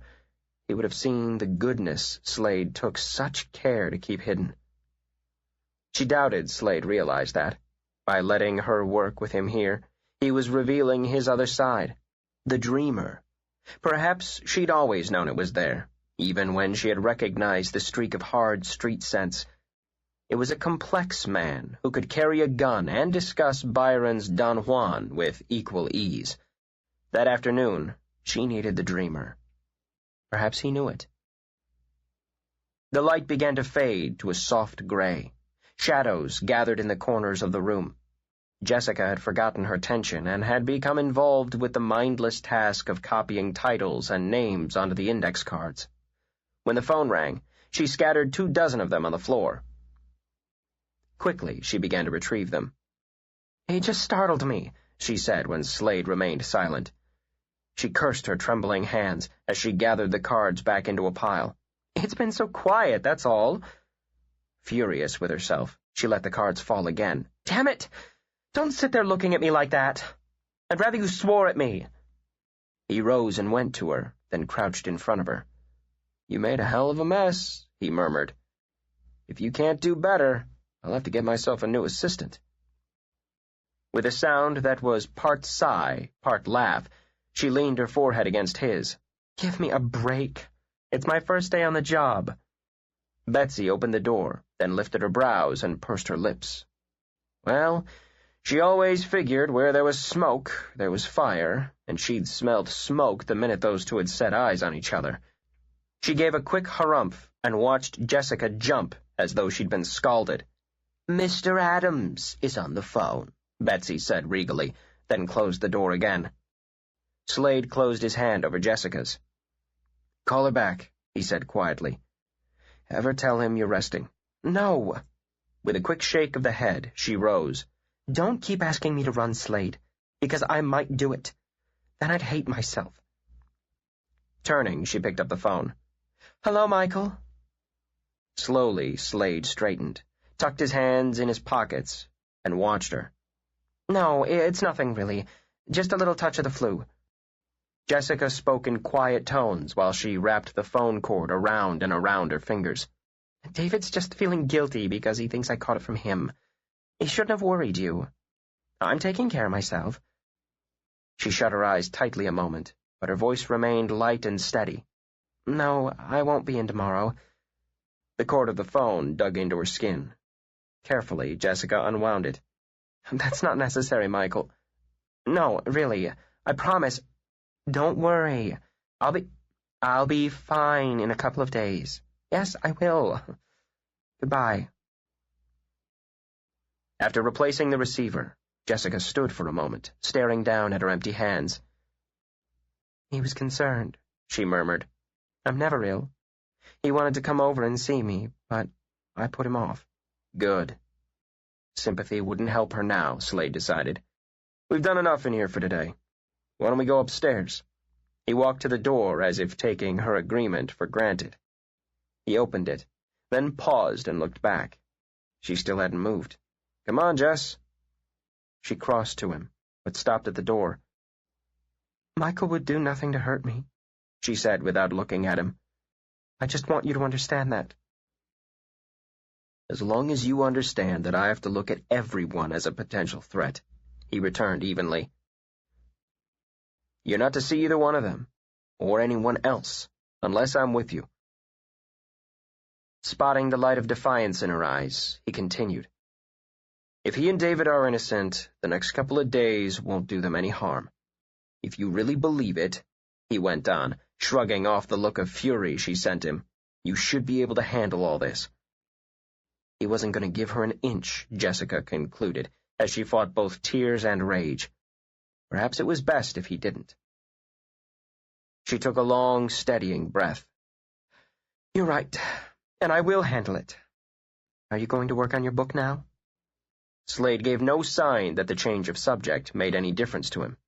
I thought I might. Jessica was determined to be just as practical as he, at least on the surface. Fine. Go on up then, and I'll bring some coffee for both of us. You can trust me, she went on before he could object. I'll do exactly what you tell me to do so I can prove you wrong. I am going to prove you wrong, Slade, she told him with quiet, concrete determination. Fine, as long as you stick to the rules. Finding herself more at ease with a goal in mind, Jessica smiled. Then I'll bring up the coffee. While I'm reading your book, you can concentrate on finishing it. It's one sure way to keep me occupied for the rest of the day.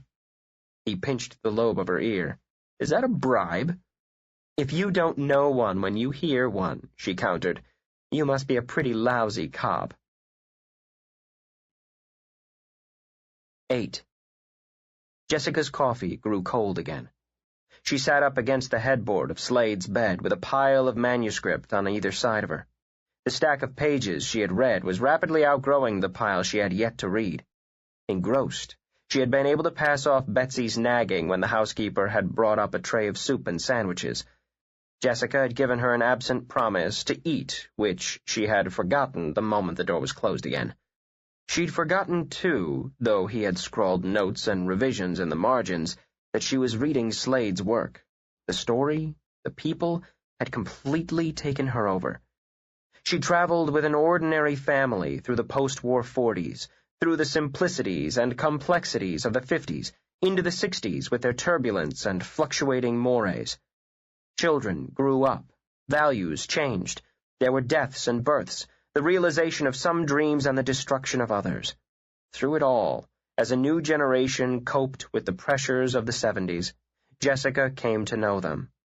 They were people she might have met, undeniably people she would have cared for.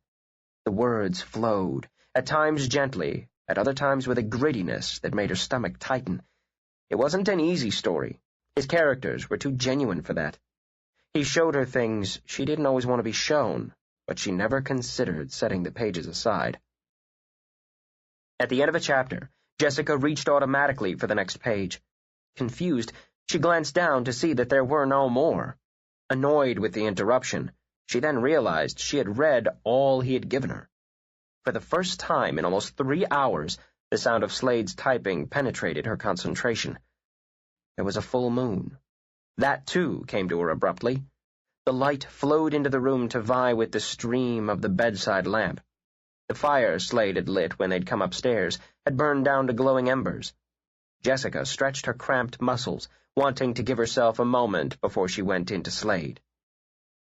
When she had insisted on reading his work, Jessica hadn't been certain how she would feel or what she would say to him when she was finished. Knowing herself too easily influenced by emotion, she had been certain that she would find some merit in his writing. Now, she wanted time to decide how much her feelings for Slade had to do with her feelings about the story she had just read. None, she realized. Before she had completed the first chapter, Jessica had forgotten why she was reading it, even though her main purpose had been accomplished. She knew Slade better now. He had a depth of perception she had only sensed, an insight into people she envied as well as admired. In his writing as well as his speech, he was frugal with words, but in the writing, his inner thoughts surfaced. He might be sparing with his own emotions, but his characters had a range to them that were rooted in their creator. And, Jessica mused, she'd been wrong when she had once told him he didn't know women. He knew them, almost too well, she thought, as she fingered the tip of a page. How much did he see when he looked at her that she had been confident was private? How much did he understand when he touched her that she had been certain she could keep hidden? Did he know she loved him? Instinctively, Jessica glanced at the doorway that separated the bedroom and the sitting room. Slade's typing continued. No. She was certain he had no idea how deep her feelings ran. Or, she thought with a small smile, that she was determined not to let him walk out of her life whenever or however things were resolved. If he knew, she mused, he'd put her at arm's length. A cautious man, she reflected. Slade was a very cautious man, one who saw himself suited for the solitary life. Jessica decided that he had some surprises coming. When she felt her life was her own again, she was going to deal him a few. She rose and went to the doorway. His back was to her, the light falling on his hands as they moved over the keys. From the set of his shoulders, the angle of his head, she could tell his concentration was deep. Not wanting to disturb him, she waited, resting against the door jamb. The ashtray at his elbow was half full, with a lit cigarette smoldering and forgotten. His coffee cup was empty, but his dinner tray hadn't been touched. She felt a Betsy-like urge to scold him for neglecting to eat. This is how it could be, she realized abruptly, if the nightmare was behind us. He could work here, and I'd hear the sound of his typing when I came home. There'd be times he'd get up in the middle of the night and close the door so the noise wouldn't wake me. We'd walk on the beach on Sunday mornings, watch the fire on rainy afternoons. One day, she thought and closed her eyes. It could happen one day. With an exasperated sigh, Slade stopped typing. One hand reached up to rub at the stiffness in his neck. Whatever impetus had driven him for 3 hours had suddenly dried up, and he wasn't ready. Automatically, he reached for his coffee, only to find the cup empty. Maybe if he went down for some more, the flow would come back. Even as he considered it, Jessica came to him. Wrapping her arms around his neck, she rested her cheek on top of his head. Love was coursing through her swiftly, too swiftly. She squeezed him tightly, forcing back the words she was afraid he wasn't ready to hear. There were others she wanted to say first. Slade, don't ever stop doing what you were meant to do. Not sure of her meaning, he frowned down at the words he'd just written. How much did you read? All you gave me? Not enough? When will you finish? Oh, Slade, it's wonderful, Jessica continued before he could speak. It's a beautiful piece of work. Everything. The words, the feeling, the people. Slade turned so that he could see her face. He didn't want platitudes, not from her. Her eyes were lit with enthusiasm, while his remained cool and guarded. Why? Because you told a story with depth, about people all of us have met or have been. She spread her fingers, searching for words that would satisfy him. Because it made me cry and cringe and laugh. There were parts of that scene in the parking lot in the 7th chapter I didn't want to read. It was hard, savage, but I had to read it even when it hurt. Slade, no one that reads that is going to be untouched. She laid her hands back on his shoulders. And isn't that why a writer writes? His eyes never left hers. He waited, weighing what he saw there with her words. You know, he said slowly, I don't think I realized until just now what a chance I was taking by letting you read it. A chance? She repeated. Why? If you hadn't been touched, I'm not sure I could have finished it. Nothing he could have said would have meant more. Jessica brought his hand up to her cheek, wondering if he realized how much he'd said in one sentence. I was touched, Slade, she said quietly. When it's published, and I read it, I'm going to remember that part of it was written right here. Going to erect a monument? He asked with a smile. Just a discreet plaque. Leaning over, she kissed him. I wouldn't want it to go to your head. What about an agent? She asked suddenly. Do you have one? Chuckling, he drew her down into his lap. Yes, I have one. So far we haven't done each other much good, but he's marketed some short stories, and he's doing whatever it is agents do to sell my other novel. The other one? Jessica drew away as Slade began to nibble on her ear. It's finished, then? Mm-hmm. Come back here, he demanded, wanting to taste that soft, sensitive spot at the curve of her shoulder. What's it about? She demanded, eluding him. When can I read it? Is it as good as this one? Has anyone ever told you that you ask too many questions? His hand slipped under her sweater to cup her breast. With his thumb, he flicked lazily over the point, feeling it harden as her heartbeat went from steady to erratic. I like that, he murmured, nipping at the cord of her neck. I can feel your pulse go crazy everywhere I touch.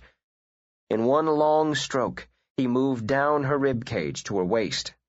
You're losing weight, he said with a frown. You're already too thin. Did you eat any dinner? Has anyone ever told you that you talk too much? Jessica asked before she pressed her lips to his. His answer was a low sound of pleasure. She tasted warm, more pungent than sweet, as the tip of her tongue slipped to his to tantalize, then retreated to provoke. He thought he heard her laugh, low and husky, before he gripped the back of her neck in his hand and plunged deep. Her scent and her taste were the same, so that he felt himself surrounded by her. Before Slade could rise to carry her to the bed, Jessica was pulling him to the floor. There was a sudden urgency in her, a flash of fire. The habitual energy that had been lacking in her all day abruptly surfaced in a torrent of passion. She tugged at the buttons of his shirt, impatient to have his flesh against hers, while her mouth was already making wild passes over his face and throat. Her aggression both unbalanced and aroused him, because he understood that part of it came from a need to block out her fears. Slade let her lead. The pace was hers, and it was frantic. Within moments, He was too caught up in her to think at all. She was undressing him swiftly, her lips following the path of her busy hands until his mind was totally centered on her. Shivering thoughts, quick tastes, maddening touches. She gave him no time to focus on only one, but insisted he experience all in an enervating haze of sensation. Vulnerability was something new to him, but he found himself trapped in a sultry, viscous world where he had no guards, no defense. She was driving him beyond the point of reason, but still he couldn't find the will to stop her and take command. This time, there was only response. It poured from him, increasing her strength and depleting his. When her mouth fixed on his again, he fumbled with her sweater. He, whose hands were always sure, found them damp and trembling when at last he could touch her. Though her flesh was as hot as his, she allowed him to linger nowhere, moving over him with a speed and agility that left his hands frustrated and his body throbbing. Skin slid over skin, her moist, hungry mouth ravaging, her soft hands greedy. Knowing he was helpless excited her. This strong man, this hard man, was completely powerless under her spell, but Jessica had no spells, only needs, and love. She realized that she loved him more on finding that he could be weak. His body was firm and muscled, but it shuddered now, for her. The light from the desk lamp slanted across his face so that she could see his eyes, opaque with passion, on hers. His mouth was tempting, and she took it, tasting all the hot, heady flavors that sprang from desire. His breath was warm and ragged as it trembled into her open mouth. With sudden clarity, she smelled the lemon and beeswax polish from the desk. In some sane portion of her mind, Jessica knew the scent would come back to her whenever she thought of the first time he fully gave himself to her. For she had him now, mind, emotion, and body. Even when he took them back, she would have had this one instant in time when he held nothing away from her. So she gave herself to him, taking him into her on a flash of sharp, silvery pleasure. Her strength soared, driving both of them fast and hard until it crested, suspending them. When it ebbed, she seemed to dissolve into him so that they lay entwined, joined, and sated. Slade struggled to clear his mind, but found that she filled it, consumed it. The power that had driven her was depleted, her body nearly weightless on his, but he discovered that she still dominated him. He wanted to draw away, perhaps to prove to both of them that he could, that he had a choice. His hands only tangled deeper into her hair until he found the soft, slender neck. Though she lay passive, hardly breathing, he could feel the hammer of her heart against his.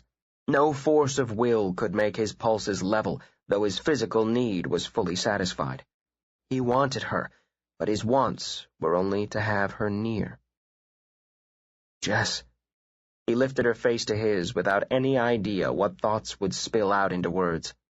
Her eyes were huge and heavy and shadowed. Her face was soft, with the afterglow of passion and with weariness. He'd had no right, he thought on a quick rage of guilt, no right to allow her to use up all her reserves of energy and strength to satisfy his needs. No, don't. Jessica could see the change in his face. Already, she thought, he was taking back what he had so briefly given her. Don't shut me out, she said quietly. Don't shut me out so soon. Without realizing he was doing so, he traced her lips with his thumb. Sleep with me tonight, was all he said. Slade waited until he was certain she slept before he eased from the bed. Watching Jessica, he dressed in silence. Thin moonlight washed over her face and bare shoulders, shifting with shadows as a cloud passed over the moon. With any luck, he calculated that he could give the first floor a thorough check, stake out the parlor for a couple of hours, then be back without her ever knowing he had gone. Giving her one last look, he slipped from the room. With the soundless efficiency that came from years of experience, Slade tested the multitude of doors and windows. He noted with disgust the simple locks that would keep out only the rankest of amateurs.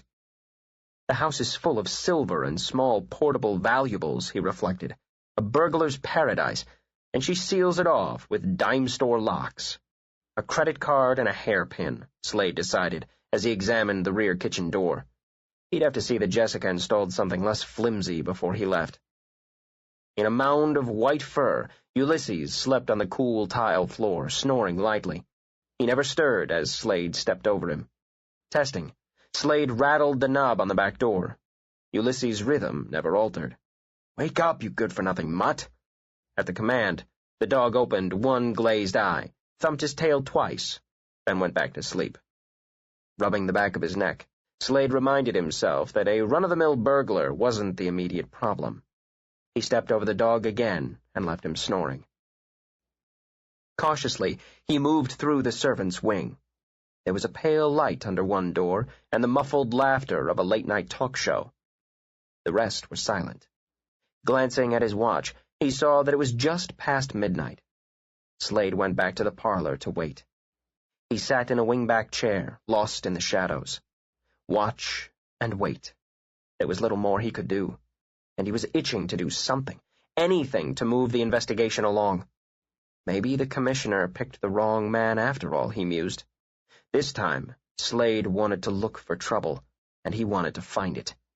Whoever had hired the man in the grove was going to pay. He had little doubt of that, but he wanted to collect personally. The woman upstairs in his bed was all that mattered. The diamonds were incidental. They were just rocks, after all, with a market value. Jessica was priceless. With a silent laugh, he stretched out his legs. Dodson could hardly have foreseen that his hand-picked bodyguard would fall in love with his assignment. Slade knew his own reputation, thorough, precise, and cool. Well, he thought, he'd lost his cool almost from the instant he'd seen the little blonde whirlwind with the Viking cheekbones. He wasn't thinking like a cop, but like a man who wanted revenge. And that was dangerous. As long as he remained on the force, he had to play by the rules. The first rule was no personal involvement. Slade nearly laughed aloud at that. Rule 1 down the tubes, he decided as he dragged a hand through his hair. How could he be more personally involved? He was already in love with her, already her lover. If they were any more personal, they'd be married and having children. That thought stopped him cold. He couldn't permit his mind to run in that direction. He wasn't for her. They'd drift apart once the investigation was over. Naturally, that's what he wanted, Slade told himself, but the frown remained in his eyes. He had his own life to deal with, the demands of his profession, his responsibilities, his writing. Even if there was room in his life for a woman, their paths ran in opposite directions. They weren't about to cross again. It was only chance that had brought them together this time. Circumstances that had brought about an intimacy that had led to emotional attachment. He'd get over her. He pinched the bridge of his nose between his thumb and forefinger. The hell he would. Wasn't a man allowed a few dreams? He demanded of himself when he sat alone in the dark in a room that smelled of lemon wax and fall flowers. Wasn't he allowed to weave some sort of future when a woman lay soft and warm in his bed? He was entitled to some basic selfishness, wasn't he? With a half sigh, Slade settled against the back of the chair. Maybe the man was, but the cop wasn't. And, he reminded himself, Jessica needed the cop more, whether she believed it or not. Blanking out his mind, Slade waited in the dark for just under 3 hours. Instinct told him he was wasting his time. Some sleep was essential if he was to be alert enough to keep her safe and occupied during the daylight hours. Stiff from sitting, he absently worked out the kinks as he headed back to the stairs. Another day, he mused, 2 at the most, if Agent Brewster was as close as he'd led Slade to believe. Fatigue settled over him the moment he allowed his muscles to relax. 4 hours' sleep would recharge his system. He'd gotten by on less. Quietly, he turned the knob of his bedroom door. Jessica was sitting in the middle of the bed, curled into a tight ball. She took the deep, tearing breaths of a drowning woman fighting for air. Moonlight pooled over her as she shuddered. "Jess?" There was a scream rising in her throat. When her head jerked up, Slade saw the wild sheen of fear in her eyes before she focused on him. She could hold back the cry by digging her teeth into her lip, but the shudders went on.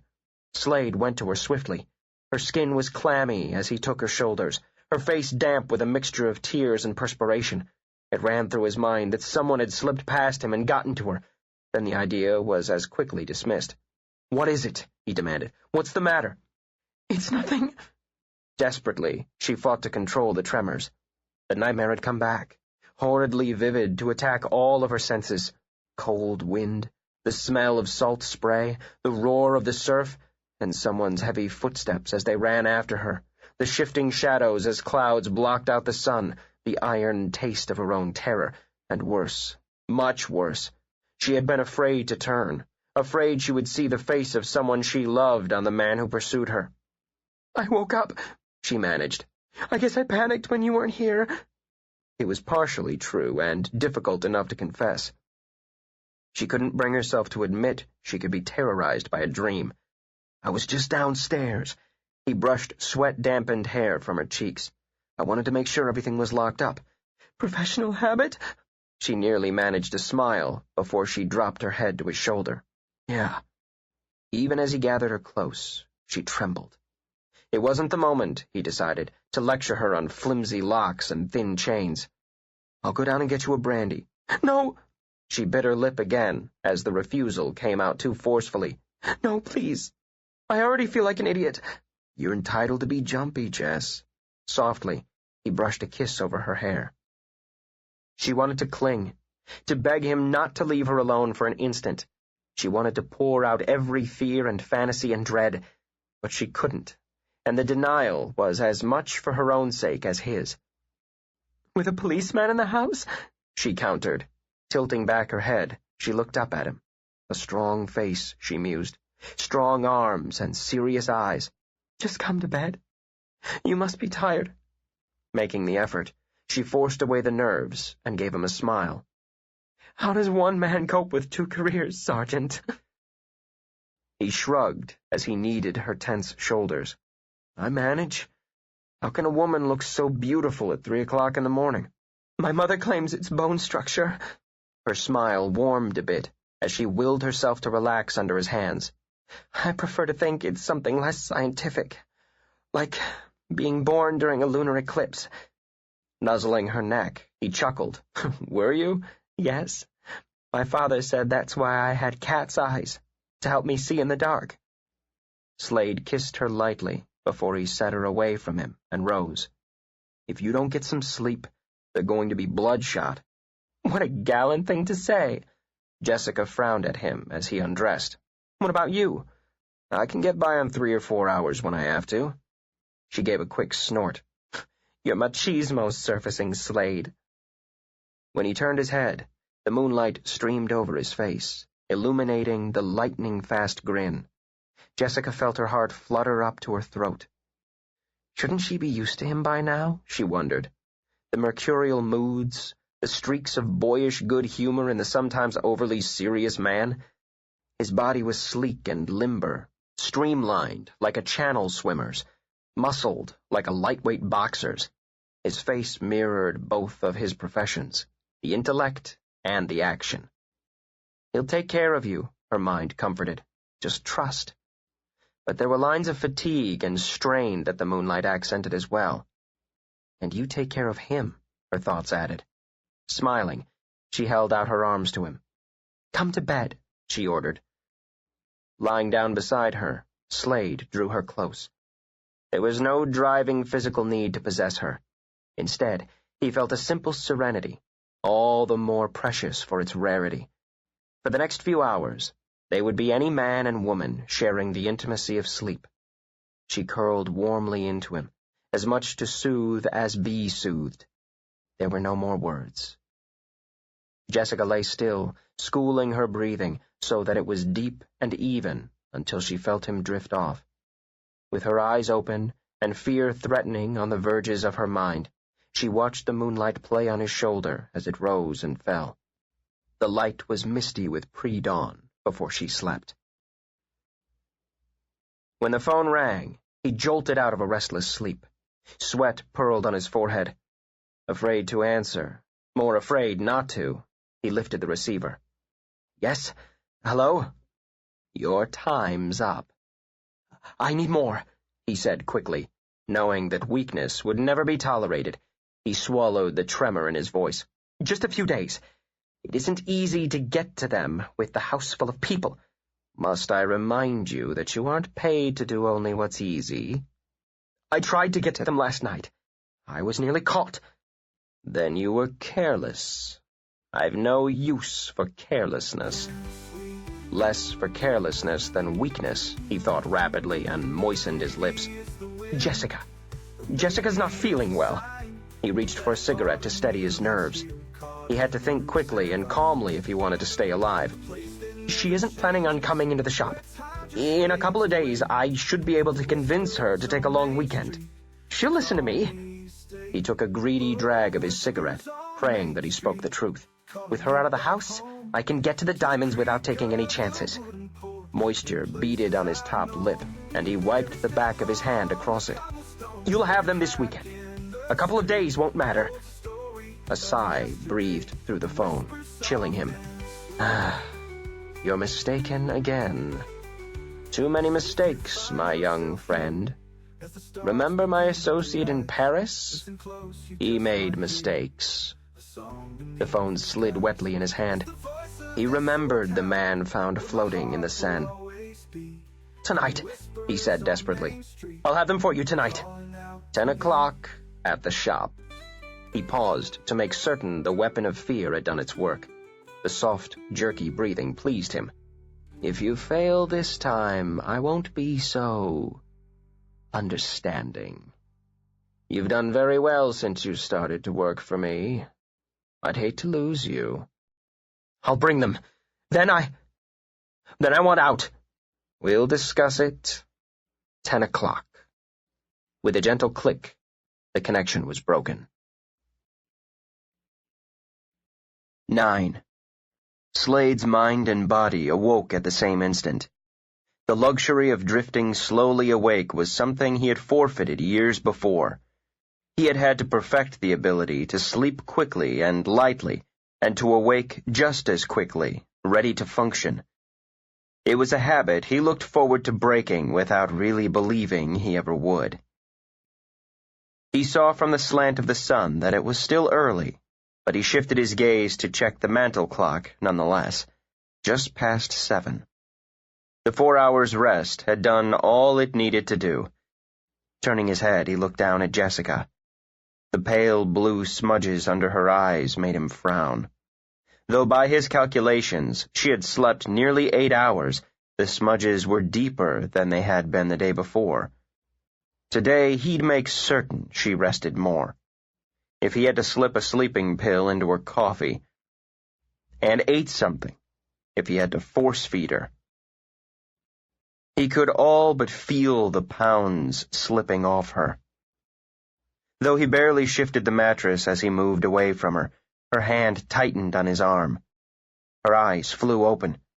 "Get some more sleep," he ordered, touching his lips to hers. "What time is it?" Her voice was husky and thick, but her hand stayed firm on his arm. "Early."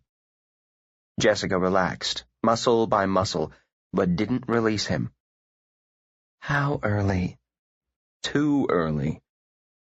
He bent to give her another brief kiss before he rose, but she pulled him closer. "Too early for what?" She felt his lips curve against hers. "You're not even awake yet." "Want to bet?" Running a hand down, she trailed her fingers over his flat stomach. The sleepy kiss smoldered with burgeoning passion. "Maybe you can't get by on 3 or 4 hours sleep after all." Cocking his brow, he lifted his head. "Wanna bet?" Her answering laugh was smothered by his lips. It had never been like this for her. Each time they made love, it stunned her, enticed her, then consumed her. In his arms, with his hands and lips running wild and free over her body, she could lose herself. And how she needed to lose herself. He'd known from the first how to play her. Each time they came together, he found new variations, giving her no opportunity to become familiar with a touch or to anticipate a demand. He could dominate her mind so effortlessly, plunge her back into a world that was all keen emotion and sharp sensation. Everything would magnetize, from the bare brush of a fingertip to the bruising pressure of lips. Jessica thought she could feel the individual threads of the sheet against the naked flesh of her back. The whispering tick of the clock was like thunder. Pale sunlight danced, gray and ghostly. She could see it fall over his hair, accenting its dark confusion as she dove her hands into it. In her ear he whispered something poetic and foolish about the texture of her skin. Though the tone was almost reverent, his hands were aggressive, arousing and drugging in turns. Murmuring, she told him what she wanted. Shifting, she offered what he needed. When he took her, Slade took her slowly, watching the flickers of pleasure and passion on her face in the thin morning light, savoring the sensations that rippled through him as she moved. He nibbled on her parted lips. He tasted her and himself before he roamed over her closed lids. Fragile, he thought. Her skin was so fragile, yet all the while her hips urged him to take quickly. With iron control, he kept the rhythm easy, prolonging the ultimate delight. Jess. He could hardly form her name between labored breaths. Open your eyes, Jess. I want to see your eyes. The lids fluttered, as if weighed down by the pale gold lashes. Open your eyes, love, and look at me. He wasn't a man for endearments. Even through the haze of needs and sensations, Jessica recognized it. A new warmth filled her, pure emotion, to double the physical ecstasy. She opened them. The irises were opaque, rich amber, filmed over with passion. As he moved inside her, the lashes flickered, threatening to lower again. No, look at me. His voice had dropped to a rough whisper. Their lips were close so that their breath merged, shudder for shudder. Jessica saw that his eyes were dark gray and intense, as if he would look into her mind and read whatever frantic thoughts raced inside. Tell me that you need me, he demanded. I have to hear you say it. Just once. Jessica struggled to form words as she climbed higher toward delirium. I need you, Slade. You're the only one. His lips crushed down on hers to muffle her cry as he drove her swiftly to the peak. His last rational thought was almost a prayer, that the words he had demanded would be enough for him. Strange that his body felt more rested, more relaxed now than it had upon waking. Slade slid down to press a kiss at the hollow between her breasts before he shifted from her. Now get some more sleep, he ordered, but before he could rise, Jessica had her arms locked around his neck. I've never been more awake in my life. What are you going to do with me today, Slade? Make me fill out more of those silly cards? Those silly cards, he said as he slipped a hand under her knees, are a necessary part of any organized library. They're boring, she said defiantly when he lifted her. Spoiled, he decided, carrying her into the bathroom. I certainly am not. The line appeared between her brows as he switched on the shower. You certainly are, he corrected genially. But that's all right. I kind of like you that way. Oh, well, thanks a lot. He grinned, kissed her, then set her down in the shower stall. Jessica let out one long, surprised scream. Slade! It's freezing! Best way to get the blood moving in the morning. He stepped in with her, partially blocking the spray. Well, second best, he amended, then cut off a stream of abuse with his lips. Turn on the hot water, she demanded when he let her breathe again. I'm turning blue. He picked up her arm, giving it a light pinch. No, not yet, he disagreed. Want the soap? I'll go take my own shower, thanks. Huffily, she tried to climb out, only to find herself tangled with him under the icy spray. Let go! This is police brutality! She lifted her face to glare at him and got struck fully with the cold needle spray. Slade! Sputtering, she blinked her eyes to clear them. Her body was pressed against his, frigid and tingling. You're going to pay for this, I swear you are. Blinded by the water and her own streaming hair, she struggled to free herself. With one arm keeping her prisoner, Slade took his free hand over her, lavishly soaping her skin. Stop it! Infuriated and aroused, Jessica fought against him. When his hand passed intimately over her bottom, she grew more desperate. Then she heard him chuckle. Temper had her head snapping back up through the spray, made her vision vague and watery. You listen to me, she began. Soapy fingers passed over her nipple. Slade, don't. With a moan, she arched away. His palm slipped between her thighs. No. But her mouth blindly sought his. Jessica no longer felt the cold. When she left the shower, she was glowing. Some color had seeped back into her cheeks. Slade noted it with a mixture of relief and pleasure, though Jessica did her best to maintain outward indignance. I'm going to get dressed, she informed him as she wrapped her wet hair in a towel. Because she was still naked, Slade found it hard to be offended by her haughty tone. Refreshed, he hooked his own towel around his waist. Okay, I'll meet you downstairs for breakfast in 10 minutes. I'll be there, she told him grandly as she stooped to pick up his shirt. When I get there. Grinning, he watched her slip into his shirt and button it. I could get used to seeing you like that, he commented. When she sent him an arch look, his grin only widened. Wet and half-naked, he explained. It's that machismo again, Jessica muttered, holding back a smile. Turning, she flounced to the door. 10 minutes, he reminded her. Jessica cast a baleful look over her shoulder, then slammed the door behind her. Her grin quickly escaped, then almost as quickly faded. David stood directly outside her own bedroom door, his hand already poised to knock. His head had turned at the sound of the slam, but he hadn't moved. His eyes roamed over her, taking in Slade's shirt, the damp, glowing skin, and sleep-starved eyes. Well, his tone, like his eyes, turned cool. I guess you're already up. Jessica felt more color flow into her cheeks. As close as she and David had been, living in the same house, they had never chanced upon each other under these circumstances. Both had always been extremely private about that area of their lives. We're both adults, Jessica reminded herself as she walked toward him. But they'd been children together. Yes, I'm up.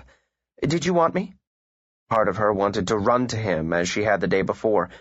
Part of her no longer trusted so unconditionally. Guilt gave her a reserve toward him nothing else could have. Sensing it, he became only more distant and disapproving. Thought I'd check with you before I went in, that's all. He gave her another brief, telling look. Since you're busy... I'm not busy, David. Come in. Coolly polite, Jessica opened the bedroom door, then gestured him inside. It never occurred to her that she was breaking one of Slade's rules by talking to David alone. Even if it had, she would have done no differently. Were there any problems yesterday I should know about? No. His eyes rested on the bed, which hadn't been slept in. His voice tightened. Nothing to worry about. Obviously, you've got enough to keep you busy. Don't be sarcastic, David. It doesn't suit you. She took the towel from her hair and flung it aside. If you have something to say to me, come out with it. She plucked up a comb and began to drag it through her hair. Do you know what you're doing? He blurted out. Jessica's hand paused in mid-stroke. Slowly, she lowered the comb to place it back on the dresser. She caught a glimpse of herself, pale, shadow-eyed, damp, and inadequately covered in Slade's wrinkled shirt. Be specific. You're sleeping with the writer. Shoving up his glasses, he took a step toward her. And if I am? She countered tightly. Why should you object? What do you know about him? David demanded with such sudden heat that she was rendered speechless. He comes out of nowhere, probably without 2 nickels to rub together. It's a nice setup here, big house, free meals, a willing woman. Be careful, David. She stiffened as the anger in her eyes met his. How do you know he's not just a sponge? A couple $1 million is a hell of a target. The angry color paled with hurt. And of course, what else could he be interested in other than my money? When she would have turned away, he took her shoulders. Come on, Jessie. The eyes behind the glasses softened. You know I didn't mean it that way. But he's a stranger, and you're just too trusting. Am I, David? She swallowed the sudden rise of tears as she studied his well-known face. Have I made a mistake by trusting? I don't want you to get hurt. He squeezed her shoulders before he dropped his hands. You know I love you. The admission seemed to make him uncomfortable.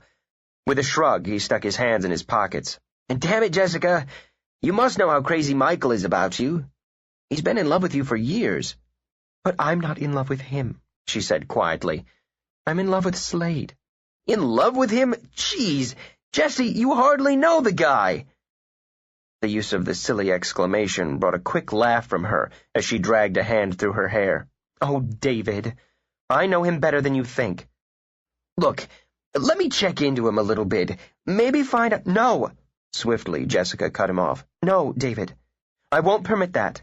Slade is my business.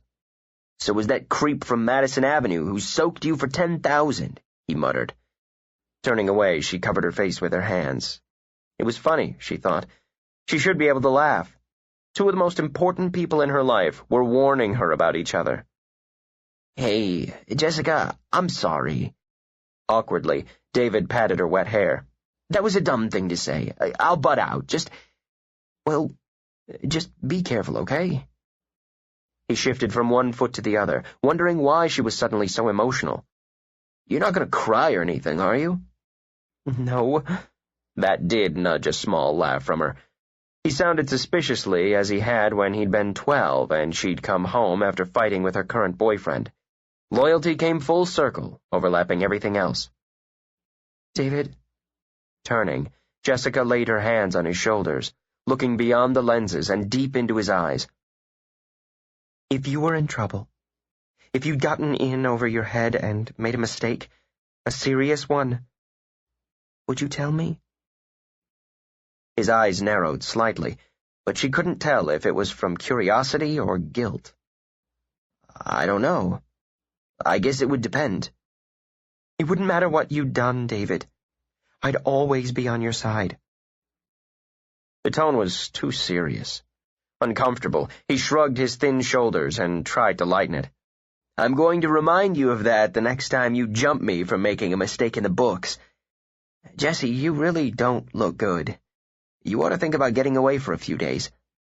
I'll be fine. Sensing an argument, she continued. But I'll give it some thought. Good. I've got to go. I told Michael I'd open up today. He gave her a quick kiss on the cheek. I'm sorry if I came on too strong before. I still think— Hesitating, he shifted his shoulders again. Well, we've all got to do things our own way. Yes, she murmured as she watched him walk to the door. Yes, we do. David, if you or Michael need money— Are we going to get a raise? He asked with a quick grin as he turned the knob. Forcing a smile, Jessica picked up her comb again. We'll see about it when I come back to work. Hurry back, he said, then left her alone. Jessica stared at the closed door, then down at the comb in her hand. On a sudden spurt of rage, she hurled it across the room. Look at what she'd been doing, pumping him, half hoping he'd confess so that she could see an end to things. She'd watched him, searching for some sign of guilt, and she wouldn't be able to prevent herself from doing the same with Michael. Her own lack of trust appalled her. Dropping onto the stool of her vanity, she stared at her reflection. It wasn't right that she should feel this way, alienated from the two people she'd felt closest to, watching for signs, waiting for them to make a mistake. Worse, she thought, worse, wanting them to make one so that she could stop the watching and waiting. She took a long, hard look at herself. Her hair was wet and tangled around an unnaturally pale face. The pallor only accented the smudges under her eyes. She looked frail, already half-beaten. That she could put an end to with a few basic practicalities. Stiffening her spine, Jessica began to dab makeup on the smudges. If an illusion of strength was all she had left, she'd make the best of it. When the phone rang across the room, she jolted, knocking a small china vase to the floor.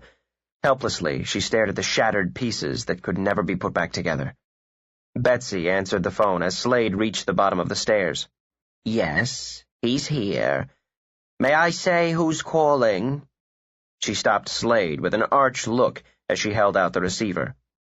"It's a Mrs. Slaterman," she said primly. Frowning, Slade took the receiver. "Mom?"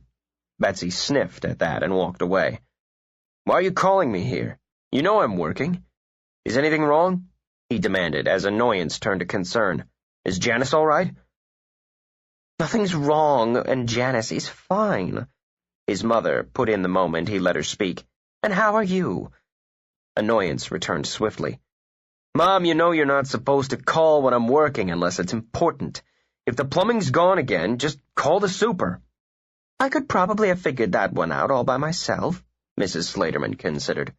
"Look, I should be home in a couple of days. Just put whatever it is on hold until I get there." "All right," she said mildly. "But you did tell me to let you know if I heard anything from your agent. We'll talk about it when you get home. Goodbye, Slade." "Wait a minute." Letting out an impatient breath, he shifted the phone to his other hand. "You didn't have to call to pass on another rejection." "No," she agreed, "but I thought maybe I should call with an acceptance." He started to speak, then stopped himself. Anticipation only led to disappointment. "On the new short story for Mirror?"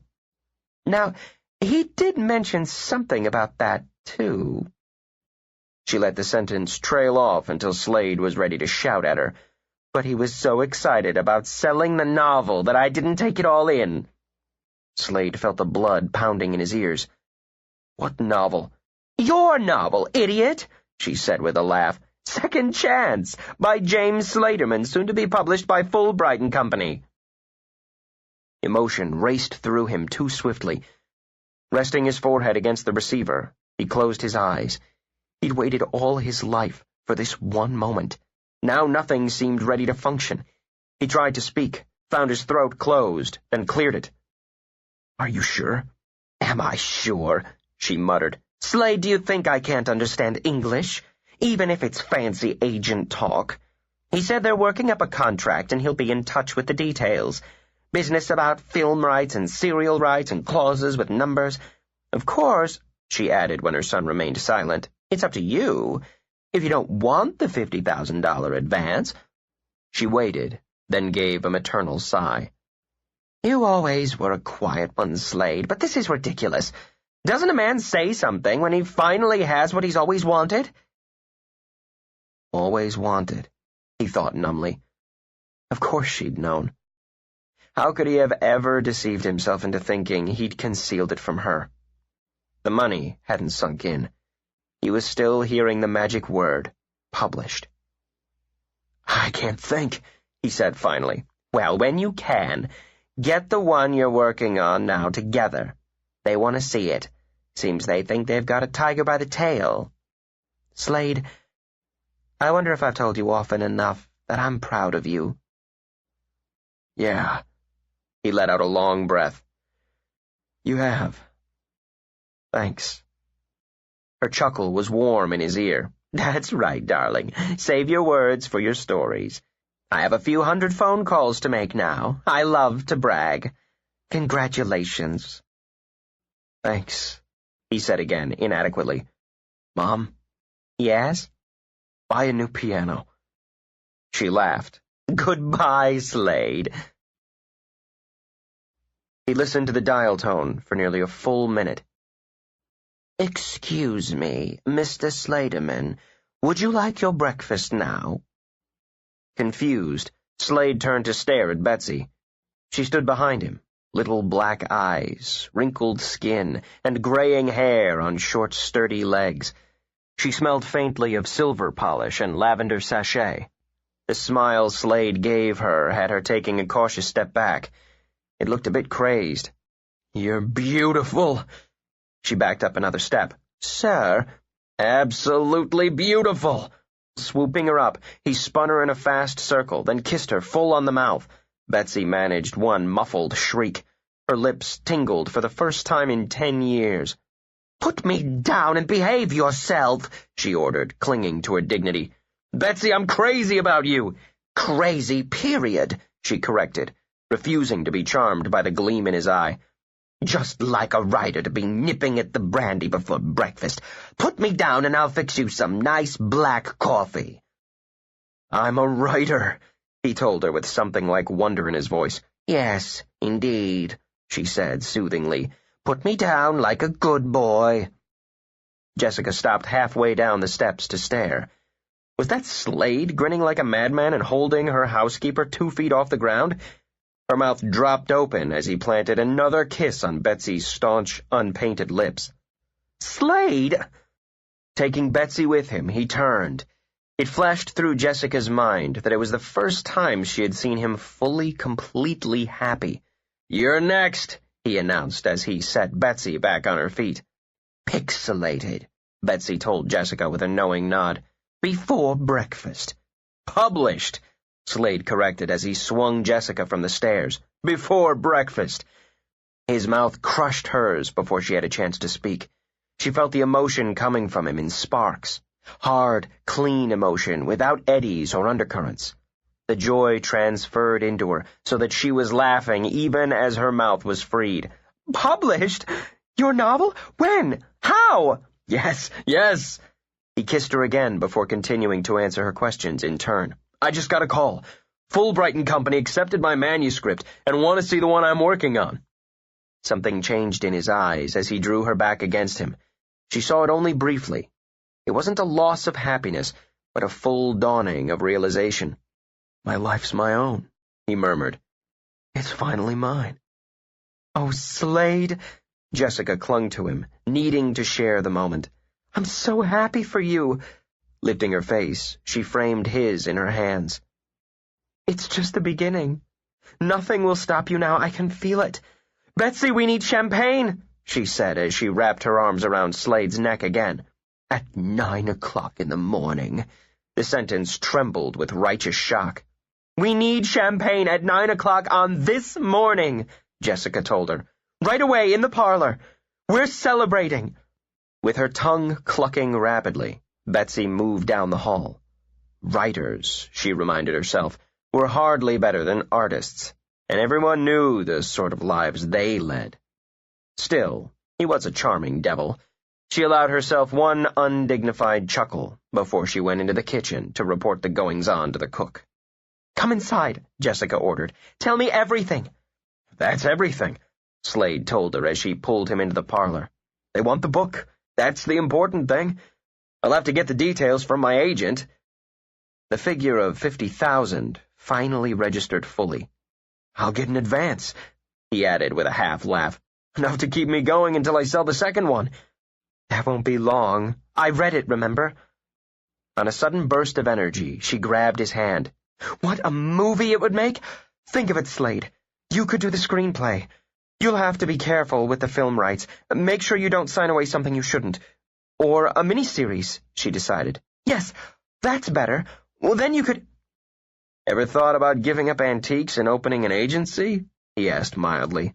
"Negotiating's negotiating," she countered, then smiled. "And I'm an artist." With her face set in lines of disapproval, Betsy entered carrying a tray. "Will there be anything else, Ms. Winslow?"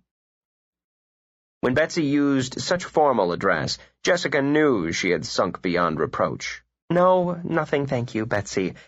She waited until the housekeeper had disappeared before casting Slade a baleful glance. "That's your fault, really," she informed him. "She'll be polite and long-suffering all day now because you molested her and I joined you in champagne depravity before breakfast." "We could ask her to have a glass," he suggested as he worked the cork from the bottle. "You really do want me to be in trouble?" Jessica lifted both glasses as the cork popped out. "To writing James Slaterman on one of those necessary cards in my library," she said when both glasses were full. Laughing, he clinked his rim against hers. "You'll have the first copy," he promised, then drained his glass. "How do you feel, Slade?" Sipping more cautiously, Jessica watched him refill his glass. "How do you feel, really?" He studied the bubbles in the wine as if searching for the word. "Free," he said quietly. "I feel free." Shaking his head, he began to wander the room. After all these years of doing what I had to, I'll have the chance to do what I want to.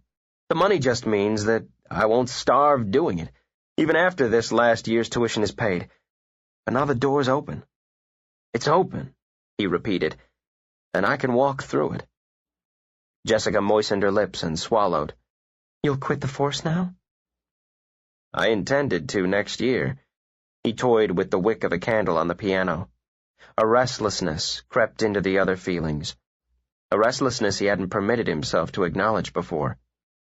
This means it can be sooner. Much sooner. I'll be a civilian. She thought of the gun he secreted somewhere in his rooms upstairs. Relief flowed through her, to be immediately followed by anxiety. "I guess it'll take some getting used to." "I'll manage." "You'll resign right away?" "No need to wait," he considered. "I've got enough to get by on until the contract's signed. I'll need time if they want rewrites. Then there's this novel to finish, and another I've been kicking around. I wonder how it'll feel to write full-time instead of grabbing snatches." "It's what you were meant to do," she murmured. "As soon as this is over, I'm going to find out." "Over?" Her eyes fixed on his, but he wasn't looking at her. "You're staying?" "What?" Distracted, he brought his gaze back to her. The expression on her face made him frown. "What did you say?" "I thought you'd turn over the assignment to someone else." Jessica reached for the bottle to add champagne to a glass that was already full. "You'll want to get back to New York right away." With deliberate care, Slade set down his glass. "I don't leave things until they're finished." "No." She set the bottle back down. "No, of course you wouldn't." "You think I'd walk out of here and leave you?" The anger in his voice had her taking a quick sip of champagne. "I think," she said slowly, "when someone's about to get what they've worked for, waited for, they shouldn't take any chances." He went to her and took the glass from her hand, then set it beside the half-filled bottle. "I think you should shut the hell up." When she started to speak, he cupped her face in one strong hand. "I mean it, Jess." "You're a fool to stay when you have a choice," she blurted out. His eyes narrowed with temper before he brought his mouth to hers for one brief, hard kiss. "You're a fool to think I have one." "But you do," Jessica corrected more calmly. "I told you once before. We always have a choice." "All right," Slade nodded, never taking his eyes off hers. "Say the word and I'll go back to New York today. If you'll go with me," he added when she started to speak. Her answer was a quick, defiant shake of the head. "Then we're in this together until the finish." Jessica went into his arms and clung. She needed him to stay as badly as she wanted him to go. For now, she would only think of tomorrows. "Just remember, I gave you your chance. You won't get another one." Tilting her head back, she smiled at him. "One day I'm going to remind you of it. We're in this together." He nodded again, not noting that she had edited his phrase. "Okay, let's get some breakfast to go with this champagne before Betsy completely writes you off." 10. For Jessica, the day crawled. The confinement alone would have been torture to her. She hated seeing the sun pour through the windows while she remained trapped inside. Even the beach was off limits, so she was prevented from learning if she could walk there again without looking over her shoulder. Thinking of her shop only brought on a dull, nagging headache. The one thing she'd conceived and built by herself had been taken out of her hands. Perhaps she would never feel the same pride in it, the same dedication to making it the best she was capable of. Worse, her own weariness was taking her to the point where she no longer cared. Jessica detested being ill. Her usual defense against a physical weakness was to ignore it and go on. It was something she couldn't or wouldn't change. Now, however, she had no outlet. The quiet library and monotonous tasks Slade gave her were grating on already taut nerves. Finally, she tossed her pen across the table and sprang up. "I can't stand this anymore." She gestured widely to encompass the library at large. "Slade, if I write one more word, I'll go crazy. Isn't there something we can do? Anything? This waiting is unbearable." Slade leaned back in his chair, listening calmly to her complaints. He'd watched her fidget throughout the morning, fighting off boredom, tension, and exhaustion. The only surprise he felt was that she'd managed to go so long without exploding. Sitting still, he mused, was not Jess Winslow's forte. He pushed aside a pile of books. "Gin," he stated mildly. Jessica plunged her hands into the pockets of her trousers. "Damn it, Slade, I don't want to drink. I need to do something." "Rummy," he finished as you rose. "Rummy?" For a moment she looked puzzled, then gave a gusty sigh. "Cards? I'm ready to beat my head against the wall, and you want to play cards?" "Yeah. Got any?" "I suppose." Jessica dragged a hand through her hair, holding it back from her face a moment before she dropped her arm to her side. "Is that the best you can come up with?" "No."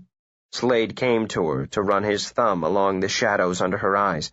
"But I think we've given Betsy enough shocks for today." With a half-length, Jessica gave in. "All right, then. Cards."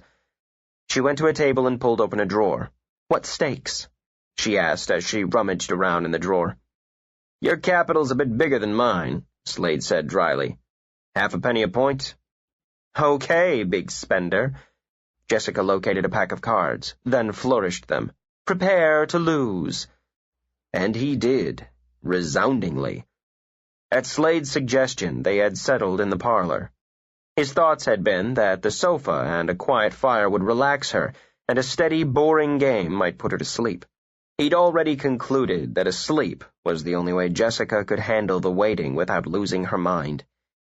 He hadn't expected her to know a great deal about the game, any more than he had expected to be trounced. "Gin," Jessica announced again. He looked down in disgust at the cards she spread. "I've never seen anyone with that kind of luck." "Skill," she corrected, picking up the cards to shuffle them. His opinion was a brief four-letter word. "I've worked Vice," he told her while she dealt. "I know a hustle when I see one." "Vice?" Jessica poked her tongue in her cheek. "I'm sure that was very interesting." "It had its moments," he muttered, scowling at the cards she'd dealt him. "What department are you with now?" "Homicide." "Oh." She swallowed, but managed to keep her voice light. "I suppose that has its moments, too." He gave her a grunt that might have been agreement as he discarded. Jessica plucked it up and slipped it into her own hand. When Slade narrowed his eyes, she only smiled. "You must have met a lot of people in your work." She contemplated her hand, then tossed out a card. "That's why your characters have such depth." Briefly, he thought of the street people, dealers and prostitutes, petty thieves and victims. Still, she was right in her way. By the time he'd hit 30, Slade had thought he'd seen all there was to see. He was constantly finding out there was more. "Yeah, I meet a lot of people," he discarded again. And again Jessica plucked it up. "Busted a few professional card sharks." Jessica sent him an innocent look. "Really?" "One was a great-looking redhead," he improvised. "Ran a portable game in some of the best hotels in New York. Soft southern accent, white hands, and a marked deck." Experimentally, he held a card to the light before he discarded it. "She went up for 3 years." "Is that so?" Jessica shook her head as she reached for the card. "Gin." "Come on, Jess, there's no way." Apologetically, she spread her cards. "There seems to be." After a quick scan of her cards, he swore. "Okay, that's it." Slade tossed in his hand. "Figure up my losses. I'm finished." "Well, let's see." Jessica chewed on the end of a pencil as she scanned the notepad dotted with numbers from previous hands. You got caught with a bundle that time, didn't you? Not bothering to wait for his reply, she scribbled on the pad. The way I figure it, you owe me $8.57.5. Setting down the pad, she smiled at him. Let's just make it $8.57 even. You're all heart, Jess. Just pay up. She held out a hand, palm up. Unless you want to go for double or nothing. Not a chance. Slade reached into his pocket and drew out his wallet. He tossed a 10 under the table. Haven't got any change. You owe me $1.43. With a smirk, Jessica rose to retrieve her purse from the hall closet. $1, she said, rummaging through her billfold as she came back into the parlor. And 25, 30, 43. She dropped the change into his hand, then grinned. We're even. Not by a long shot. Slade grabbed her and gave her a long, thorough kiss. If you're going to fleece me, he murmured, gathering her hair in one hand, the least you can do is make it worth my while. Seems reasonable, she agreed as she offered her lips again. God, how he wanted her. Not just for a moment or a day or a year, he thought as he lost himself in the taste of her. For always. Forever. All those terms he never allowed himself to think. There was a wall between them. The thin glass wall of status he forgot when she was in his arms. He had no business feeling what he felt or asking what he wanted to ask, but she was warm and soft, and her lips moved willingly under his. Jess, don't talk. She wrapped her arms tighter around him. Just kiss me again. Her mouth clung to his, smothering the words that begged to be said, and the longer the kiss went on, the thinner the wall between them became. Slade thought he could feel it crack, then shatter without a sound. Jess, he murmured again as he buried his face in her hair. I want... She jolted, and Slade swore when the doorbell rang. I'll get it, she said. No. Let Betsy. He held her another minute, feeling the hammer of her heart against his chest. More than willing, Jessica nodded. When Slade released her, she sank into a chair. It's silly, she began. Then Michael walked into the parlor. Jessica! Ignoring Slade, Michael went to her to take her hand. You're so pale. You should be in bed. She smiled, but couldn't prevent her fingers from tightening on his. You know I'd go crazy if I stayed in bed. I told you not to worry, Michael. How could I help it? He lifted her hand to brush his fingers over the knuckles. Especially with David muttering all afternoon about you not knowing how to take care of yourself. That was... She broke off, casting a quick look at Slade. That was just a small disagreement we had. I'm fine, really. You don't look fine. You look exhausted. Frowning, Michael followed the direction of her gaze until he too looked at Slade. Understanding was followed by anger, resentment, then weary acceptance. She should be in bed, he told Slade curtly, not entertaining guests. Slade shrugged as he eased himself into a chair. It's not my place to tell Jess how to run her life. And what exactly is your place? Michael, please. Jessica cut off Slade's answer and rose hastily. I'll be going up soon. I am tired. With a silent plea, she turned to Slade. I've kept you from your work too long. You haven't written all day. No problem. He pulled out a cigarette. I'll make it up this evening. Michael stood between them, obviously not wanting to leave, and knowing there was no point in staying. I'll go now, he said at length, if you promise to go up to bed. Yes, I will. Michael. She put her arms around him, feeling the familiar trim build, smelling the light sea breeze scent of his aftershave. You and David mean so much to me.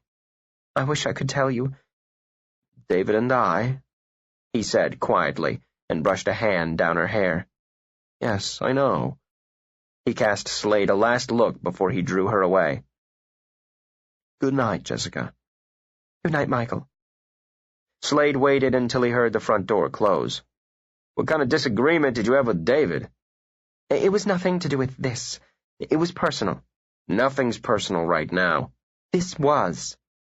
Turning, she fixed him with weary eyes, but he saw the stubborn crease between her brows. I have a right to some privacy, Slade. I told you not to see either of them alone, he reminded her. Book me, she snapped. Don't tempt me. He met her angry eyes directly. And don't do it again. Yes, Sergeant. On a disgusted sigh, Jessica dragged a hand through her hair. I'm sorry. Don't apologize, he told her briefly. Just do what you're told. I think I will go up. I'm tired, she added, not looking at Slade. Good. He didn't get up, nor did he take his eyes off her. Get some sleep.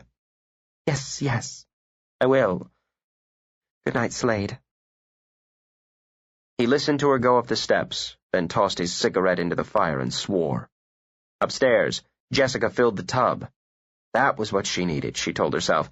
An aspirin for the headache, a hot tub for the tension. Then she would sleep. She had to sleep. Her body was crying for it. For the first time in her life, Jessica felt the near weightlessness of true exhaustion. She waited until the bathroom was steamy, then lowered herself into the tub. She knew she hadn't deceived Slade. Jessica wasn't fool enough to believe that he'd taken her excuse of being tired at face value. He was just as cognizant of what was going on inside her head as she was. The visit from Michael had been the last straw in a day filled with unspoken fears and rippling tension. Nothing had happened, she thought in frustration, as she let the water lap over her. How much longer would she have to wait? Another day? A week? 2 weeks? On a long, quiet sigh, she shut her eyes. Jessica understood her own personality too well. She would be lucky to get through the night, much less another week of waiting and wondering.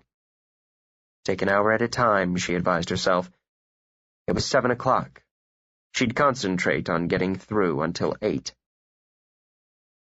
At 8:20, Slade went systematically through the first floor, checking locks. He'd waited throughout an unbearably long day for the phone call that would tell him his assignment was over. Silently, he cursed Interpol, the FBI, and Dodson. As far as he was concerned, they were all equally to blame. Jessica wouldn't be able to take much more. That had been made abundantly clear during Michael's visit. Another thing had been made abundantly clear. Slade had found himself entirely too close to stepping over the last boundary. If the doorbell hadn't rung, he would have said things best left unsaid. Asked things he had no right to ask of a vulnerable woman. She might have said yes. Would have said yes, he corrected as he stepped past a snoring Ulysses. And would have regretted it, he reflected, when the situation changed and her life was back to normal. What if he had asked her?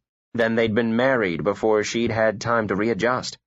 A good way to mess up 2 lives, Slade, he told himself. It was better to make the break now. Draw back until they were just cop and assignment again. At least she was upstairs resting, not beside him, tempting him to cross the line again. When she wasn't there where he could see her, touch her, it was easier to keep things in perspective. The servants were settled in their wing. He could hear the low murmur of a television and the settling of boards. After he'd finished checking the locks, he'd go upstairs and write. Slade rubbed a hand over the back of his neck, where the tension concentrated.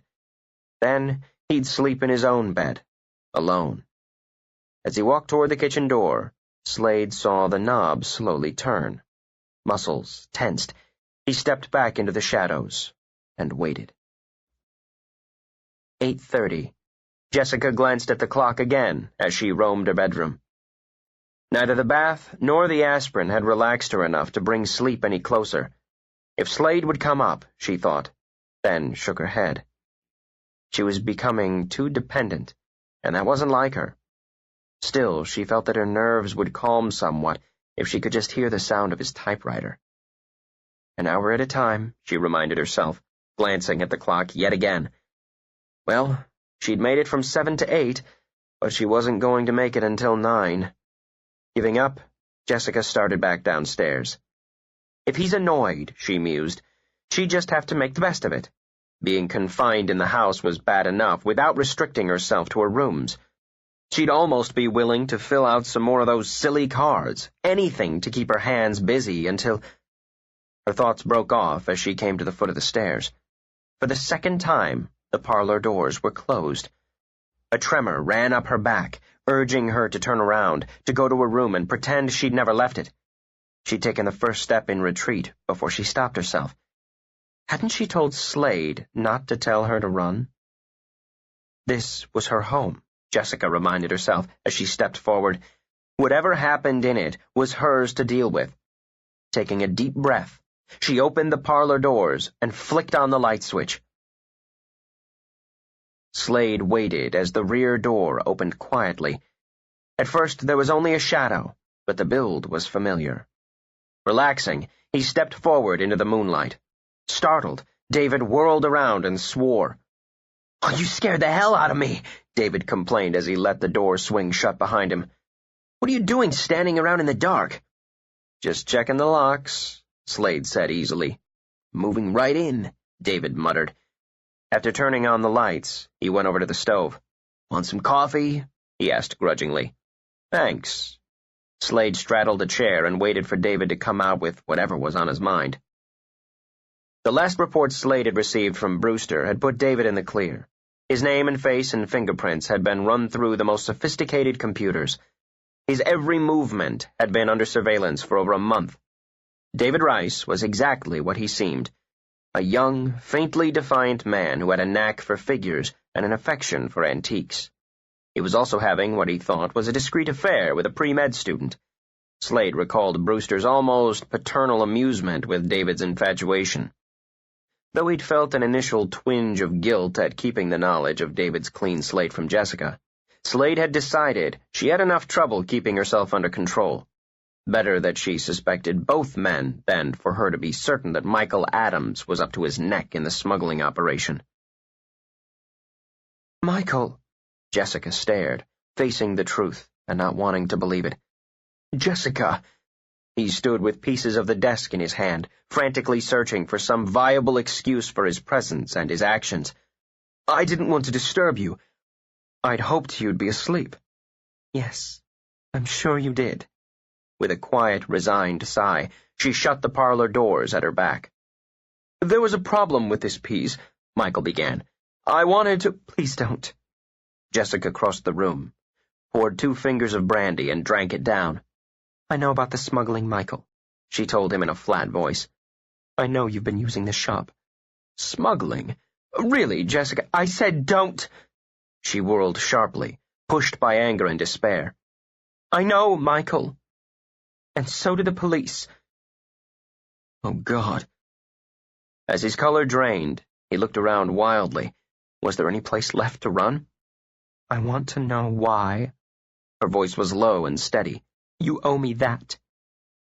"I was trapped." He let the pieces of the desk fall to the floor, then groped for a cigarette. "Jessica, I was trapped. He promised you wouldn't be involved, that you'd never have to know. You have to believe that I'd never have gotten you mixed up in this if there'd been any choice." "Choice," she murmured, thinking of Slade. "We all have our choices, Michael. What was yours?" "In Europe, a couple of years ago, He took a greedy drag of his cigarette. "I lost some money. A lot of money. More than I had to lose, and to the wrong person." He sent her a swift, pleading look. "He had me worked over. You might remember when I took those extra 2 weeks in Rome?" He drew in and expelled smoke quickly. "They were pros. It was days before I could walk. When he gave me an alternative to crippling me permanently, I took it." Dragging a hand through his hair, Michael walked over to the bar. He poured bourbon neat, splattering drops, then downed it in one swallow. "He knew who I was, of course. My family, my connection with your shop, your unimpeachable reputation." The liquor gave him temporary strength. His voice steadied. "It worked beautifully for him. It wasn't for the money, Jessica. I just wanted to stay alive. And then I was in too deep." She felt something soften inside her and quickly pushed it aside. No pity, she ordered herself. He wouldn't drag pity from her now. "Who is he, Michael?" "No." Shaking his head, he turned to face her. "I won't tell you that. If he found out you had his name, you'd never be safe." "Safe?" She laughed shortly. "If you were concerned for my safety, you might have told me not to walk on the beach when someone was going to shoot at me." Shoot? Good God, Jessica. I didn't think he'd... Well, he threatened, but I never believed he'd actually try to hurt you. I would have done something. His hand trembled, spilling ash onto the carpet. With a jerky movement of his arm, Michael tossed the cigarette into the fire. I begged him not to involve you. Swore I'd do anything he wanted if he'd leave you out of it. I love you, Jessica. Don't talk about loving to me. With more control than she was feeling, Jessica bent over to pick up one of the pieces he had dropped. It was part of the inner molding. What's in the desk, Michael? Diamonds, he said and swallowed. $250,000. If I don't take them to him tonight... Where? She interrupted. To the shop. 10 o'clock. Let me see them. She watched him separate one of the partitions of a cubbyhole from the space where a drawer had been. Lifting a thin piece of wood, he revealed a false bottom.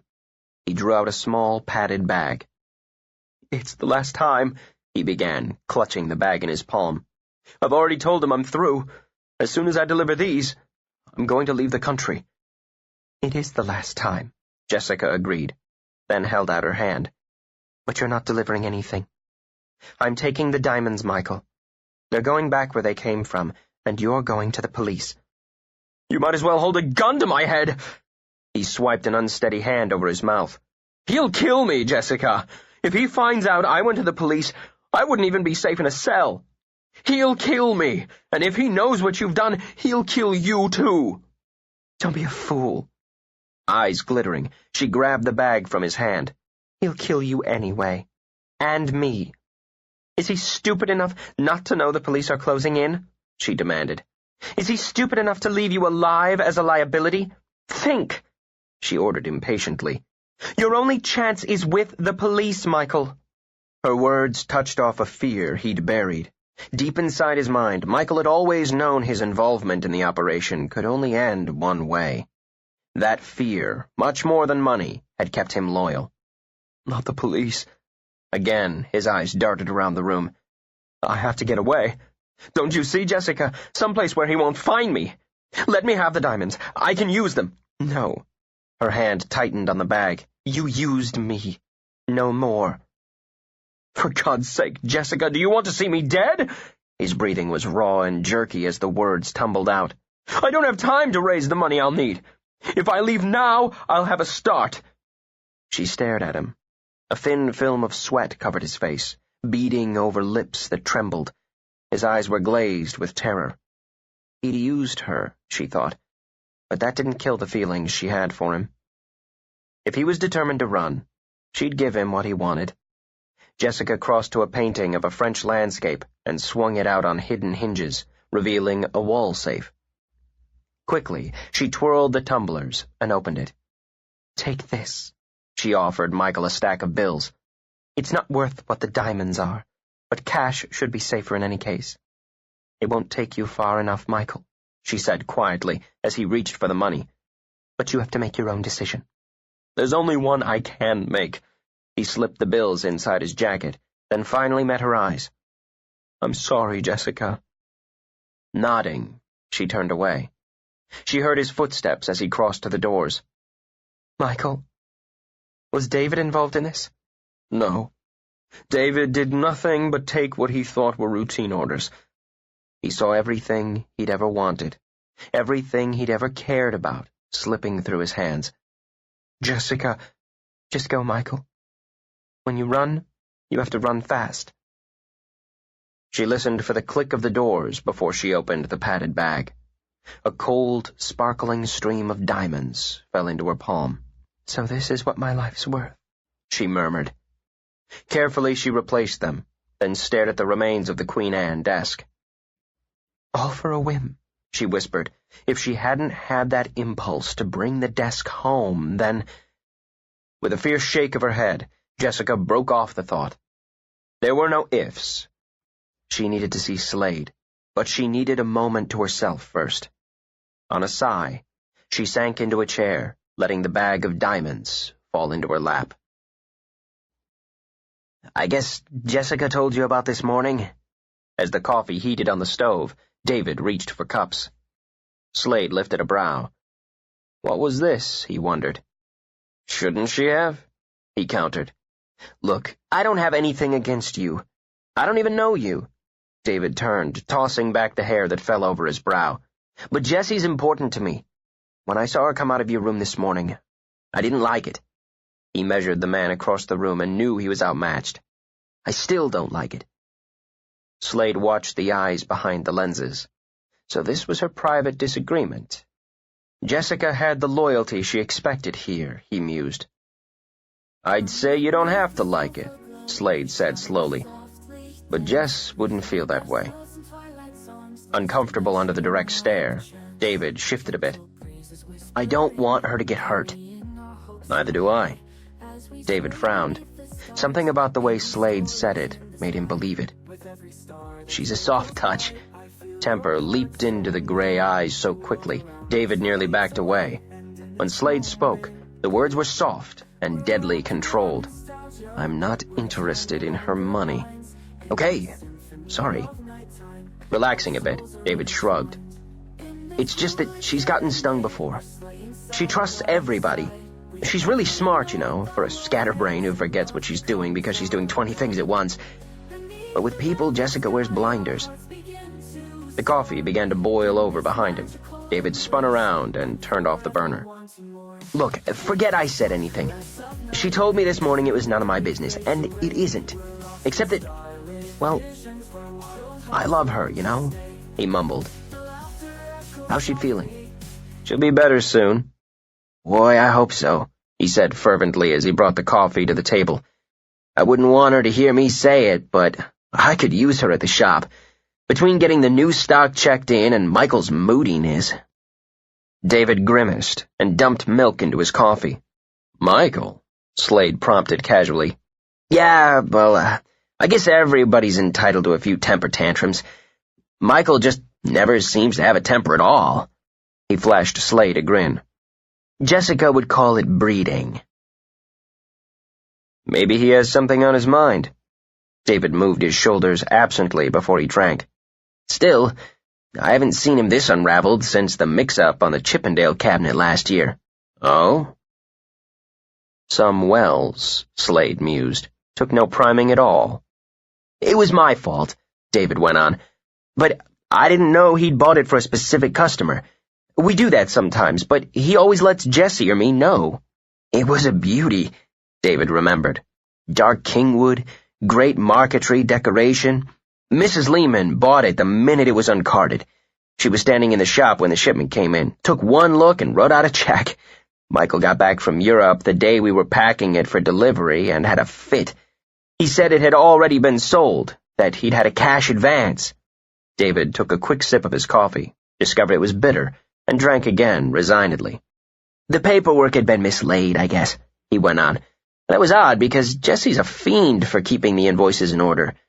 Mrs. Lehman wasn't too pleased about the mix-up either, he recalled with a grin. Jessie sold her a side table at cost to soothe her feathers. Who bought it? Slade demanded. What, the cabinet? David adjusted his glasses. Lord, I don't know. I don't think Michael ever told me, and with the mood he was in, I didn't like to ask. You have the receipt? Yeah, sure. Puzzled, David focused on him again. At the shop. Why? I have to go out. Slade rose swiftly and headed for the rear stairs. Don't go anywhere until I get back. What are you...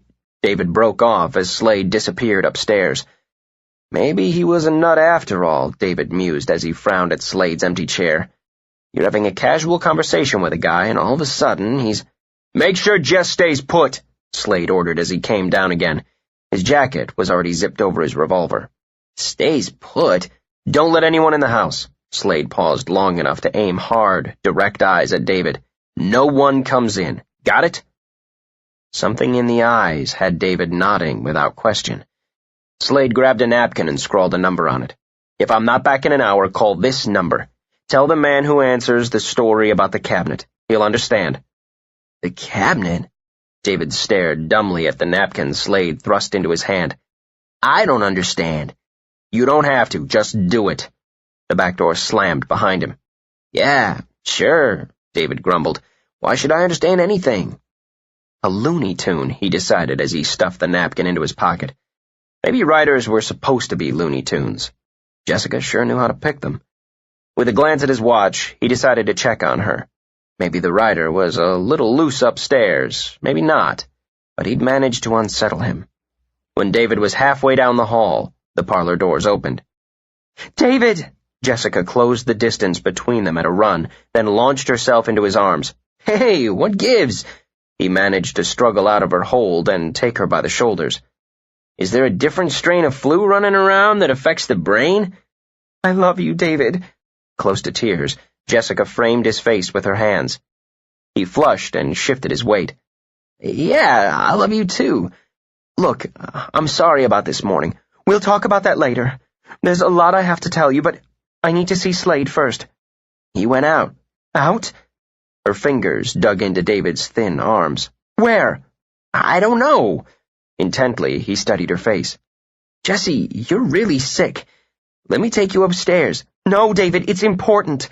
Her voice changed from frantic to stern, the one he always responded to. You must have some idea where he went. I don't, he returned a bit indignantly. We were sitting there talking 1 minute, and he was up and heading out the next. About what? Impatient, Jessica gave him a quick shake. What were you talking about? Just this and that. I mentioned that Michael had been moody, like he'd been when we'd had that mix-up on the Chippendale cabinet last year. The Chippendale? Jessica pressed her hands to her cheeks. Oh, God, yes. Of course. Slade gave me some business about not letting anyone in the house and calling some number if he didn't get back in an hour. Hey, where are you going? Jessica had swung her purse from the newel post and was rummaging through it. He's gone to the shop. To the shop, and it's nearly 10. Where are my keys? Call the shop. See if he answers. In a quick move, she dumped the contents of her purse on the floor. Call, she repeated when David gaped at her. Okay, take it easy. While Jessica made a frantic search through the items on the floor, David dialed the phone. I can't find them. I can't. They're in my coat, she remembered and dashed for the hall closet. He doesn't answer, David told her. Probably hasn't had time to get there yet if that's where he was going in the first place, which doesn't make any sense because it's closed and... Jessie, where are you going? He said you weren't to go out. Damn it, you forgot your coat. Will you wait a minute? But she was already racing down the front steps toward her car. 11. It took Slade only a few moments to pick the lock on the front door of the shop.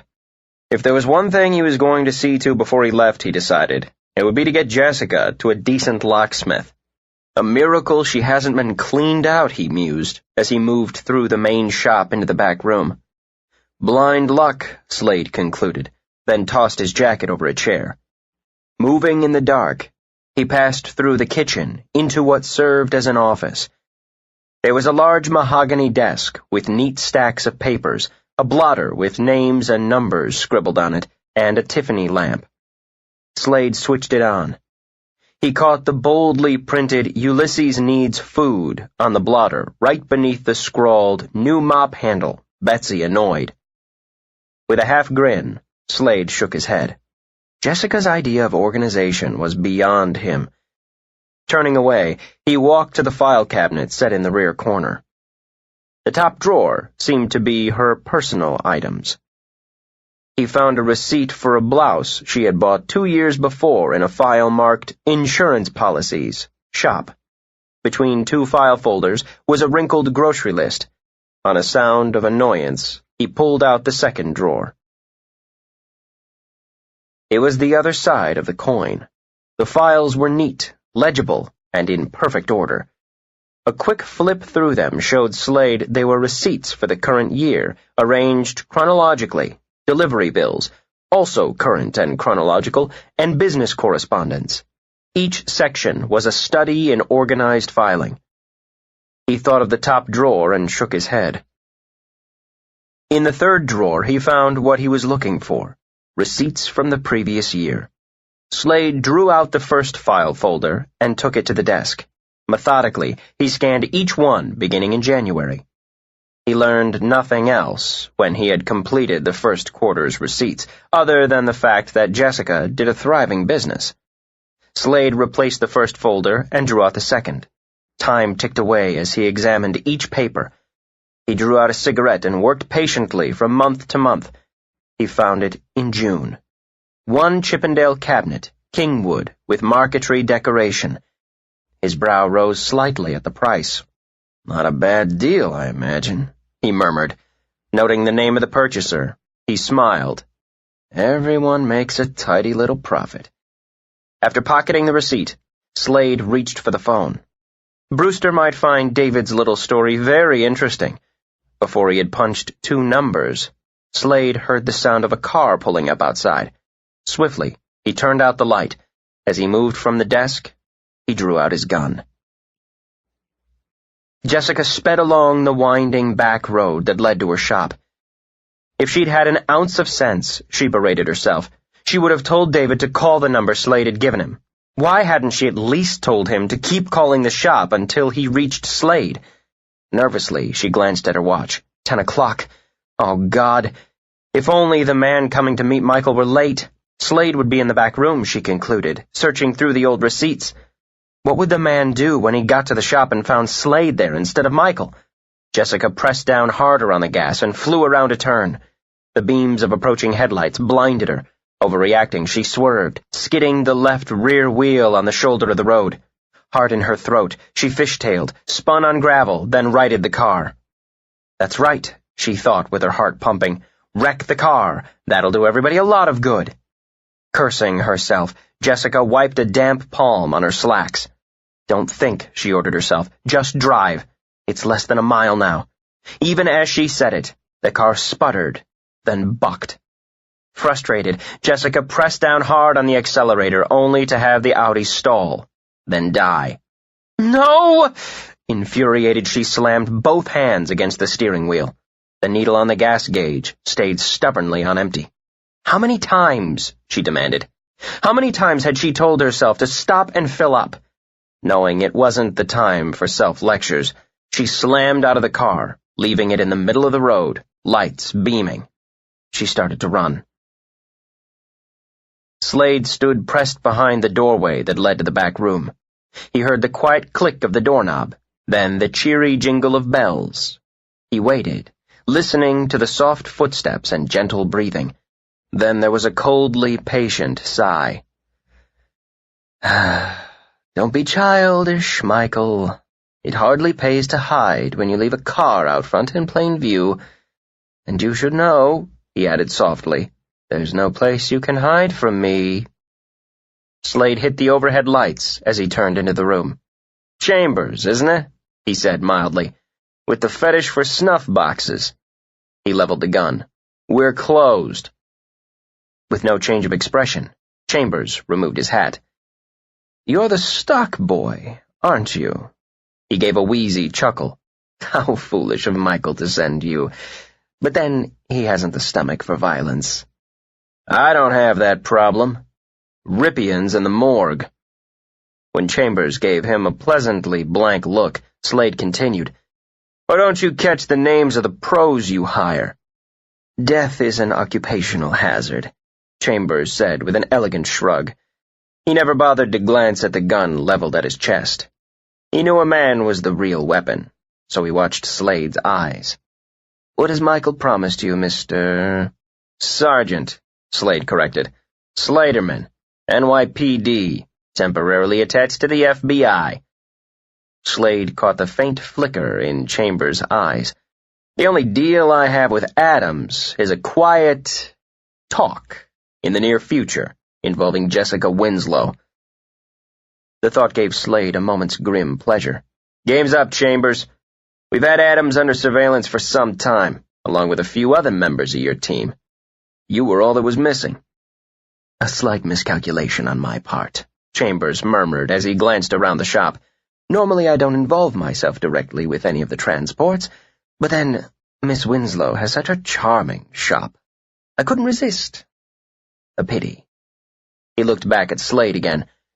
You don't look to be the type who'll take a bribe, even a lucrative one. You seem to be a good judge of character. Keeping the gun steady, Slade reached for the phone on the counter.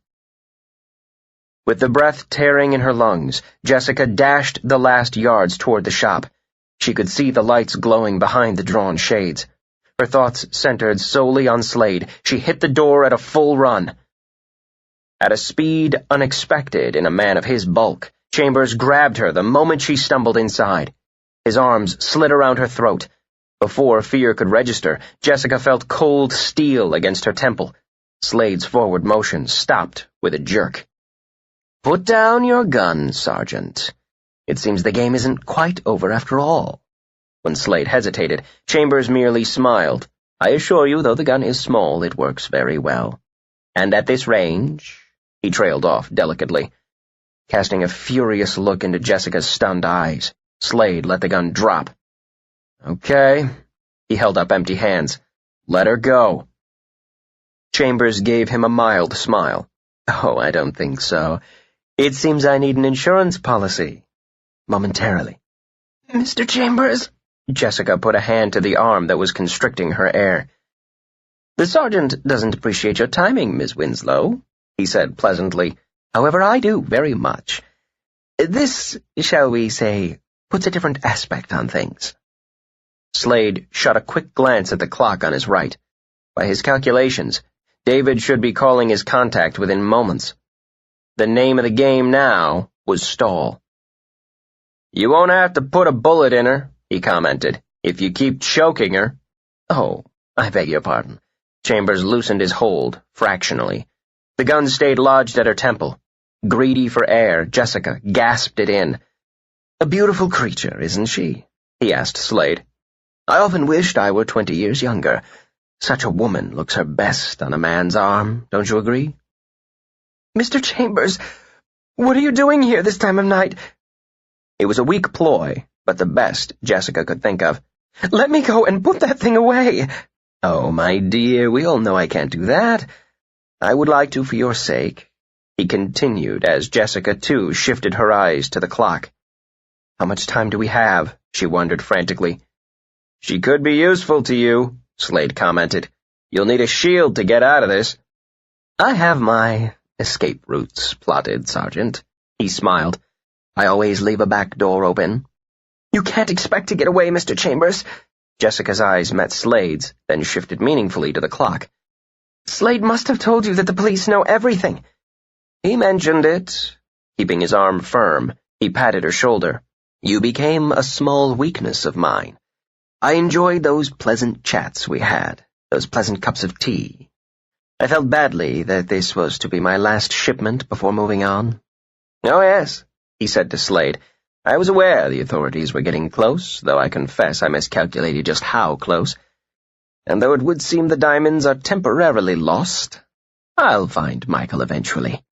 "He doesn't have them," Jessica said quickly, then grabbed Chambers' arm as it cut off her breath again. "No?" The word was soft and silky. Even as Slade anticipated moving forward, Chambers shot him a warning look. "Where are they?" Jessica swallowed, straining to hear the sound of sirens. "Why don't they come?" "I'll show you." Perhaps she could bargain for Slade's life. If she could keep him alive, then get Chambers out of the shop, even for a little while. "Oh, no, that won't do." He tightened his grip again. "Tell me." "No," Jessica managed to whisper the word. "I'll take you." Without speaking, Chambers took the gun from her temple and aimed it at Slade. "No, don't! I have them at home," she said frantically. "I have them in the wall safe in the parlor. Don't hurt him, please. I'll give you the combination. 35 to the right, 12 to the left, 5 right, and left to 23. They're all there. I wouldn't let Michael take them." "Honest," Chambers commented, "and trusting. I am fond of you, my dear, so I suggest you close your eyes. When it comes to your turn, I promise to make it as painless as possible." Even as Slade made his move, Jessica screamed in protest. "No!" Using all her weight and the adrenaline of terror, she flung herself on the arm holding the gun. She heard the shot echoing in her head as she stumbled, then was shoved roughly aside. Jessica landed in a heap. She felt the pain in her shoulder as it connected with the floor, tasted the iron flavor of blood or fear in her mouth as she scrambled up. As she pushed the hair out of her eyes, she saw Slade's fist fly toward Chambers' face. The portly man seemed to crumble layer by layer on his way to the floor. So quickly, she thought numbly. It was all over so quickly. One moment they were both at the edge of their lives, and then it was over. She'd never take her life for granted again. Not a second of it. Weakly, she leaned back against the highboy. "Slade, get me some rope or cord from the back room, you idiot!" She pressed her fingers between her brows and stifled a hysterical giggle. So much for romantic endings, she thought as she stumbled blindly toward the storeroom. Blinking away the haze that covered her eyes, Jessica found some packing cord. She stared at it a moment, losing track of why she needed it. "Will you hurry up?" Slade shouted at her. Responding automatically, she brought it out to him. 10:15, she thought as she passed the clock. How could it only be 10:15? Could people come so close to death and escape, all in 10 minutes? Slade ripped the cord out of her hand without looking up. "Damn it, Jess! Of all the stupid things to do! What the hell do you mean by bursting in here like that? You know you weren't to leave the house." Binding the unconscious Chambers, Slade let out a steady stream of curses. "Michael told me 10 o'clock, she murmured. "And I thought—" "If you'd had a thought in your head, you would have stayed put like you were told. What did you think you could do, racing out here like this? Damn it, I had him before you came barreling through the door. That's not even enough for you." He secured the knot, then pushed past her on the way to the phone. "Then you throw yourself on the gun." He wrenched off the receiver and started to dial. "You could have been shot." "Yes." In dumb fascination, Jessica stared down at the stain spreading on the arm of her sweater. "I think I was." "What?" Annoyed, he turned back to her, then dropped the phone out of suddenly nerveless hands. Oh my God! In 2 strides, he was back beside her, ripping the arm of the sweater off by the seam. "Jess, you're hit!" Brows lowered in concentration, she stared at the wound. "Yes, I am," she said in the deliberately steady voice of a drunk. "I don't feel it. Should it hurt? There's a lot of blood." "Shut up, damn it! Just shut up!" He examined the wound quickly, seeing that the bullet had gone cleanly through the flesh. Jess's flesh, he thought. His stomach rolled. He stripped off his shirt and tore it into a tourniquet. "Stupid fool! You're lucky it wasn't your head!" His hands trembled, causing him to fumble with the knot and curse her more violently. "It was a little gun," she managed. He shot her a look, ripe with conflicting emotions, but her vision was blurred. "A bullet's a bullet," he muttered. Feeling the warmth of her blood on his hands, he swallowed. A line of sweat ran down his naked back. "Damn it, Jess! What were you trying to do, jumping out that way? I knew what I was doing." "Terribly sorry." Her head lolled a bit as she tilted it back and tried to focus on him. "How rude of me to intercept a bullet with your name on it." "Don't get cute now," he said between his teeth. "If you weren't bleeding, I swear I'd deck you." He wanted to hold her and was terrified she'd dissolve in his arms. His throat was dry from the rawness of his own breathing as he forced himself to treat her arm as an object, not part of her. When he'd finished binding the wound, Slade held her steady with one hand. "You probably saw that move on one of your stupid movies. Is that why you threw yourself at the gun?" "No." She felt as if she were floating as he started to lead her to a chair. "Actually, Sergeant, it was because I thought he would kill you. Since I'm in love with you, I couldn't allow that." He stopped dead at her words and stared down at her. When he opened his mouth to speak, he found he couldn't form a sound, much less a word. His hand dropped away from her uninjured arm. "I'm really sorry," Jessica said in a thick voice, "but I think I'm going to faint." The last thing she heard over the buzzing in her head was a stream of curses. Jessica floated toward consciousness, to a blur of white. She felt as though her body were drifting, apart from her mind. Even the steady throb in her shoulders seemed separate from her. The white dimmed to gray, then gradually lightened again, until she focused on what was a wall. Perplexed, she stared at it. With an interest dulled by medication, she shifted her gaze. All the walls were white, she noted. There were horizontal blinds at the window that showed hints of night between their slats. The blinds were white, too, as was the bandage around the arm that didn't feel like part of her. She remembered. Letting out a sigh, she focused on a blue plastic pitcher and a clear plastic glass. Hospital, she thought with an absent grimace. She hated hospitals. A face bent over her, obscuring her line of vision. Amber eyes studied pale blue.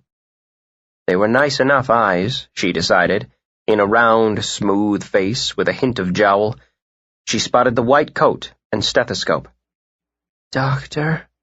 she said in a whispery voice that made her frown. "Miss Winslow, how are you feeling?" She thought about it seriously for a moment. "Like I've been shot?"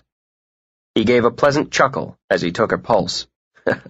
"A sensible answer," he concluded. "You'll do."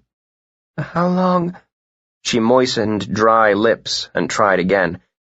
"How long have I been here?" "Just over an hour." Taking out a slim flashlight, he aimed the beam at her right eye, then her left. "It feels like days." "The medication makes you sluggish. Any pain?" "Just a throb. It doesn't feel like my arm." He smiled and patted her hand.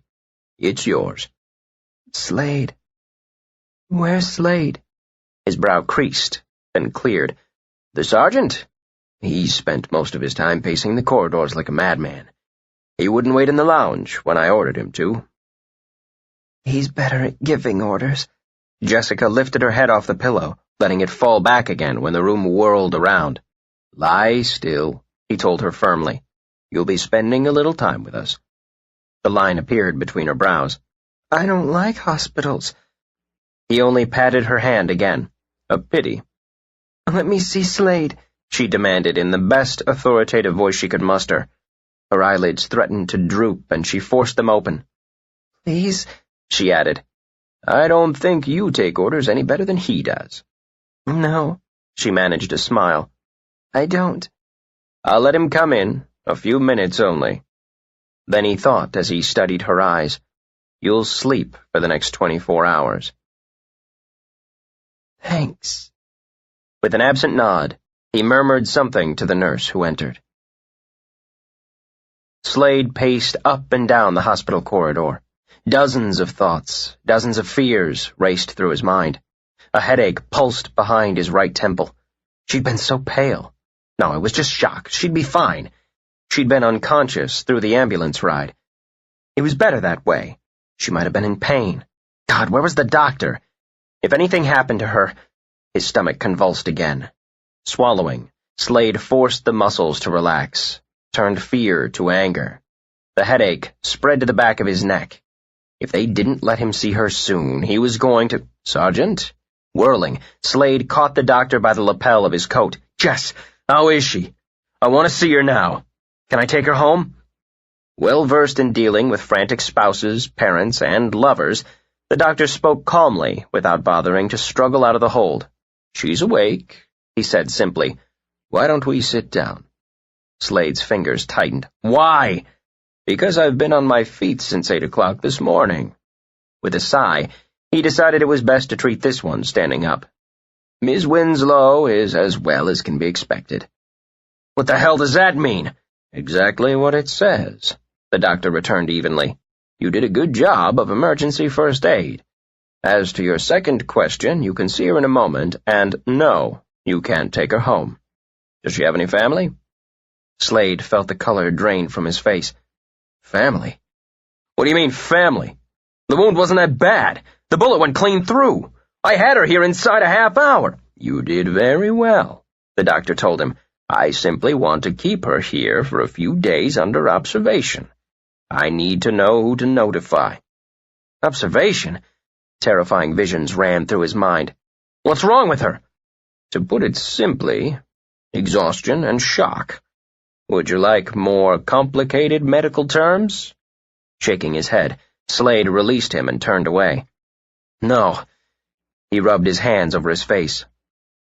"That's all it is, then? She's going to be all right?" "With rest and care. Now, her family?" "Well, there isn't anyone." For lack of something to do with his hands, Slade stuck them in his pockets. A sensation of utter helplessness covered him. sapping the strength that tension and anger had given him. I'll take the responsibility. I know this is a police matter, Sergeant, but what exactly is your relationship to Miss Winslow? Slade gave a short laugh. Babysitter, he muttered. I'll take the responsibility, he repeated with more force.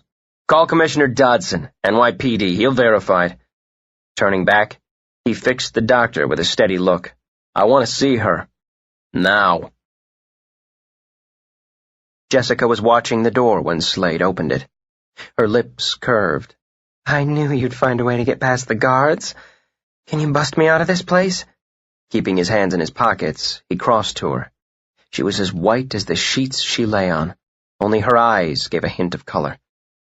He thought of the first day he had seen her, vibrant, rushing.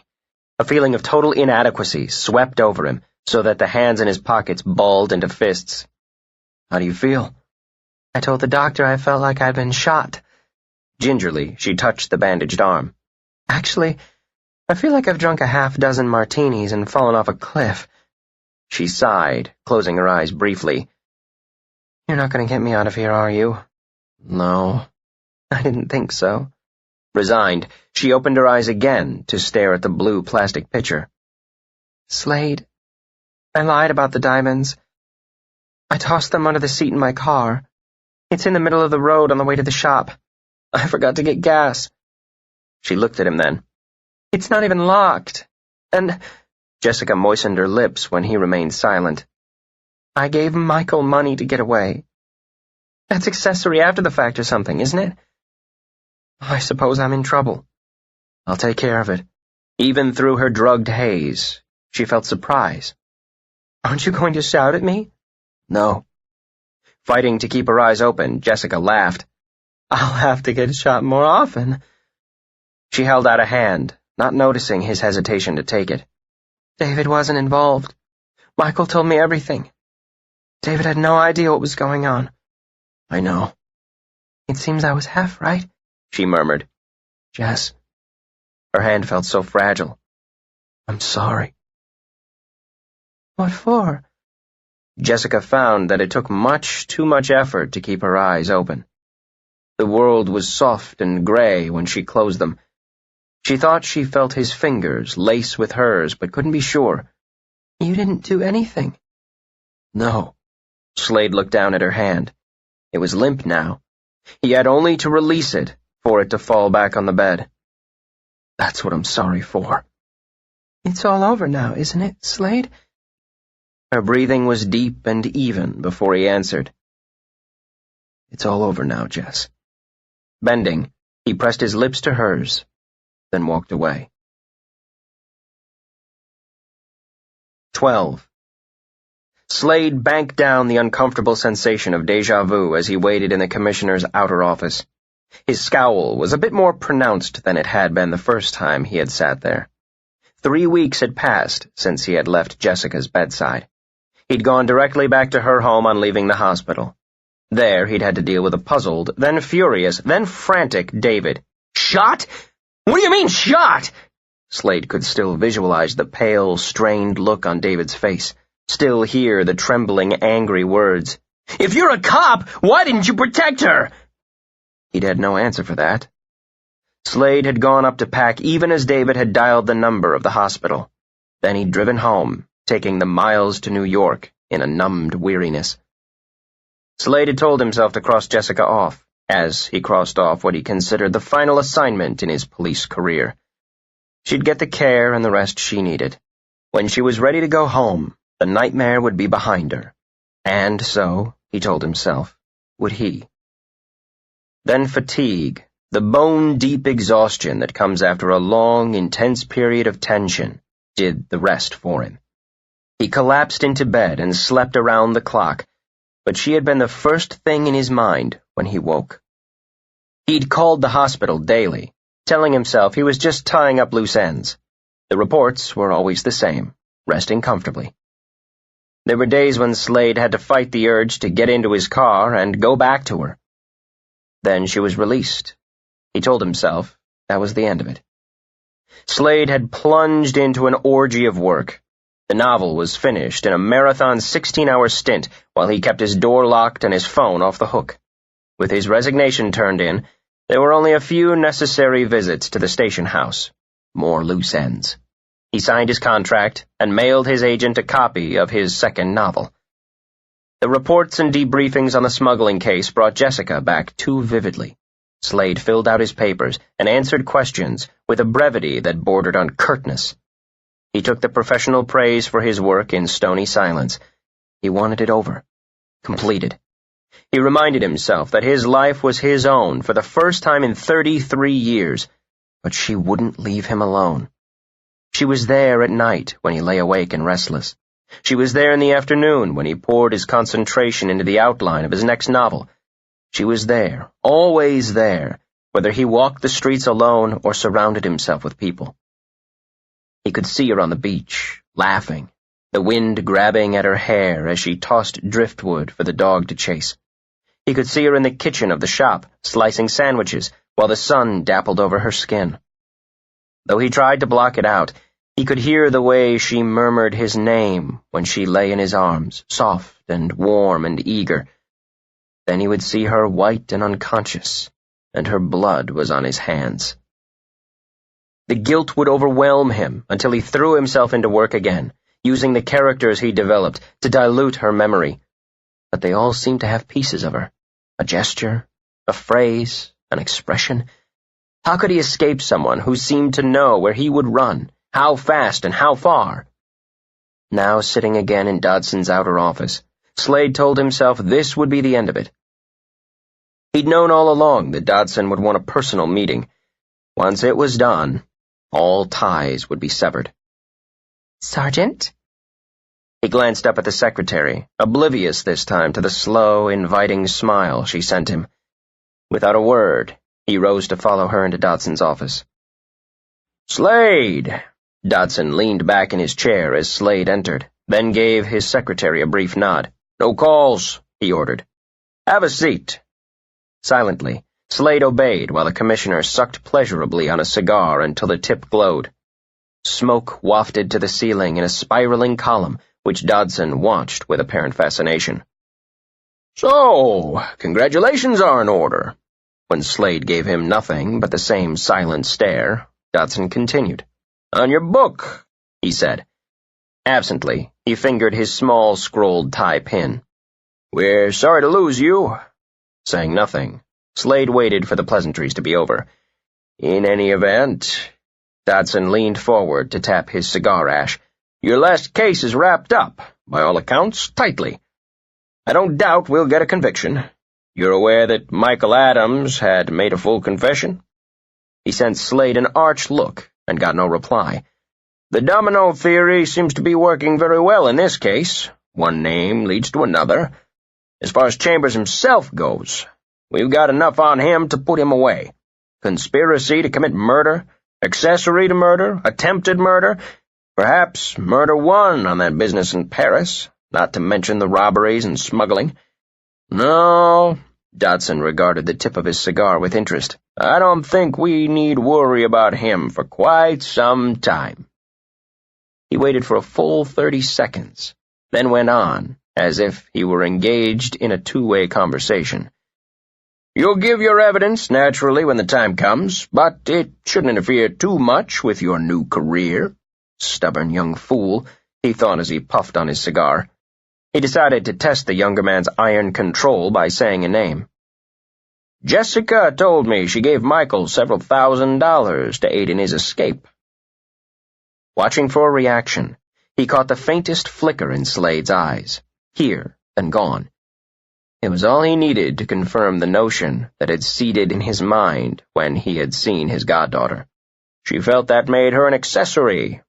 Strange, Michael never mentioned her giving him any money, and I spoke with him myself. There's a rumor that you saw him too, right after he was brought in.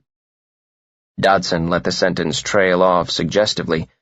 When Slade didn't rise to the bait, Dodson went on, undaunted. He'd cracked a few tough eggs in his own career, on the street and behind a desk. I imagine a few choice words were sufficient to keep Michael quiet, And of course Jessica can afford to lose a few thousand. We might have a bit of trouble keeping her quiet, though." He smiled. "That conscience of hers, you know." "How is she?" The words were out before Slade could stop them. Though he swore under his breath, Dodson gave no sign of hearing. "She's looking very well." He swiveled gently in his chair. "I'll tell you, Slade, I was shaken when I visited her in the hospital.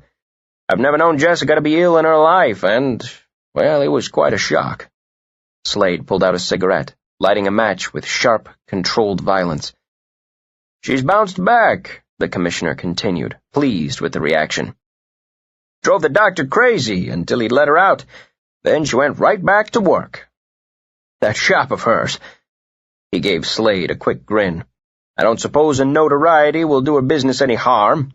Noting the tension in the set of Slade's shoulders, Dodson paused long enough to tap out his cigar. "She speaks very highly of you." "Really?" Slade expelled a long stream of smoke. "My assignment was to keep her safe. I did a remarkably poor job of it." "She is safe," Dodson corrected, "and as stubborn as ever. David and I both tried to persuade her to go to Europe, take a little time off to get her bearings. She won't hear of it." He settled back in his chair as a faint smile flickered on his lips. "Says she's going to stay put." Slade's eyes flew from the view out the window to pin Dodson's. Emotions smoldered in them, fiercely, quickly, then were suppressed. "Hard to believe," he managed. "She never did before." "So she tells me." Dodson steeped his fingers. "She's given me a full report, with a great many details you omitted from yours. Apparently," Dodson commented as Slade narrowed his eyes, "you had your hands full." "Full enough," Slade returned. Dodson pursed his lips. In speculation or agreement, Slade couldn't tell. "Jessica seems to think she handled the entire business badly." "She handled it too well," Slade disagreed in a mutter. "If she'd fallen apart, I could have gotten her out." "Yes, well, differing points of view, of course." Dodson's gaze fell on the triple-framed photos of his wife and children. He'd had a few differing points of view with that lady from time to time. He remembered the look in Jessica's eyes when she'd asked for Slade. "Of course, now that it's over," he ventured, "I'm not entirely sure she won't fall apart. Delayed reaction." Slade smothered the instant urge to protect and prevent. "She'll get through the aftermath, all right. There are enough people in that house to take care of her." Dodson laughed. "That's usually the other way around. Half the time Jessica serves her staff. Of course, Betsy will cluck around her for a time until Jessica's ready to scream, and of course Jessica won't. Betsy's been with her for 20 years. Then there's the cook. She's been there nearly as long. Makes great biscuits." He paused reminiscently. "I guess it was about 3 years ago that Jessica picked up all her medical bills when she had a stroke. I suppose you saw old Joe, the gardener?" Slade grunted, crushing out his cigarette. "He must be 90 years old. 92, if memory serves me. She doesn't have the heart to let him go, so she hires a young boy during the summer to do the heavy work. The little maid, Carol, is the daughter of her father's chauffeur. Jessica took her on when the girl's father died. That's Jessica." He sighed gustily. "Loyal. Her loyalty's one of her most endearing traits, and one of her most frustrating." Now, Dodson concluded, was the time to drop the bomb. "She's hired a lawyer for Michael." This time the reaction was fast and furious. "She did what?" While he lifted his hands, palms up, in a gesture of helplessness, Dodson struggled with a smile. "She tells me she feels it's her responsibility." "Just how does she come by that?" Slade demanded. His control deserted him so that he sprang up and paced the office. "If he hadn't been working for her, he wouldn't have gotten tangled up in this mess." Dodson shrugged. "You know how her mind works as well as I do." "Yeah, when it works at all. Adams is the one who got her involved. He's responsible for everything that happened to her. She was nearly killed twice because he didn't have the spine to protect her. Yes, Dodson agreed quietly. He's responsible. The emphasis on the pronoun was slight, but full of meaning. Slade turned back at that. Dodson met his eyes with a look that was too understanding and too knowledgeable. He thought Slade looked like his father for a moment, impulsive, emotional, hot-headed. But Tom, Dodson mused, would never have been able to struggle with such turbulent feelings and win. Slade turned away from him again. "If she wants to hire a lawyer for him," he murmured, "that's her business. It's got nothing to do with me." "No? Look, Commissioner." On a spurt of fury, Slade whirled around. "I took the assignment. I finished the assignment. I've written my report and been debriefed. I've also turned in my resignation. I'm finished." "Let's see how long you can convince yourself of that," Dodson mused. Smiling, he extended his hand. "Yes, as I said, we're sorry to lose you." The air smelled of snow when Slade climbed out of his car. He glanced up at the sky. No moon, no stars. There was a keen night wind that made low howling noises through the naked trees. He shifted his gaze to the house. Lights glowed here and there, in the parlor, in Jessica's bedroom. Even as he watched, the upstairs light winked out. Maybe she's gone to bed, he thought, hunching his shoulders against the cold. I should go. I shouldn't even be here. Even as he told himself so, he walked up the steps to the front door. He told himself he should turn around, get back in the car, and drive away. He cursed whatever demon had prompted him to make the trip in the first place. He lifted his hand to knock. Before Slade's fist connected with the wood, the door flew open. He heard Jessica's breezy laugh, felt the quick brush of fur against his legs, then caught her as she raced out after Ulysses and collided with his chest. Everything he had tried to forget came back to him in that one instant. The feel of her, the scent, the taste of her skin under his lips. Then Jessica tilted back her head and looked him fully in the face.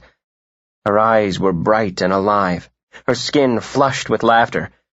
As he stood tense, her lips curved for him in a smile that made his legs weak. "Hello, Slade. I'm sorry we almost knocked you flat." Her words were truer than she knew, he thought. Quickly he released her and took a step back. "You're going out?" "Just for a run with Ulysses." Jessica looked beyond his shoulder. "And he's gone now." Looking back at Slade, Jessica offered her hand. "It's good to see you. Come in and have a drink." Warily, Slade stepped inside, but evaded the offered hand. She turned away to fling her jacket over the newel post, shutting her eyes tightly a moment when her back was to him. "Let's go in the parlor," she said brightly when she faced him again. "There's a nice fire in there." Without waiting for his answer, Jessica dashed away. She was moving, Slade observed, at her usual speed, and the shadows were gone from under her eyes, gone as if they had never existed. She was as she had been in the beginning, a woman with boundless energy. He followed her more slowly into the parlor. She was already pouring scotch into a glass. "I'm so glad you came. The house is too quiet." Jessica picked up a decanter of vermouth with no idea what was inside. As she poured, she continued to talk. "It was wonderful for a few days, but now I almost regret that I sent everyone away. Of course, I had to lie to get them out of here." "You're talking too fast, she told herself, but couldn't stop. "I told David and the staff I was going to Jamaica to lie in the sun for a week. Then I bought them all airline tickets and shoved them out of the house." "You shouldn't be alone." He was frowning at her when she handed him his drink. "Why not?" With a laugh, Jessica tossed back her hair. "I couldn't stand being treated like an invalid. I got enough of that in the hospital." Sipping her drink, she turned to the fire. She wouldn't let him see the hurt. Every day that she'd been confined in that sterile white room, she had waited for his call, watched the door for his visit. Nothing. He'd cut himself out of her life when she'd been too weak to prevent it. Slade stared at her slim, straight back and wondered how he could leave without touching her. "How are you?" The question was curt and brief. Jessica's fingers tightened on her glass. "Do you care?" she wondered. She sipped the vermouth, making the words slip back down her throat. Turning, she smiled at him. "How do I look?" He stared at her until the need was a hard ball in his stomach. "You need to gain some weight." She laughed shortly. "Thank you very much." Needing to do something, Jessica wandered over to toy with the keys of the piano. "Did you finish your book?" "Yes." "And everything's going well for you?" "Everything's going just dandy." He drank, willing the liquor to dull the ache. "Your mother liked the figure?" Confused, he drew his brows together. "Oh, yeah. Yeah, she liked it." They lapsed into silence, accented by the crackling wood and drifting notes. There was too much to say, Slade thought, and nothing to say. Again, he cursed himself for not being strong enough to stay away. "You've gone back to work?" he asked. "Yes. We had a stream of customers since the publicity. I suppose it'll taper off." "Have you resigned from the force?" "Yes." Silence fell again, more thickly. Jessica stared down at the piano keys, as if she were about to compose a symphony. "You'd want to tie up loose ends, wouldn't you?" she murmured. "Am I a loose end, Slade?" "Something like that," he muttered. Her head came up at that, and her eyes fixed on his once, searingly. Turning away, she walked to the window. "Well then," she whispered. With her finger, she drew a maze on the glass. "I think I've told every proper authority every proper thing. There was a steady stream of men in dark suits in my hospital room." She dropped her hand to her side. "Why didn't you come to see me? Or call?" Her voice steadied as she stared at the reflection of the lamp in the window. "Shouldn't there have been a final interview for your report? Or is that why you came tonight?" "I don't know why the hell I came," he tossed back, then slammed down his empty glass. "I didn't come to see you because I didn't want to see you. I didn't call because I didn't want to talk to you." "Well, that certainly clears that up." He took a step toward her, stopped himself, and thrust his hands in his pockets. "How's your arm?" "It's fine." Absently, she reached up to touch the wound that had healed while she thought of the one that hadn't. "The doctor says I won't even have a scar." "Great. That's just great." Slade pulled out a pack of cigarettes, then tossed it on a table. "I like the idea," Jessica returned calmly. "I'm not fond of scars." "Did you mean what you said?" It rushed out of him before he could think to prevent it. "About the scar?" "No, not about the damn scar." Frustrated, he dragged a hand through his hair. "I try to mean what I say," she murmured. Her heart was in her throat now, so that she forced herself to say each word carefully. "You said you were in love with me." Every muscle in his body tensed. "Did you mean it?" Taking a deep breath, Jessica turned back to him. Her face was composed, her eyes calm. "Yes, I meant it." "It's your warped sense of gratitude," he told her, then paced to the fire and back again. Something began to warm in her. Jessica felt simultaneous sensations of relief and amusement. "I think I could tell the difference," she considered. "Sometimes I'm very grateful to the butcher for a good cut of meat, but I haven't fallen in love with him. Yet." "Oh, you're funny." Slade shot her a furious glance. "Don't you see it was just circumstance? Just the situation?" "Was it?" Jessica smiled as she crossed to him. Slade backed away. "I don't want any part of you," he told her heatedly. "I want you to understand that." "I think I understand." She lifted a hand to his cheek. "I think I understand very well." He caught her wrist, but couldn't force himself to toss it aside. "Do you know how I felt, having you unconscious? Your blood on my hands? Do you know what it did to me, seeing you in that hospital bed? I've seen corpses with more color." She felt his fingers tremble lightly before they dropped her wrist. "Damn it, Jess!" he breathed before he spun away to pour himself another drink. "Slade." Jessica wrapped her arms around his waist. Why hadn't she thought of that? She demanded of herself. Why hadn't she realized that he would blame himself? "I was the one who was in the wrong place at the wrong time." "Don't." He put his hands on hers, firmly pushing them away. I've got nothing for you. Can't you understand? Nothing. Different poles, Jess. We barely speak the same language." If he had faced her, he would have seen the line form between her brows. "I don't know what you're talking about." "Look at this place." He gestured around the room as he whirled to her. "Where you live, how you live. It's got nothing to do with me." "Oh." Pursing her lips, she considered. "I see. You're a snob." "Damn you! Can't you see anything?" Infuriated, he grabbed her shoulders. "I don't want you." "Try again," she suggested. He opened his mouth, then relieved his frustration by shaking her. "You've no right to get inside my head this way. I want you out. Once and for all, I want you out." "Slade," she said quietly, "why don't you stop hating it so much and give in? I'm not going anywhere." How his hands found their way into her hair, he didn't know, but they were sunk deep, and so was he. Struggling all the way, he gave in. "I love you, damn it. I'd like to choke you for it." His eyes grew dark and stormy. "You worked on me," he accused, as she gazed up at him, calm and composed. "Right from the beginning, you worked on me until I can't function without you. For God's sake, I could smell you down at the station house." Pushed as much by fury as by need, he dragged her into his arms. "I thought I'd go mad unless I could taste you again." His lips covered hers, not gently. But then Jessica wasn't looking for gentleness. Here was the hard, bruising contact she had longed to feel again.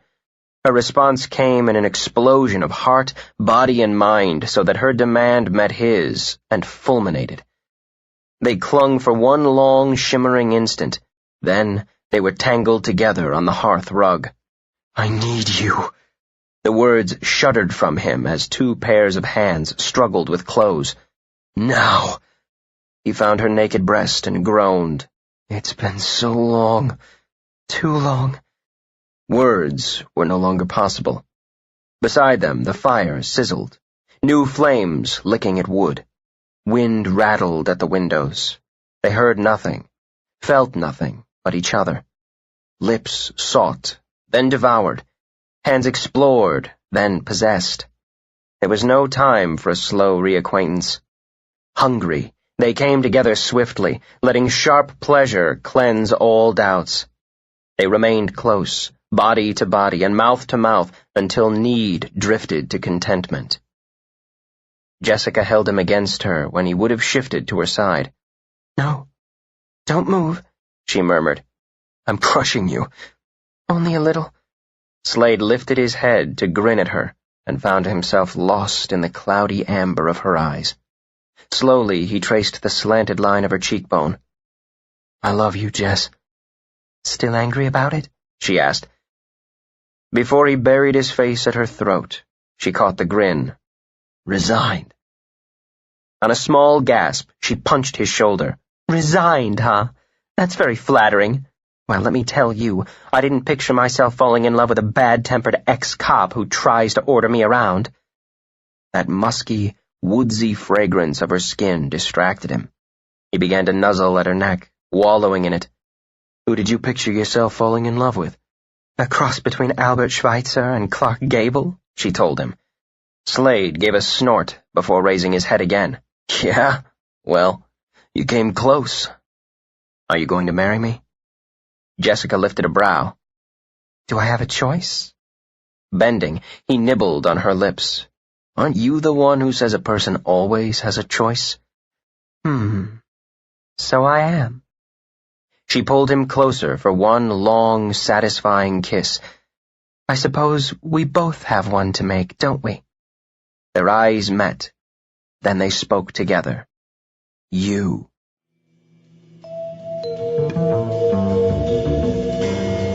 We hope you have enjoyed our presentation of A Matter of Choice by Nora Roberts. Copyright 1984 by Nora Roberts.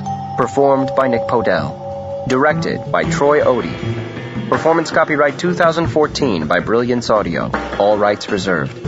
For further information concerning this program or other Brilliance Audio titles, please call the following toll-free number, 1-800-222-3225, or visit our website at www.brillianceaudio.com. No part of this recording may be played for an audience or reproduced in any form. It may not be streamed, downloaded, broadcast, or copied without written permission. Address all inquiries to Brilliance Audio, P.O. Box 887, Grand Haven, Michigan, 49417.